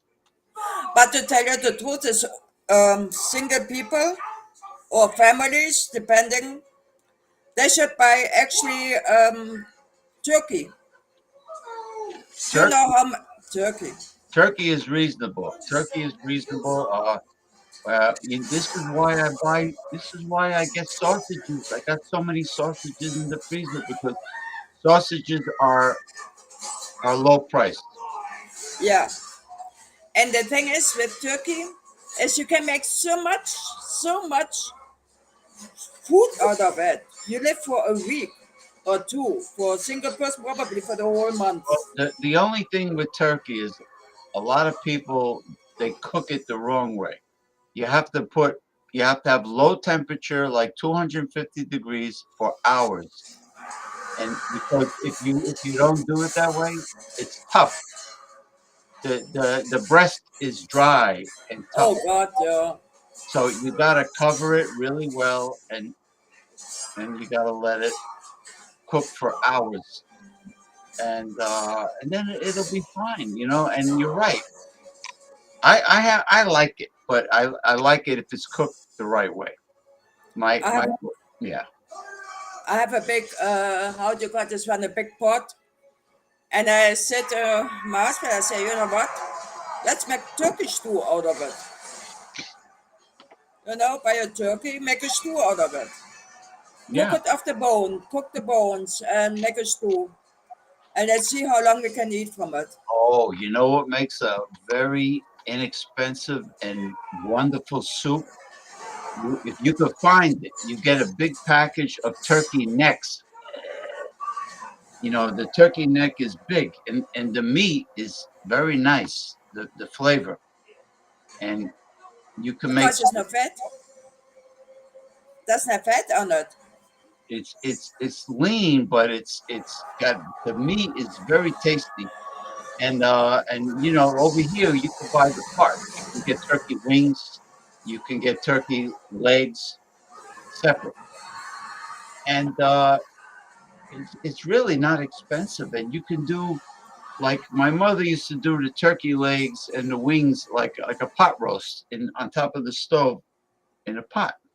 Yeah. And because turkey you gotta steam it, you know, because it's very tough meat compared to chicken. But I like it. I think it tastes better than chicken. Yeah. And speaking of chicken and turkey, what's going on with your hen house? Is it the are That's you what? your hen house? Your Oh, my hen house. Oh, that comes next year. the, I was looking today for goat panels. but you want to build a run like a heavy duty run for the hen house Yeah. with the steel fence. Yes. And the thing is, I saw something actually very cheap over in tractor store, but my truck is right now for in repair. It gets the hanger. You know, they have to have. My truck came without the hanger which you can pull. You know, so we had to put this one on, and the guy, a friend of ours, he's fixing it so that I can pull a trailer. I don't have the trailer for the pull thing for the trailer.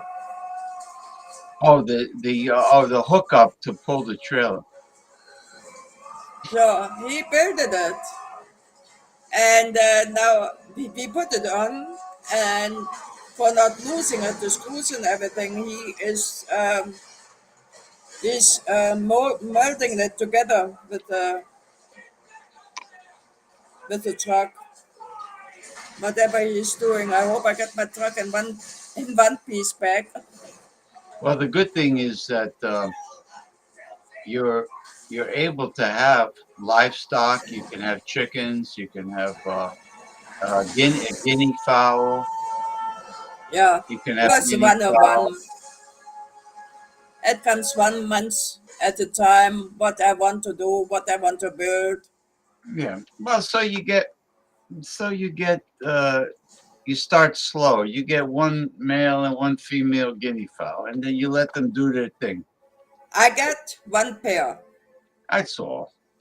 So I says I get the male from New Mexico from a friend. He is a farmer. So that is coming. I bring that one up in March. Yeah, I think it was March. And then I have the female down the road. Literally down the road. You know, And because yeah, because the guinea fowl, they're not fussy like a chicken. A guinea fowl will fly on your roof and sleep. They'll sleep in a tree. I don't have a tree. They'll sleep. They will sleep. I got 3 chicks. I got 3 guineas. So that makes 6. So I don't want to have that many. Because if we have to run away from something, I don't want to have 100 chickens. See what I'm saying? I don't want to worry about that many chickens which I cannot handle. Makes sense, right? Yeah. Because when I see all the other farmers, oh yeah, they have so many animals and they don't know what to do and they leave the animals behind. No, I don't want it. I want to have the animals which I can provide, that I can take them all in once with me and not coming back. See what I'm saying? Yeah. So I said I have 2 goats, maybe baby goats, which I can handle, and then the 6 chicks plus a roux.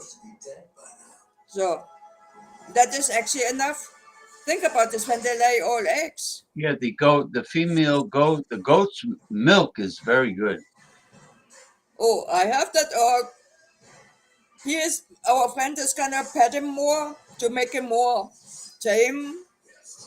It's a boy. And then I get the girl. A white one. I want a white one. Yeah, the white one produces the best milk. I want the white The one. white goats, yeah. And Actually, if you buy goat's milk in like Whole Foods, the farm in California is all white goats. yeah, but the thing is I'm getting the 12s. Oh, the miniature ones. Oh, forget about the milk. They're Yeah, the Nigerian 12s. yeah, they're So cute. They're cute though, you know. exactly. So and the thing is that the breeder here down the street has between 40 and 50, and she said we're gonna have a white goat somewhere in between. And that's what I want, is I'm looking for a white goat, a Yeah. white female. You're gonna get a male and female, and then that's all you have to worry about. Then raise them, have the babies, and yeah, well, they come in the stew. So Keep him a year, okay? No, yeah, keep him in a year. Neuter him, keep her. So, and then in the end, this is gonna be food or sell. Yeah, you see, it's not like that. How would you say this? A farmer, okay? Yes, the parents are pets. They're pets, but we need the food too. See what I'm saying? So why shall I get so many? And why shall I go into a store when they are how do you say this? When they don't have meat?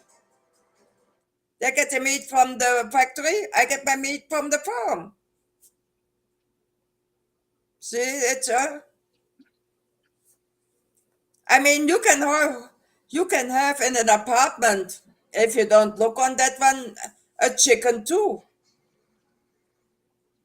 Not a roux, a chick, a bird.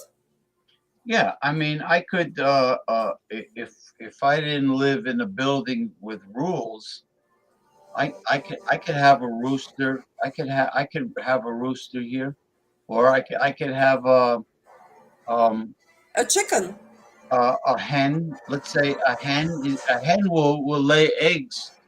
A hen doesn't need a rooster to lay eggs. or a duck. Or duck eggs, a female duck. Have two female ducks. Duck eggs. They're not fertilized, but you can eat them. Yeah. You can eat them. That's goose. what I'm saying. It's What about goose? you don't need a roux for them. Yeah, But I have. want a roux. I Yeah. want a roux for having more babies and then for selling or for trading later, or for eating, for stew.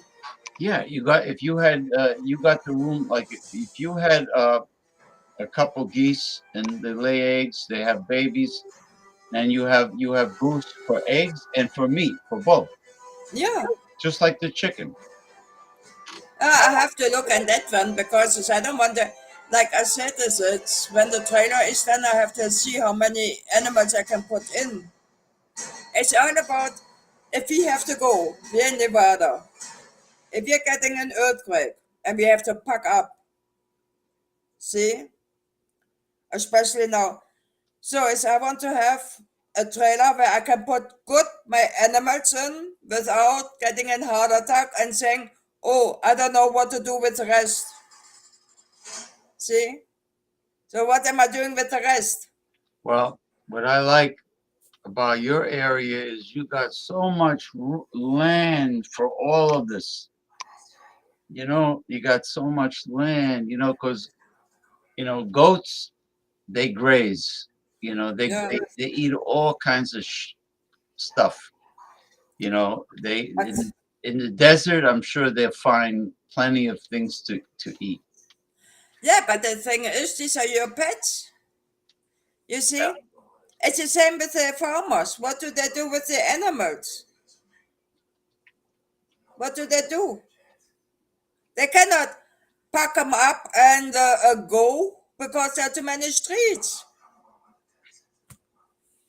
Think about this. They have all the cows, the Angus. They have not only 5 or 6, they're having 100. So what you do with them? Let them roam around? You can't. That's no. They come after you. So no, it's for me. It says I want to be responsible. Responsible is look how much place you have. Look where you can put them in, how they fit in, and that is it. And then you can go with them. Then you have them all in one place, and they fit in. Hold on, Jordy. Let me tell Jordy. He says the link won't work. Uh-huh. I don't understand how the link doesn't work. I really don't. Yeah. Oh, it's gonna be. Let me send it to him again. Hold on. Oh, krass, yeah. Jordy, the link is on. It's on in the comments section, and I sent you a new link again. All right. All right. Yeah, I just had my problems too here with everything. That's Yeah, couldn't that's believe it that the microphone wasn't working and then the other one wasn't working. I said, yeah, what the heck? yeah. Well, first the microphone didn't work, and then the microphone worked, but your Yeah. speakers stopped working. Isn't that weird? How what you said is it's a weekend. Nothing works. Everything crashes. I almost gave up on that one. Said, you know what? Suck it up. All the shadow people and the aliens and the interdimensional beings. I have that bad feeling because there is some stuff here in Param that's crazy. Absolutely nuts. Absolutely nuts. There's a lot of strange things going on, huh? Why you? Oh, there he is. Energies, stealing, high. Jordy K from Scotland. How are you there, man? Oh, shit, What happened, Jordy? Your eyes look funny. What is that one? What do you got? What's that? What's up there? Oh, okay. What, you got a party? You got guests? I thought it was a. Somebody's up on the wall. Somebody's up by the ceiling. Who's that? Jeez. Hey, Ronnie. Hey, Jordy. How you feel, man? It's Jordy. Oh, boy. Look at me, I'm fucking drunk. Yeah. Well,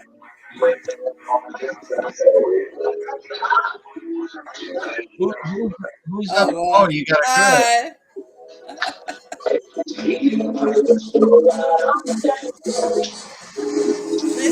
Hi. What are you partying?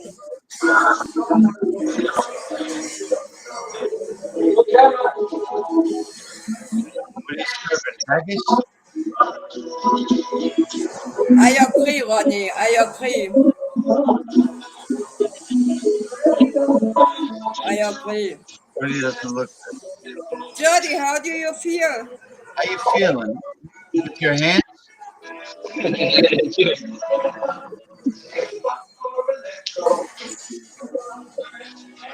What's going on? How are you?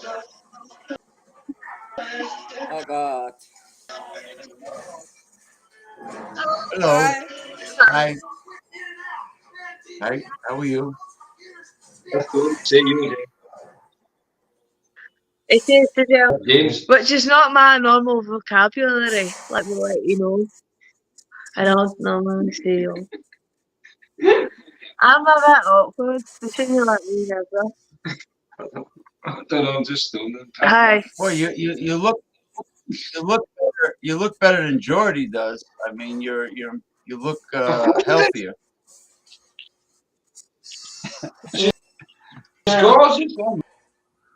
Jordy, yeah. Anyway, I'm James. Mickey. Hi. What's her name?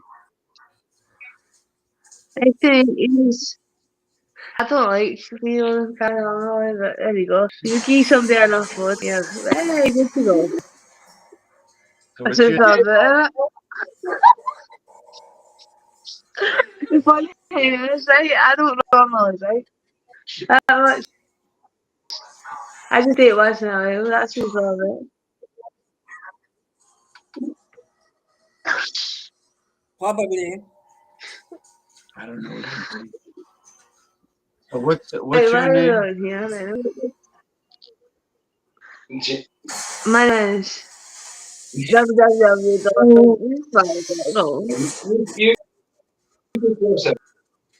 You can trust him. He's good. That's James. That's James. Why? I'm thousands of miles away. Of course you can trust me. I'm far away. Nothing for you to worry about. I have no clue what's going on.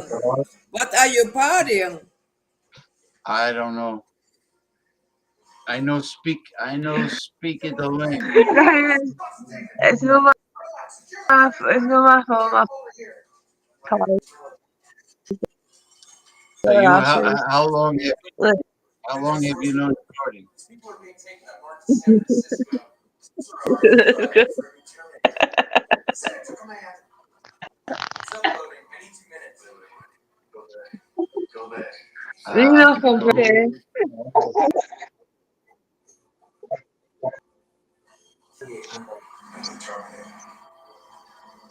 Where are you now? Where do you live? Scotland? Too long. So Jordy is the king of techno. Huh? No. They're on the phone chat.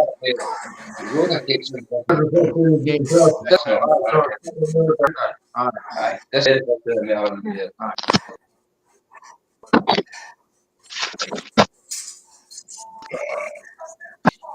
Oh my God.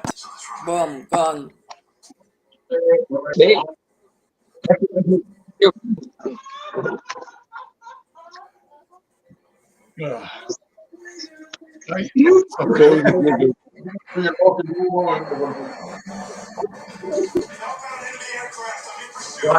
Yeah, she's cute. Your friend there, she's cute. Andy, are you already doing time to dress me? At least somebody has fun. I've got a big part. Eh? Or just either. What the fuck is that? I have no clue. Are these kind of Hello. is Hi. By speaking the way, Gaelic? it's a long camera. I have a question. What kind of language do you speak? But it's just because I packed up this thing. Can you speak a little bit slower? Scottish. You speak English or Gaelic? You speaking English or Gaelic? Hold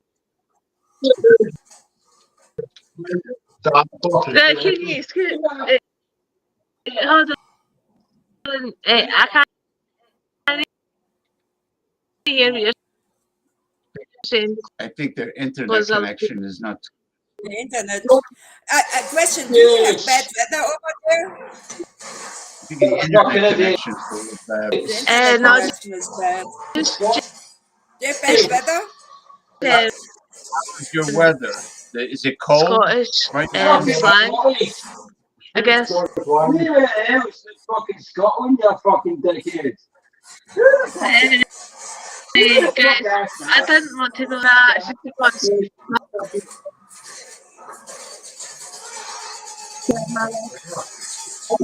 that's life. Really offend because I don't like the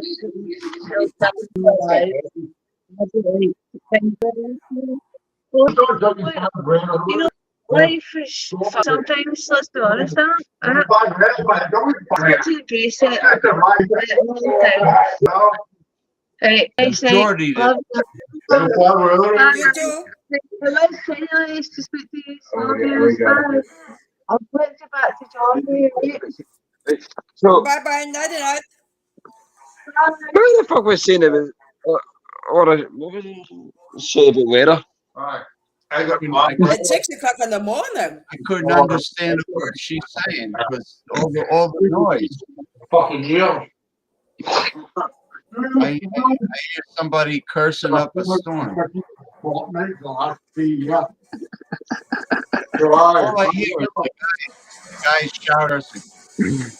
Huh? I couldn't understand what he was saying. Like that was just like, we know with the way on. James, Looks I'm cool. sorry, I love you, bro. What the fuck did I say about who's all that piss about with all the fucking skull fucks and all that shit? Shit! I'll talk to you tomorrow when you're sober. What does sober mean? What does sober mean? Sober means that you're not under the influence of anything. Yes. I couldn't understand what she was saying because there was too much noise. Oh,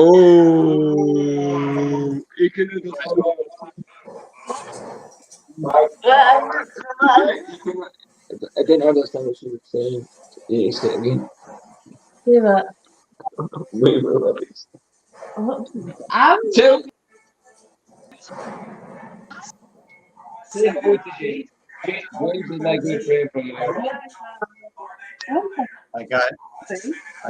I got food waiting for me after the show. What the heck?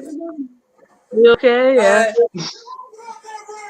Hello, there she is. Again, tell that right. Are you okay? You call my friend. I do call my friend because of a crazy Scottish lassie like me. Yeah. I love Nas. Who's your favourite rapper? My favourite rapper is Nas. You know Nas? That's what I want to go listen to. That's what I'm going to go and do, right? So, catch you later, guys. Nice to meet you. James. Oh, James, where are you from? Yes. James, you're from Mississippi, right? You're close by Mississippi. I'm sorry. I'm No, sorry. I live right next to New York. I live in New Jersey, right next to New York City. New Jersey. I'm Sorry. not from Mississippi. No, I'm near New York.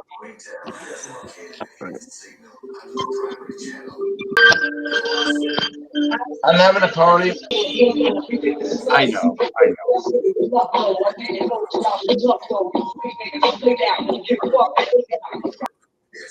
You know what? Have fun with your friends. I can't hear what anybody's really saying. Have fun with your friends. I'll talk to you tomorrow. James. Yeah. And James and Mickey. Peace and love. And the next joint is coming.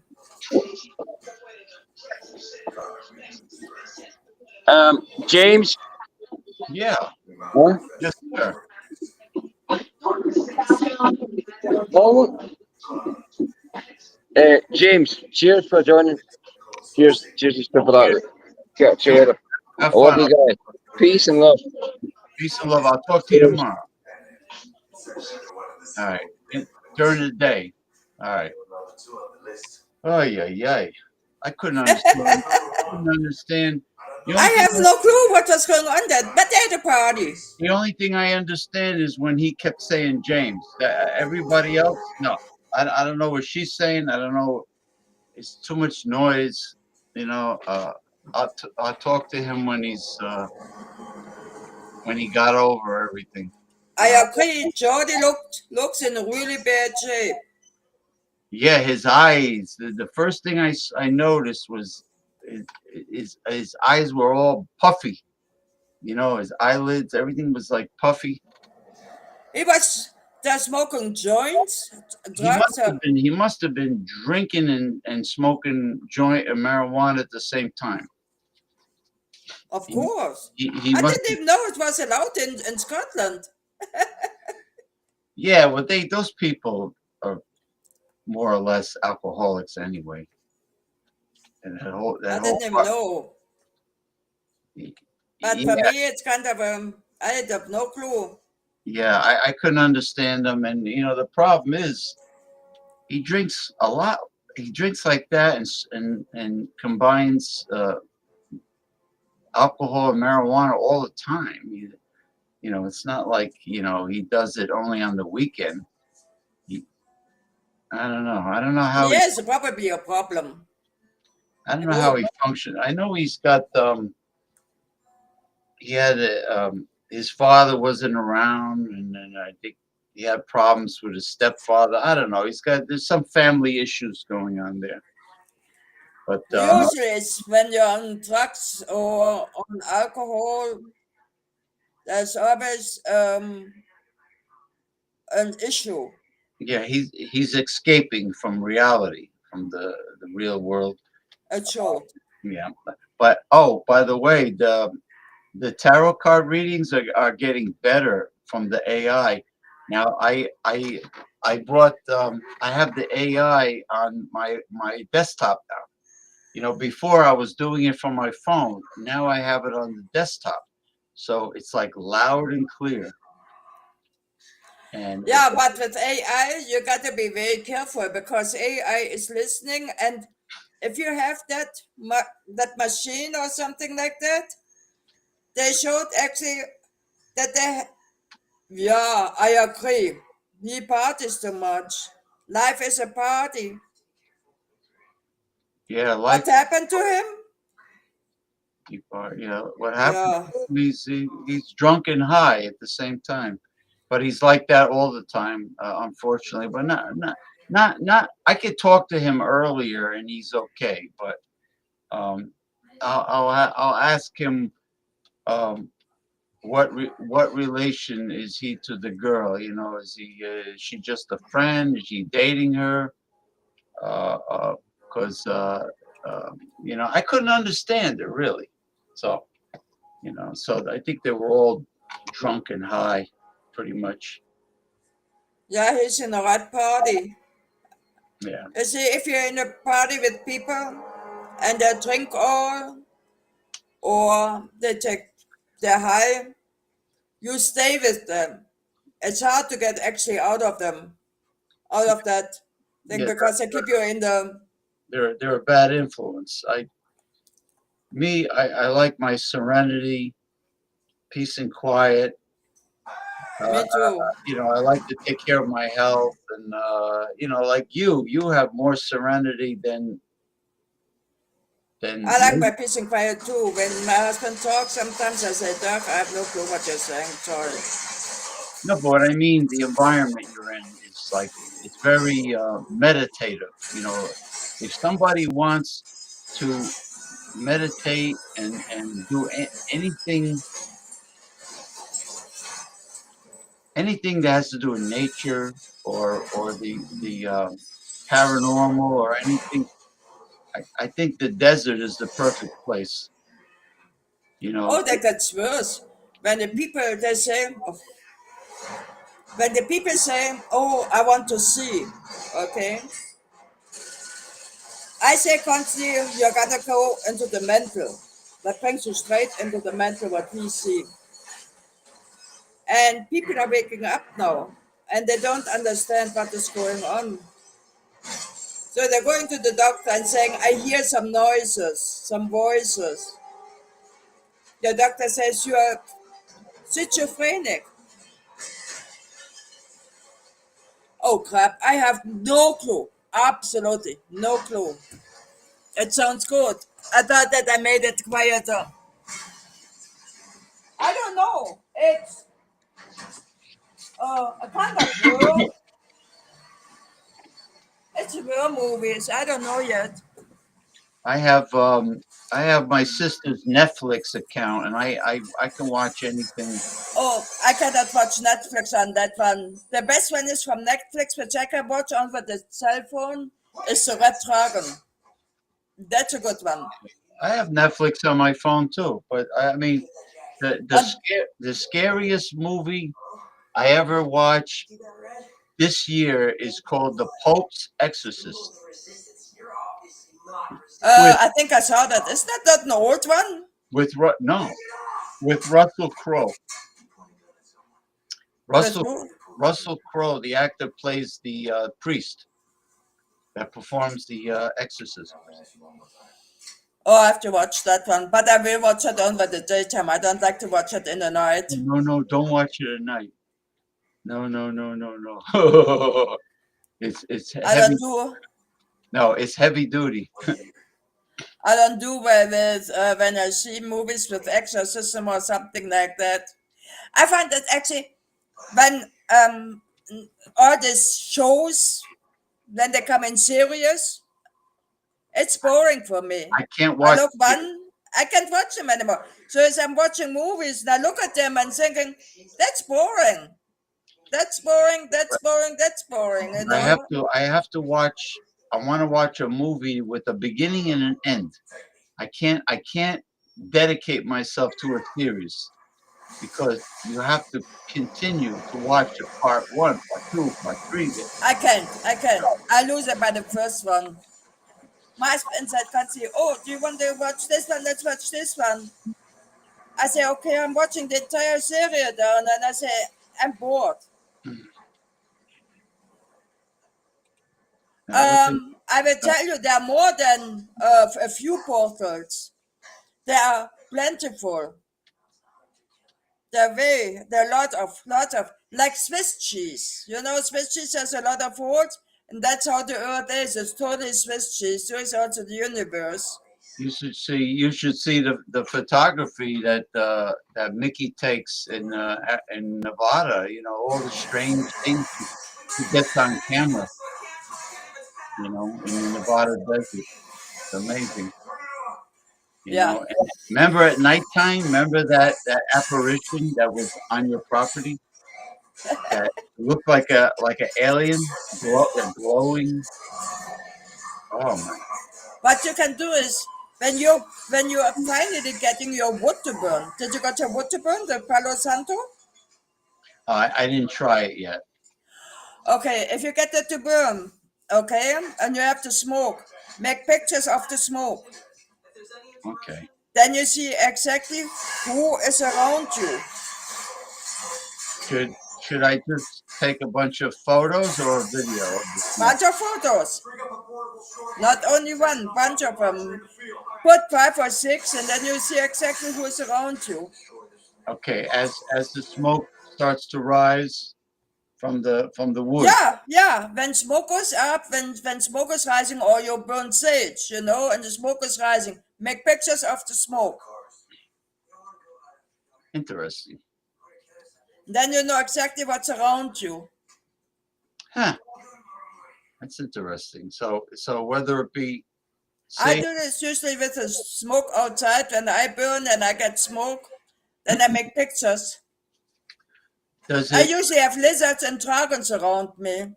Does it still work if I took photos of the incense smoke? Yeah.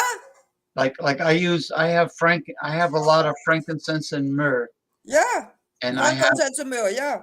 And I have what else do I have? I have white sage incense, and I have one called Evil Go Away. It's a blend. Yes. And I take all them together, I bundle them together, and I light them at the same time. And then I stick them in. I put sand in a clay pot, and I stick the incense in the sand. This only the sticks. The cones I got to put on a plate, but then I'll just take snapshots of boom boom boom, like several, like a half a dozen of the smoke that's rising, and then analyze them, I guess. That's how I do. Then I know exactly what's going on around me, and so I can address them to move on. Shoo. When one of the Halloweens that I was in Salem, Massachusetts, my ex took a photo of me in the Salem cemetery, which was probably over 300 years old headstones. And, they all had like poetry on it about the person. They had and they had a skull with wings at the top of the headstone. And I looked at the photo, and it was all like patches of mist, like smoky mist above the graves in the air. And this was in the daytime. There were like patches of smoky mist, like little clouds. So that had to be a spiritual presence. I mean, could be. Yeah, not in the sky, but like above the cemetery, above the headstones, maybe 10 feet or 20 feet above the graves. Yeah, usually I like to go on cemeteries. Okay, I like to see how old they are or how old the cemetery is. But otherwise, it's a no. I just go back and look for the beauty. And I found out today, because we were talk about cemeteries. My husband said today that in Nevada it's forbidden to be buried now in Nevada. It's forbidden to be buried in the whole state? Why? Look around. Do you see new cemeteries? I haven't. I have not seen cemeteries. I don't understand. I mean, Nevada is all land. It's all. No, probably what they're doing is they're selling you organs to the black market and putting in the what is it, that green Cremation? thingy, huh? Cremation? And liquor, and you dissolve. You dissolve. So they're harvesting. Are they harvesting organs, you think, without the permission of the families? Oh, I don't think so that they give the permission up. There was this one guy who gave his mom, she had dementia, I think she was dead, and he put it to the he put her to the university because they were asking, I think it was university or uh, uh, hospital. But anyway, so it's for research center. They sold her for $6,000 to the military just to blow her up. So he thought that they were researching for her because she had dementia, mental problem. And then he found out that they blew up the mother. That's cruel. That's how it goes. It's money. It's all money making. Yeah. Jeez. That's murder. That's murder. I think that she was dead already. But the thing is now she's flooded all over the place. It's sad. Unbelievable. You can't trust nobody anymore. So you have to have, if you have an organ donor card, so what they probably do is they take everything. They harvest all the organs they can harvest. Don't do this. I have heard when you put an organ donor, and I'm not that sure, but the thing is, it's the harvesting. So let's say the doctor takes it out, okay? He sells that one to whatever the price is on the black market. He makes the money. You don't get a dime. So the family of the person who dies doesn't get one penny from the organs of their family member, and the damn corrupt American medical profession, it makes that goes all over around. That's in Europe too, all over. So they're stealing organs from people, and the family gets nothing. Gets nothing, of course not, because the guy is dead. Yeah, but they're making money on a person who has living relatives. They have claim to the body, not the medical profession.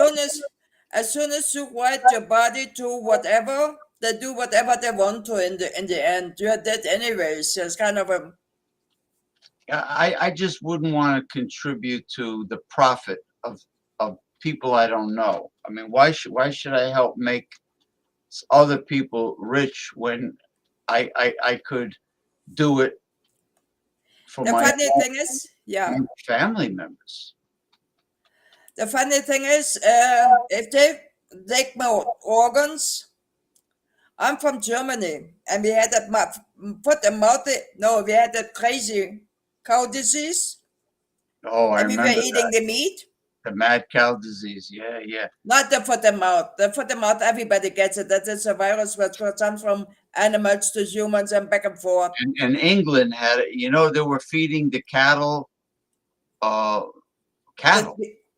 Yeah. Like if the livestock died from an illness, they would grind it up and feed it to yes.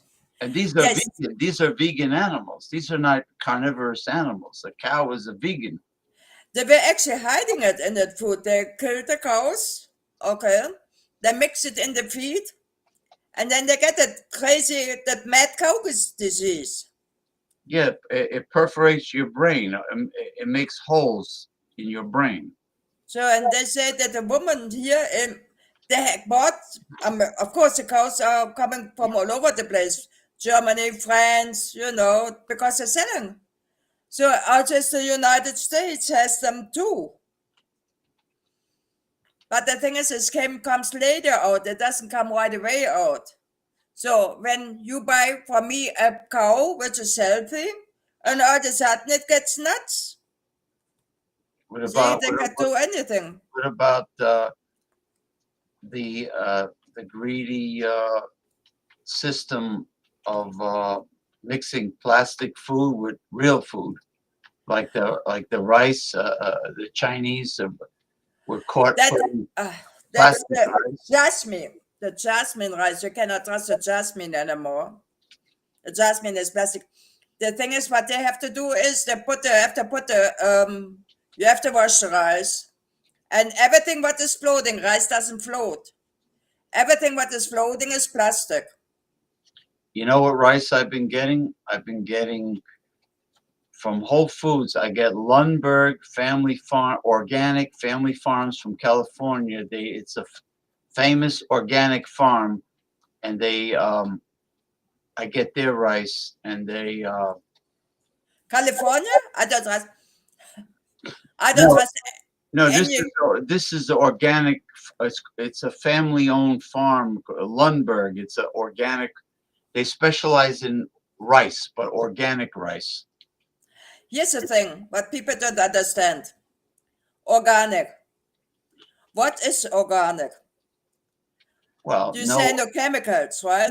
no synthetic, no pesticide, no synthetic fertilizer. Is they them? Non-genetic, not genetically Could be. modified. Who's that? Oh, him. Don't pay attention to him. Is they them? He's talking shit. He's talking nonsense. Hold on. Yeah, he's talking a bunch of nonsense. I don't trust anything from California. Neither do I, Ghana. Neither do I. What? Reload the page? No. Yeah, this is it's a famous family-owned farm that specializes in rice. They just grow rice, and it's organic rice. And you know, I could taste the difference. I mean, it's definitely. The thing is, what is organic? Organic is when you say they don't have any kind of pesticides and everything on it, okay? Which is fine. No synthetic fertilizers. So, but the thing is, when they spray the sky with all this poison and changing the weather and controlling the weather and have all this chemical chemistry, and that comes all down. It's not anymore organic. The chemtrails, they've been doing that a lot lately. Chemtrails. Chemstrails at the trains, or let's say in the state next to us. Okay, in California, they're branching a lot of chemtrails, so and it goes around the earth. It's nothing organic anymore. Nothing. The air is poisonous. We spray here. It's allowed to spray all these chemical chemtrails. It's allowed here. The spray on certain days, crazy. So I'm thinking, we're getting sick again. Can't trust anything on the organic. I wonder what their objective is for spraying chemtrails. I wonder what the purpose is of that.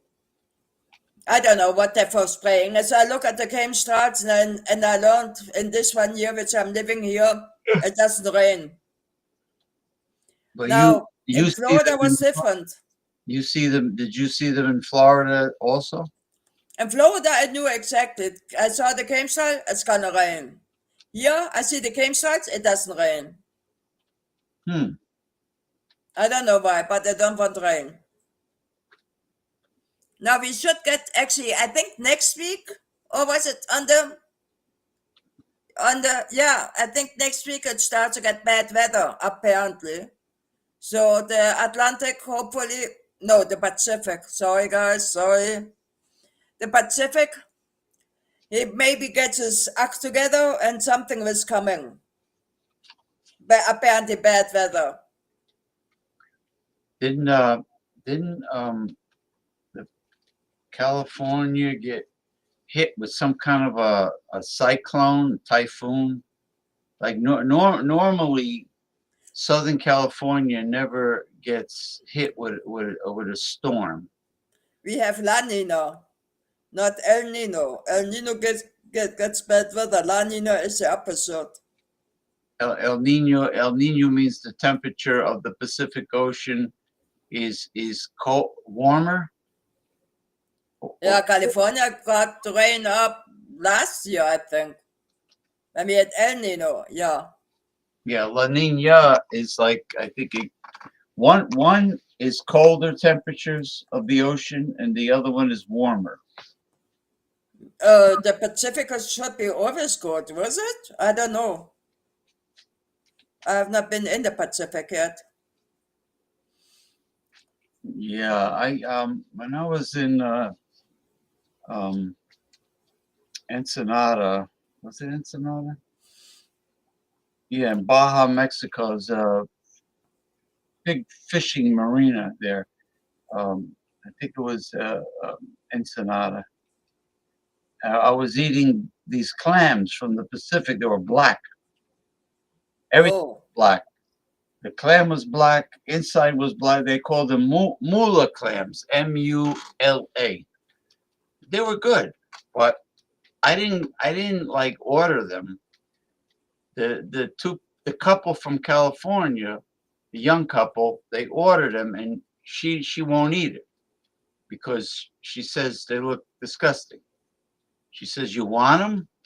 I said, "Yeah, I'll take them." So it was like 2 dozen or 3 dozen, whatever, and I ate them, and they were good, but they were black. They were black I never have seen black ones. as my T-shirt. You know, the whole clam was black, but I never had them before. You know, I try exotic things. Oh, let me ask you a question. I've only had the raw beef, the raw ground beef with the seasoning. Okay. Now I didn't know. Now the Germans make it also from raw pork. Now is there any type of pork that they use for the raw meat? When you can, let's say you're walking a pig, okay, your own pig. So you tell the butcher, he tells you that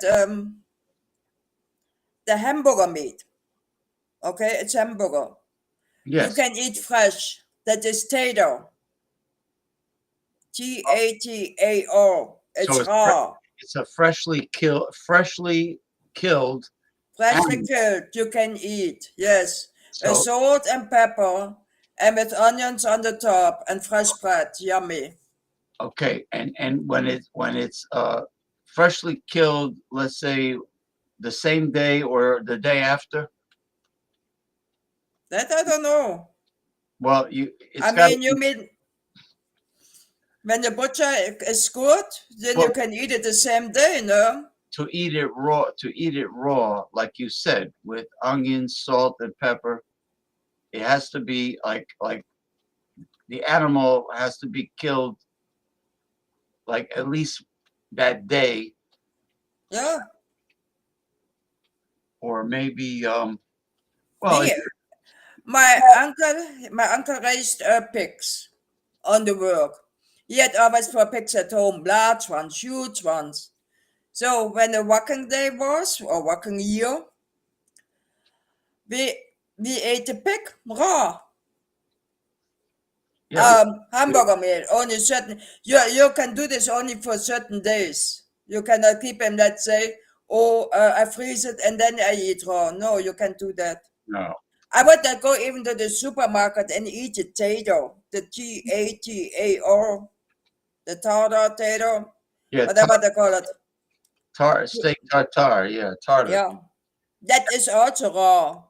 I wouldn't even buy it because I don't know how old it is. I don't know how long it was lying there. I don't know anything. Yeah. Well, with beef, the problem is you have to be aware of the E. coli bacteria.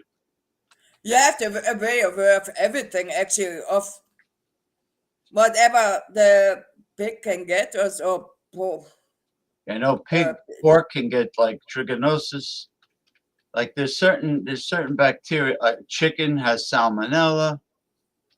You know, so Everybody has salmonella. I think it goes through the poop, no? And when they say, "Oh, the spinach, especially the spinach, has salmonella," I say, "Wait a minute.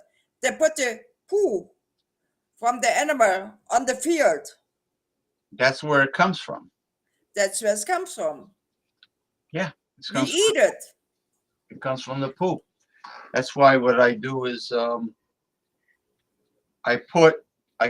take a big bucket or any large container. I like to use a big bucket, and I'll put baking soda and water, a handful of baking soda in water, and soak the vegetables. Or if you have fruit, you can soak those also to get the pesticide off and to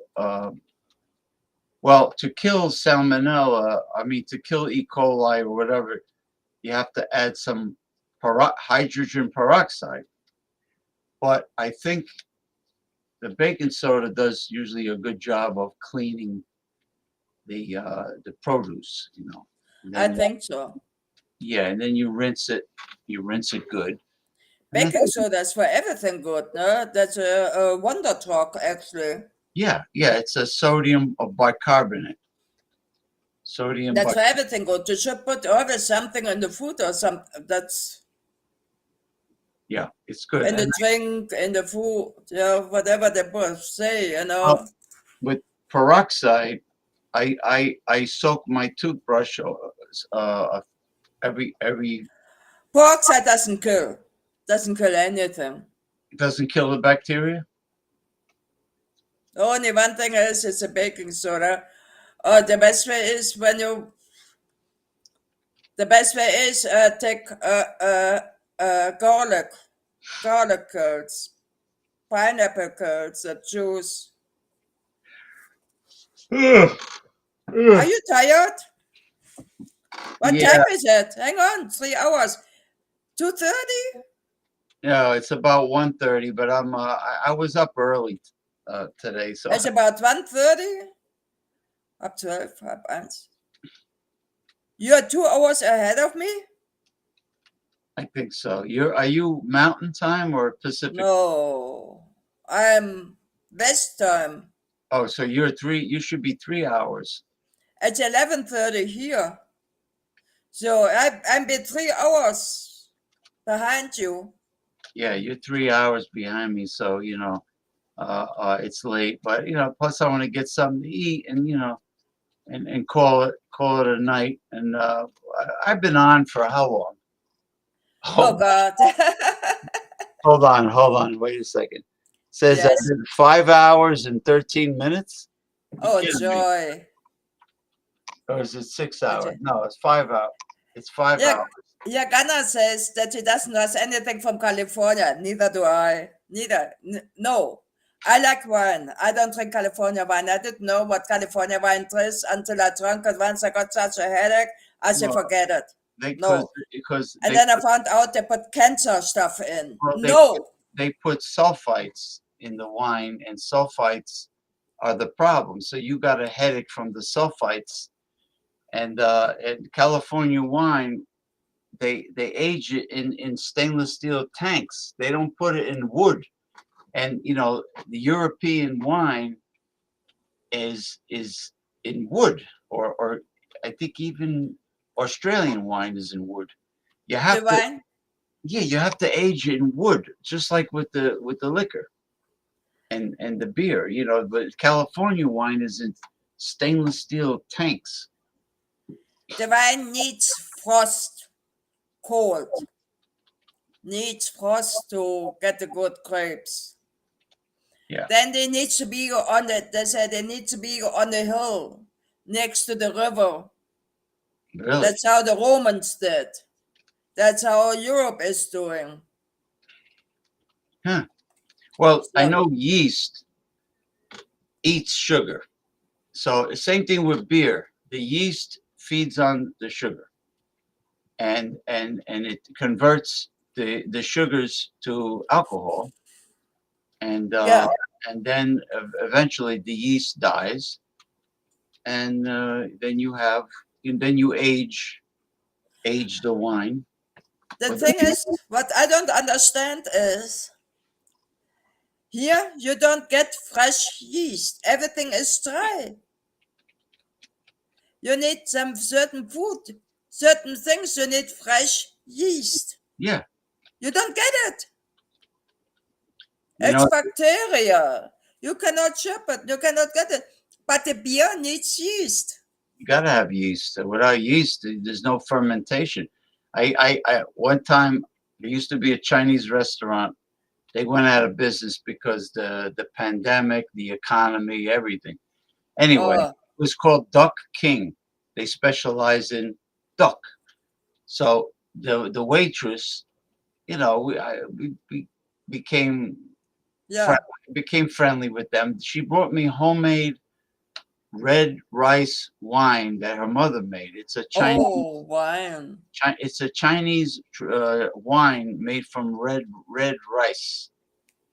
You Let me need to drink the plum wine. let me tell you, it knocked me. I was drunk. One glass of this red rice wine, and Japanese plum wine. Yes, I've had. I haven't seen it here. I have to look if I find it tomorrow on the base. I want to see if I find that one. If I find the rice on the wine on the base. Oh, there's a The plum military wine. base near you. I like the plum wine from China. Yeah, Unless they're putting now also is the Trump puts what 100% on tariff on. you know who's going to pay the consumer. Yeah. The prices. And now here's the thing. Now the other countries are putting the tariffs on their people. So everything what the Americans are sending over, they're putting the tariffs on their own people. Yeah, the consumer is going to pay through higher prices, and groceries are high now. Groceries are high now. Yeah, because everything comes from Mexico and other countries. Mexico, the wood is coming from Canada. So Chinese, the people, America, around the world, everybody sends their stuff to China. Yeah.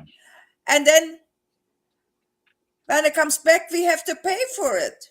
The hemp protein powder I use is grown in Canada. The hemp is grown in Canada. It says organic cold pressed, which means it's pressed the old fashioned way. They take the seeds and they take the oil out yeah. So it's because at one time clothing was made from hemp, not cotton. And hemp is more durable. Yeah, it comes out from other countries, not from the United States. United States is good for food, but when we're looking what is not allowed in other countries, what we're producing, what they're producing, see what I'm saying? You know what? America kills its own people and so it wants to try to kill the others, while the other countries says forget it, we're not gonna do it. You know the chocolate drink they call Ovaltine? Well, I picked up. I got a big jar of Ovaltine in an Asian market that was made to sell in Europe and in Asia, not the United States. There was no added sugar in the that Ovaltine. Only the one in the United States. One of the first ingredients is sugar. The other one, no sugar, just cocoa protein, whey protein powder, malt, malt extract, vitamins and minerals, but no sugar. But the American one, loaded with sugar. Of course, there's another thing going around. Look at the bread, for instance. You buy this bread for $3 and something else. You look on the package, you have so many ingredients in that's not even funny anymore. I don't buy the regular bread no more. I get the organic Dave's Killer bread. So we are going to the bakery and getting a loaf of bread for $7. I'm thinking, what the heck? I can bake my own bread. What do I need? I need flour, yeast, water, and salt. That's all what is in the bread. And probably a little bit sugar. But that's all in the bread. I don't have all that stuff which and now I'm looking actually what is in the yeast. And you need the processor with a strong electric motor to mix the ingredients with the water so you don't have to do by hand. That's too much work. Knead the dough and pound it and make the machine do it. And then the funny thing is I had a pancake mix bought by dollar store, family dollar store, I think, yeah. Okay. So, and I left it actually in the pantry too long. And so I was 2 days ago, I wanted to eat some pancakes mix. I looked at that box, I put it out and saw all these little tiny animals. Oh, there's bugs in it. It's all buggy. I said, yes, that's where I go shopping. There are the bugs in it. Because then you know exactly that is 100%. And sourdough starter is so easy to make. You don't eat sourdough. And you grow your own yeast in the sourdough starter. The yeast is grown. It's so easy. You just equal amount of flour, equal amount of warm water, and you put a sugar, any kind of sugar in it. You mix it, and you let it sit room temperature. So you put it somewhere, and it starts to bubble. And in 1 week, you have sourdough starter. It has yeast in it and that wonderful fermented smell. And you could taste sourdough. When you eat sourdough bread, you could taste it. Can you not take a slice of a sourdough bread from the sourdough bread and mix it all together? Or you can buy even sourdough starter in the store. Yeah, well, that's how, I have sourdough starter in the refrigerator that I make. And it's so easy. I don't like sourdough. Oh, you but don't? I don't like the bread either. Taste the bread. Taste the bread. I'm warning you. Taste the bread. I think the French started the sourdough recipe. Oh, I don't know. We never ate it. The thing is, what I found out with the bread, you're getting addicted. Bread is addicting. Okay, it's already addictive. But the thing is, it's now more addictive. They want you to eat and eat and eat. It's like when you eat McDonald's food. Okay, you have the hamburger. That's why. So you're eating and eating. Okay, you never get stuffed. You stay hungry and hungry and hungry. Obesity. That's why the obesity is in the United States epidemic. Obesity. Yeah. It's too much obesity. Even young people, children are obese. Of course, look at the food. What is cheap? Look at the junk food. I was working today, Willie. I don't want to see it. I don't want to see it. Yes, I bought some chocolate and some Twix, But the thing is, I still have it in the car. It's only about three sweets. But the thing is, in the store, I don't want to see this. That's our poison. I only like that European chocolate, Lindt, Lindt, Lindt. I don't know if it's. Oh, Lindt. You Lint. have to make sure that the lint is from Europe.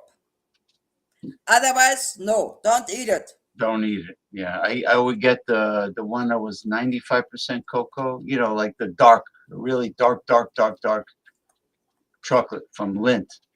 Yeah, the dark chocolate is actually very healthy than the normal milk chocolate. Yes, it's very rich. Not only is it rich antioxidants, but listen, that video on my group page, somebody put the Sam Hunt put the video. It stimulates stem cells in the body. Cocoa stimulates stem cell production, and it goes anywhere in the body where it's needed. If something has to be, yeah, but the thing is, you got to have when you eat the dark chocolate, you know. I was talking today on the Hershey chocolate, and the thing, take the sweet stuff, you know. Tomorrow I will go back to the base and get that one dark chocolate from Lindt. Try that one. It's not too sweet. The Americans, they have a problem here. They have that so sweet. well, No. what I The follow, Coke doesn't take Coke anymore. I don't have even taste buds anymore, probably. The Coke doesn't take Coke anymore. Nothing tastes. Absolutely nothing. I follow the recipe from this famous urologist from YouTube. She says you get organic, pure cocoa powder, 100% baker's cocoa. Yeah, you got to go to the baking section. And you put raw honey, which I've been buying, raw unfiltered honey. Mix it with the cocoa with hot water. In hot water? Yeah, with boiling water. I make my own hot cocoa with raw honey and organic cocoa powder. And then what? It has to be the raw honey, unfiltered. You know, like fresh from the hive. You know, and that's what I've been getting. And it's great. No, it tastes wonderful. Raw honey with pure cocoa powder. It's 100. And hot water? Well, yeah, to make hot cocoa, you have to have hot water. Oh, okay. You know, to make a drink. That sounds good. That sounds something. Yeah. I know what I can do tomorrow, going shopping again. I know the raw honey is very high in nutrition because, you know, honey, not the pasteurized honey, but the honey that's raw has been used for thousands of years. You know, it's an ancient Can't trust honey either anymore. What they're putting in that's what I found out here. I don't buy that honey. No, they're selling it by the farmer, from the farmers and everything, you know. They sell the honey, but then I found out that they punch the honey. They're putting syrup in. Oh, they're mixing it with shit. Oh. They're putting like corn syrup or maybe agave syrup. The one said it. They said they're mixing here honey with syrup. And she said, when I want to buy real honey, I go to Walmart. You know, they're doing the same thing with olive oil. Some companies, not all of them, they're mixing the cheap oil with the olive oil and trying to sell it as real olive oil. But you could tell olive oil. It's, first of all, it's dark green, and when you take the screw or the cap, you can smell it. You can smell it, and when you taste the olive oil, it has a peppery. When it hits your throat, I don't like olives. I loathe olives. Oh, they you don't have like that taste, that metallic taste. Oh, you like avocado? They have that metallic taste, the black olives, and the thing is, no, as I'm not an olive fan, never liked them. But the thing is, since when? Now, ask my hours after the question, okay? When you see that all this junk, what is it? That soy milk, that that almond milk. I chased the almonds through the coffee machine, and I told my husband, I say, I don't see milk coming out of the almond. So then I was looking on that one, having fun, you know. Then I'm looking over that one and thinking, they're putting milk in it. Putting sugar. They're putting chemicals in it. It's all chemical. You know how many almonds? If you buy almond milk at the supermarket, you know there's very few almonds in the almond milk. It's mostly a lot of crap. I don't get that no more because when I found out that they only use a handful of almonds. I used to drink it because I like the flavor. Wow. But then this is other thing is when they say olive oils and everything, I'm thinking, where did they get the oil from? Did you ask yourself this way? How does this little tiny fruit get that much oil? You know, it's kind of a thing with what do they punch it together? Are you sure the olives didn't have a metallic flavor from the can? Were they you have canned? this little tiny olive. So, and then the company sells how many bottles? Where do they have the trees? Well, you have to squeeze a lot of olives to get a gallon of You olives. don't have that many olives. It is that like that when I pick the olives, that's it. You know, let's say I have 10 trees, okay? Olive trees. So there you I have no clue how they I don't even know how they squeeze that out. Yeah, how did So I don't get it. Now with the nuts, it's a different story. They're little kind of oily, the nuts. When you take the almond nuts, the walnut nuts, everything together, you know, you have a little bit of oil. But how do they get it out of the little tiny olive? There's the same size than the nut over there. I don't know. You need a lot of olives. Yeah, but the thing is, it's the same with rice. We are a country, okay? Let's say we have, for people, let's make a village out of it, okay? So I have 10 trees. The only one, the most of the biggest farmer has 10 trees, okay? So I have 50 people over there, okay? So 50 families in my village, or 100. So I have 10 trees. So 100 people. How do I make the olive for each family? And that is going over there. My oil goes also around the world. See what I'm saying? With what? I have only 10 trees, but it goes around the world. Well, they say most of the olive oil that in the production in the world, the olives are from Spain, but still, that's a lot of olive oil. I mean, and it literally, let's say 5 states, bigger state like Texas, and have them full of olives.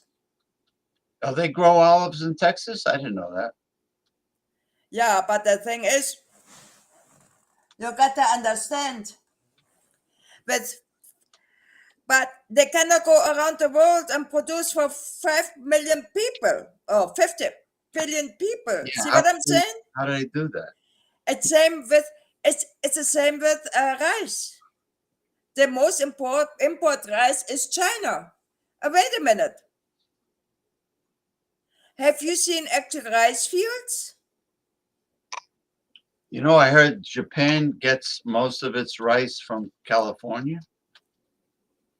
I have not seen in California rice fields. Because the Japan is Mount very mountainous. They don't have a lot of land for farming. It's a lot of mountains. Yeah, they get the rice actually probably from China too. But the thing is, how can they produce so much rice for the entire year to come? Yeah, rice grows in water. Now, then all this different rice, the jasmine rice is a clump rice. So it's kind of a thinking. Now they put in jasmine, you cannot trust jasmine anymore because there's plastic in. Oh, makes sense. Yeah, I'm not buying. I don't buy that no more. No, We don't either. But the thing is, it makes sense because it's too many people out. The production not every year is the same year. So where do they get the rice from? I don't know. That's just Anyway, everything. yeah, how do they produce a massive amount, the volume of food for the world on I don't know. Now I have heard from TikTokers, I didn't even know if that is true. I have not even checked it, that the apple, when they have all this the drugs over the apple. You see? apples? Yeah, the apples. They say they put the wax over the apple. I think that was the wax. That's Tell bad me here. because it seals in all the Yes. pesticides. Yes. So the apple does not anymore grow bad. So the apple stays green. And the apple is not from this year, which you think it is. No, it's from last year. That's why I never buy waxed. I would never buy waxed, shiny, pretty apple. Oh, I cut them now. I peel them. I don't want to eat it anymore because I'm sharpening it.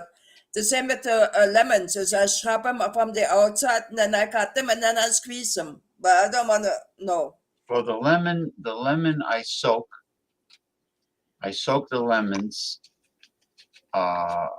because there's no wax on it. Plus the oil from the skin of the citrus is very medicinal. So Yeah, I see.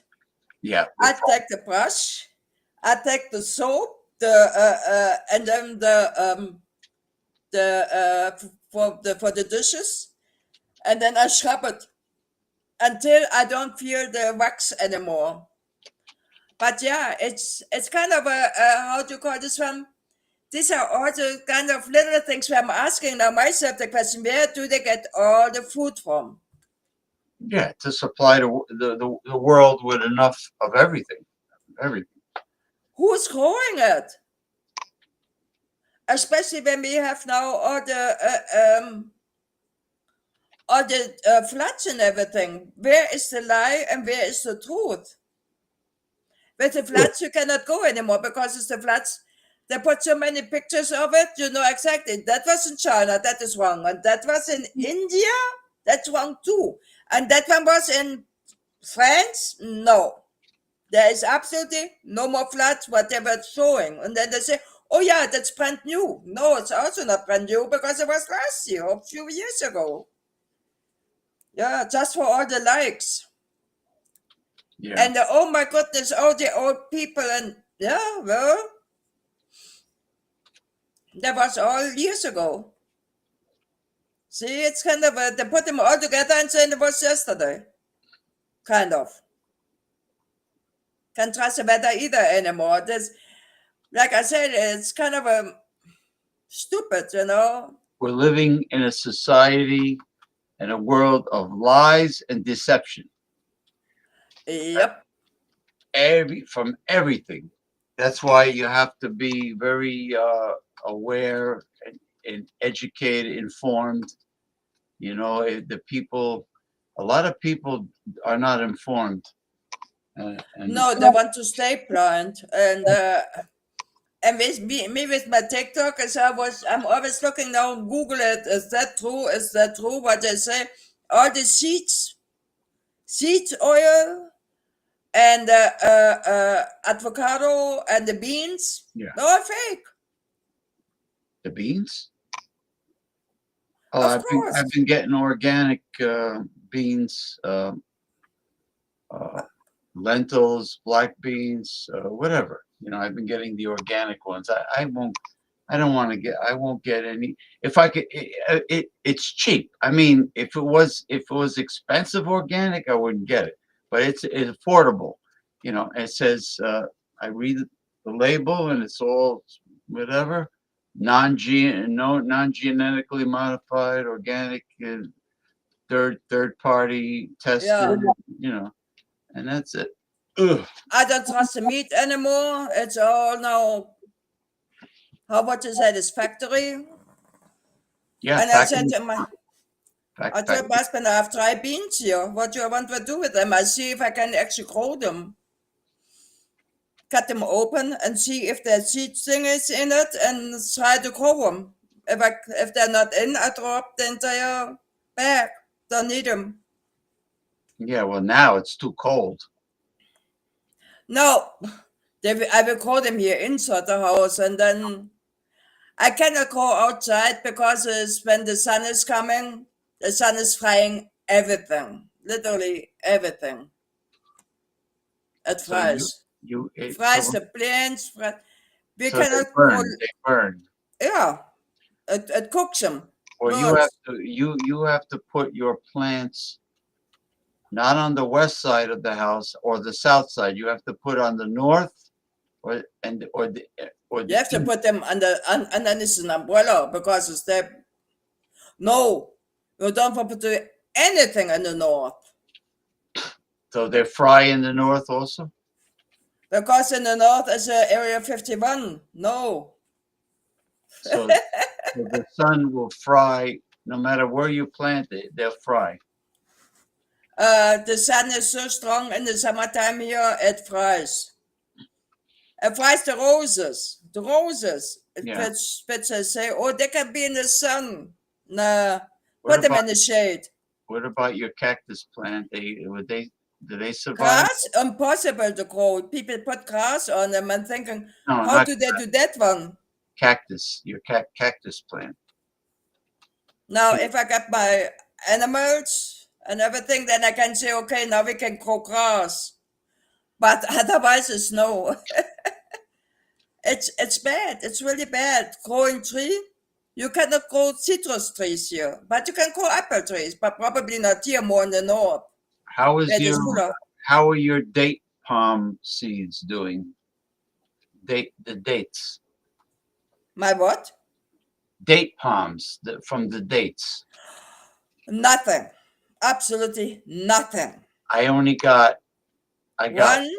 got one that grew roots this long, and there's a sprout coming up, and I transplanted it. All the other ones, the seeds, they're still sitting there in the dark, with the wet cotton balls or whatever the hell I got. Yeah. Now nothing. I gotta check it. I haven't checked it in a while. I wouldn't be surprised if that would. I bought some. I told my husband once, bring me some dates with pits. He brings me shredded dates, so kind of a square dates. So I bought dates today. So let's see if I get some to raise. Because these dates were organic Mejdul, the big ones, the big monsters. They call them Mejdul dates. I don't know what I brought this time. You could tell the regular dates are skinny. They're skinny and small. These are the big fat ones, and it says organic, but they got the pits inside. And normally, if you cannot raise it, it's GMO. Because it's when we were living in Florida, we had friends. Yeah. And he had a garden, and he was trying to raise corn, sweet corn, of course, corn. Couldn't do nothing, absolutely sweet, nothing. That was all no. I couldn't raise corn. He had it 1 year, he had the corn, so he was trying to raise corn again. Nope, not gonna happen. He was trying to raise tomatoes, not gonna happen. He was trying to raise everything what you usually can raise, nothing. Then he gave up and raises Angus. I Three saw of them. I saw this guy on the show I was on Friday. This guy showed pictures of a Native American corn, no GMO, no nothing. It's original corn. It's called the blood red, and it was beautiful corn. It was like a dark red, like a rose, like the color of a red rose. And I said, oh man, that looks good. That probably has a lot of nutritional value. If you still can raise them, that's good. But the thing is, otherwise, there's no. Well, and then he said that it's all GMO. GMO does not allow that you. How would you say this? They're kind of when you like to grow, you can do, you cannot get it more. The GMO seeds will not germinate. They will not sprout. They're Then you know what you grow and what you eat, and no. It's crazy. It's absolutely nuts. And I'm trying to get it too. I'm trying to grow some stuff. Can do. Trying to figure something out here. What I'm growing right now is pothos. They grow. Pothos ivy, yeah. Pothos, yeah. What I'm trying to do is I'm trying to grow. I bought some peas. Yeah. I don't know where they are. But the thing is, I want to grow them. I want to see if I get them up. Let's see. They'll be kind of interesting. If it's the ground, is it the dirt? I have no clue. Or it's just GMO. And they say, here you can have some peas. Or try to take the tomato. You cut them in half, have the seeds, and put them in the ground and see what comes. Oh, okay. Well, so what happened to me is you remember when I said I was taking photos of the lemon seeds that it got this high from the lemons from the supermarket. I was able to sprout, and it got this high. Then all of a sudden, the leaves got soft and droopy, and I followed the instructions from the internet.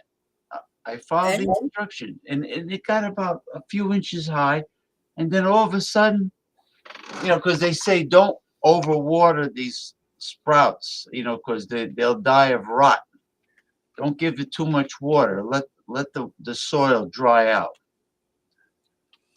That's why I was never listened to it. So I water them and water them every 2 or 3 weeks here. Now, with the pothos, they like to sit in water somehow. So as I water them, I sink them actually literally in water.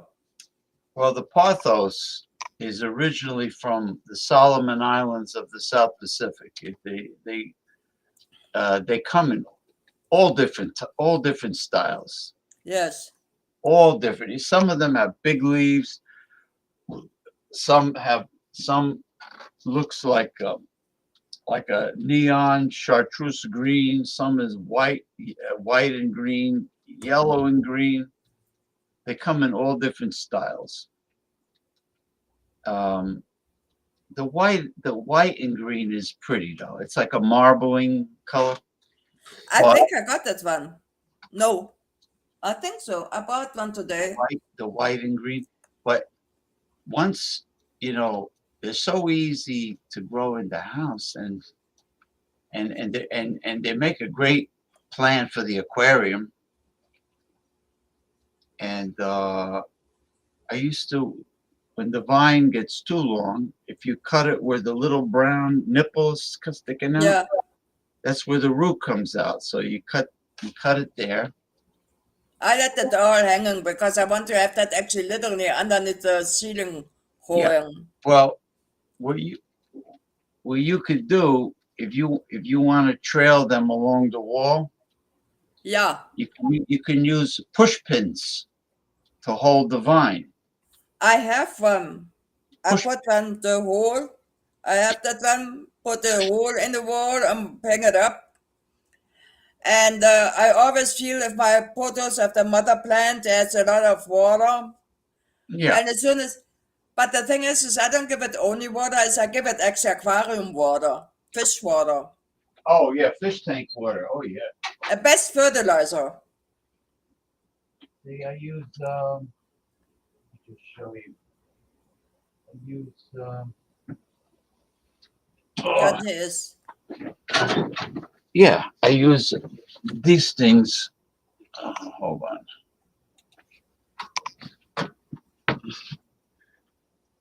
I used it Oh no. for the wall, put to hold the, you put them in the wall, and this part holds the vine, rests on Oh, here. that's an idea. Push I pin. didn't try that. I didn't try that one before. It's what I did is I have a holder in the wall, a kind of a picture holder. When you when you take this a hook holder, when you put them underneath the ceiling for hanging up something. That's what I have. Yeah, well, you don't need too many of those. You just, every like few, several feet, like one every 5 feet. No, mine is not that long, not yet. Yeah, yeah, and you don't, it looks nicer than hanging artificial ornaments on the wall, because it's, you got nature, Yeah. and they don't need. They're very adaptable. They'll grow in bright light, in low light, in medium light. You know. I have a question on you. Yeah. Are you kind of worried about something? Oh, I always worry about something. You're looking out of the window and you see the street down there, and you're worried about something which is very important. Well, no, the only thing that happens outside is the building. The people that live next door are very loud, and they have conversations, and they speak loudly. Like everybody has to hear their business. But other than that, I don't have any issues with anybody except well, she's been quiet. She's been quiet for a long time. There was a crazy woman living underneath me. Oh, underneath. Yeah, yeah. When she's quiet, then you should be worried about. Yeah, no, she's been well. The cops had a talk with her, so The cops are coming to her? they had to, yeah, because she was making threats. She's making threats, threatening. Oh God. How are your neighbors doing? Oh, them? They still live there, but I don't hear them. You mean like the Jamaicans, the West Indies, You don't hear them? the voodoo, the crazy voodoo. Once in a big while, I hear them. They're quiet? They got because the Oh, people, that's nice. I had I think they had the cops come one time. I think the Who building. got the cops on them? One of the people living in that building had a big fight, big argument with the guy, and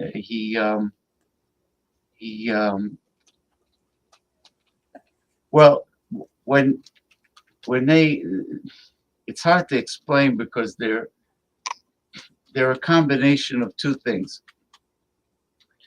They scream about how bad and evil the United States is, and they scream about white people this or white people that. And then they start carrying on almost like they're going like into like a voodoo ritual. And the wife starts making animal sounds. She starts howling and howling like a wolf and making animal sounds. So these people are really crazy. And you know, this is what gets me. They're living, when they were living in the islands, most likely they were poor, right? They're living in the United States in a subsidized building, okay, in a rich neighborhood, Yes. and they're complaining. They're complaining everything is so bad here in the United States. And the white man this and the white man that. Well, nobody forces anybody to stay here. They want to go back, they can go back to Jamaica. But did Or, they came to you? no, I don't. No, I Why never. did they came actually to the States?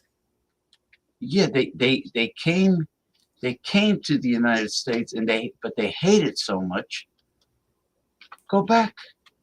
You know, it's like. Oh, hang on. Were they also homeless before? I don't. Remember, because it's the government is good in that they're shipping the homeless around the United States or to the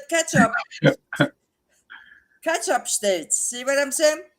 So they're coming in the north. They don't want to be in the north because it's so cold. Then they're going in the south. Then they see the south. They don't want to be here either. Well, you know a problem, Paul. Well, you probably know, but the Venezuelan illegal Venezuela immigrants, you know, they're like gang members. They're causing a lot of crime in New York, and you know, Trump is supposed to. He's going to send in, you know, the troops and have mass deportation of all these people causing. I think that that when they're moving the homeless and everything, see, they're making actually money off them because of people say when you in the trailer and the shipping containers, they hear people screaming. Okay, so you have some shipping containers going overboard. Then now they're coming out that the aliens are living in the ocean. Then they're coming out with who do we feed in the ocean? Because remember, that apparently the people in the container they go overboard. You see, who do we feed? And nobody cares. You see, we're a nation, we don't care. Otherwise, they would stop that whole entire shipping. Oh, we cannot do this. We have to keep things open. You know. Do they really look on that one? Do they really check all the containers? No, no time, no people. Nobody cares. It's sad. We're a sad nation. Then they killed the CEO, the CEO. Yeah. Then the police, the New Yorker police put $10,000 on the head. Who killed them? So the New Yorkers say, we don't see anything. We are blind. No, we're not gonna deal with this. And his own people from the CEO, his own people were stepping over him. Jeez. I tell you, it's chaos. It's chaos.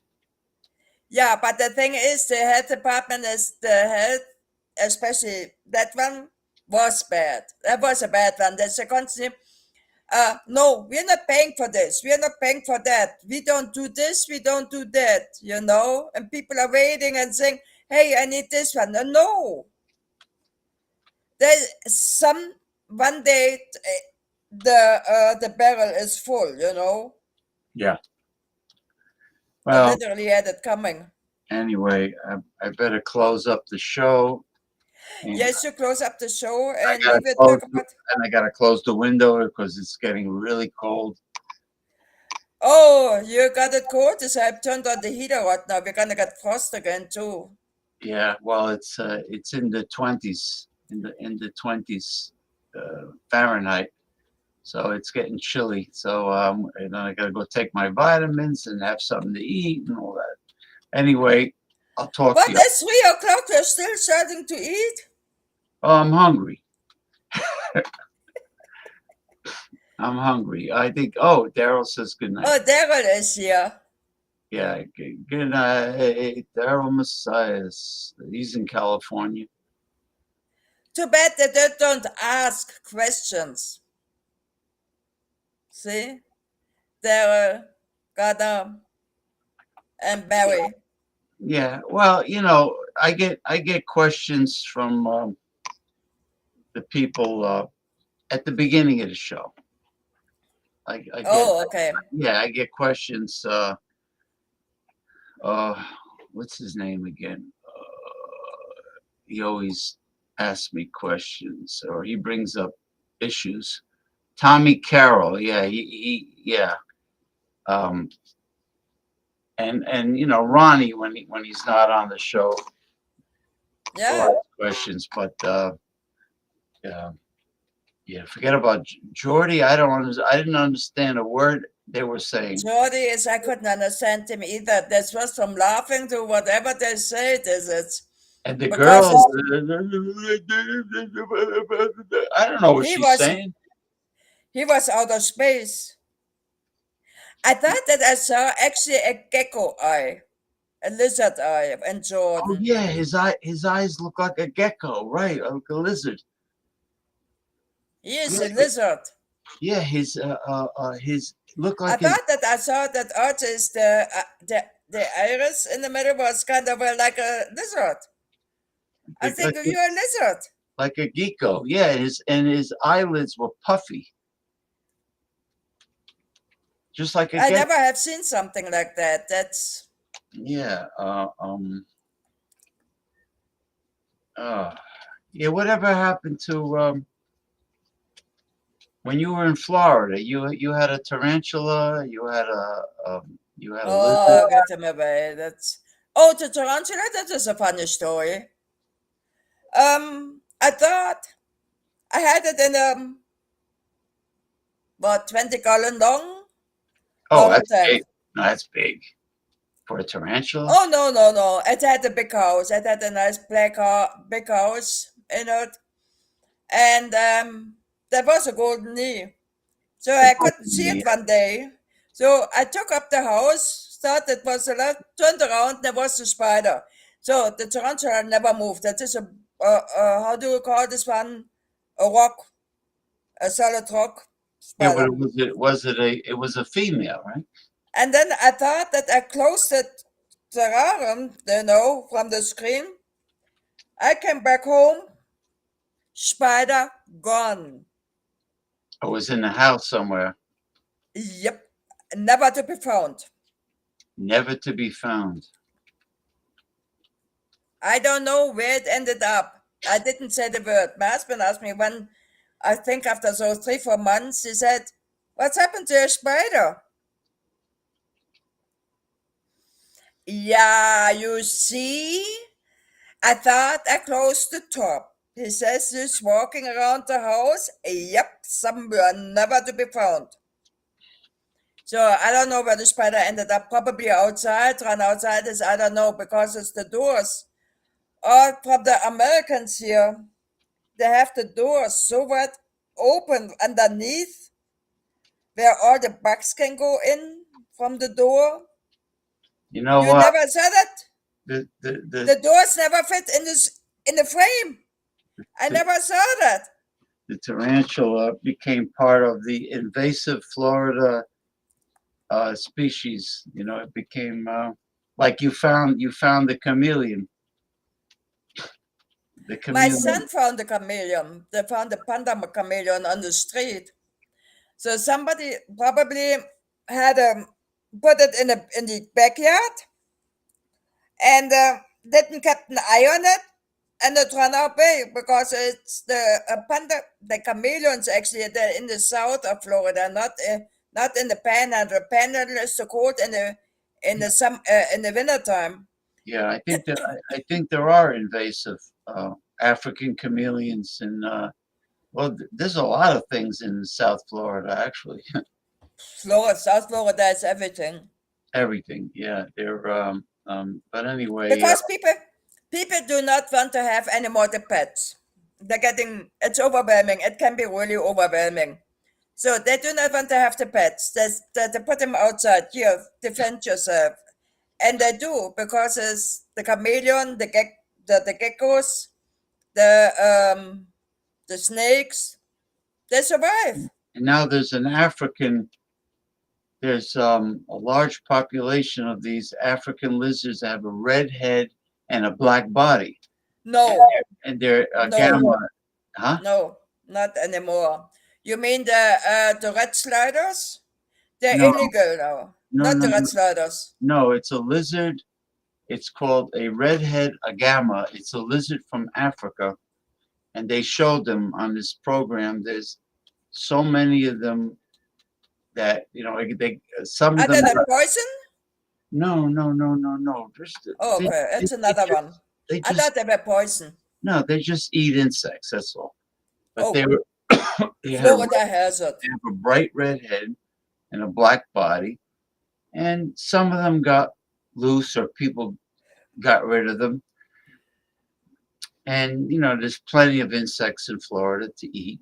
And Absolutely. They have everything. You name it, they have it. Even though the roaches, everything is there.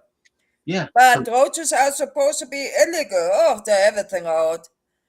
And then they say, now the red sliders, they cut them. They cut them all. Because it's now illegal to sell them. So if you have a red slider, if you're living in Florida, you have a red slider, you cannot sell it, you cannot take it away, you cannot, nothing. You have to keep it because it's illegal. They farm. Well, a lot of the captive bred reptiles are in Florida. Yes, a lot of captive breeding, tropical fish, reptiles in general, and they're raised in captivity, by breeders, but they're in Florida because of the weather. The weather. There was a snake farm down in Florida, in South Florida, in the swamp area. And Hurricane Andrew, I think it was Hurricane Andrew, that was before we moved up there, destroyed it. So we have all these snakes, I don't know what kind of snakes down there, the huge ones. Burmese pythons. So, they're trying to, every year, they're having a hunting season of the snakes. Then they're going to kill them. They're not getting killed. They don't even make a dent in it. There's too many. They even found a green anaconda in the Everglades. They have that, I don't know, all these kind of snakes, these long ones. Yeah. All these kind of noodles. They're pythons. Yeah, the pythons. They have them down there. And the thing is, the pythons, because of the stupid human who is moving into the area, so the pythons are moving north. Because they're finding all the food. They're finding the dogs, they're finding cats, they're finding whatever they find out there, So they're moving north. And the thing is, they do not make a dent in the python world.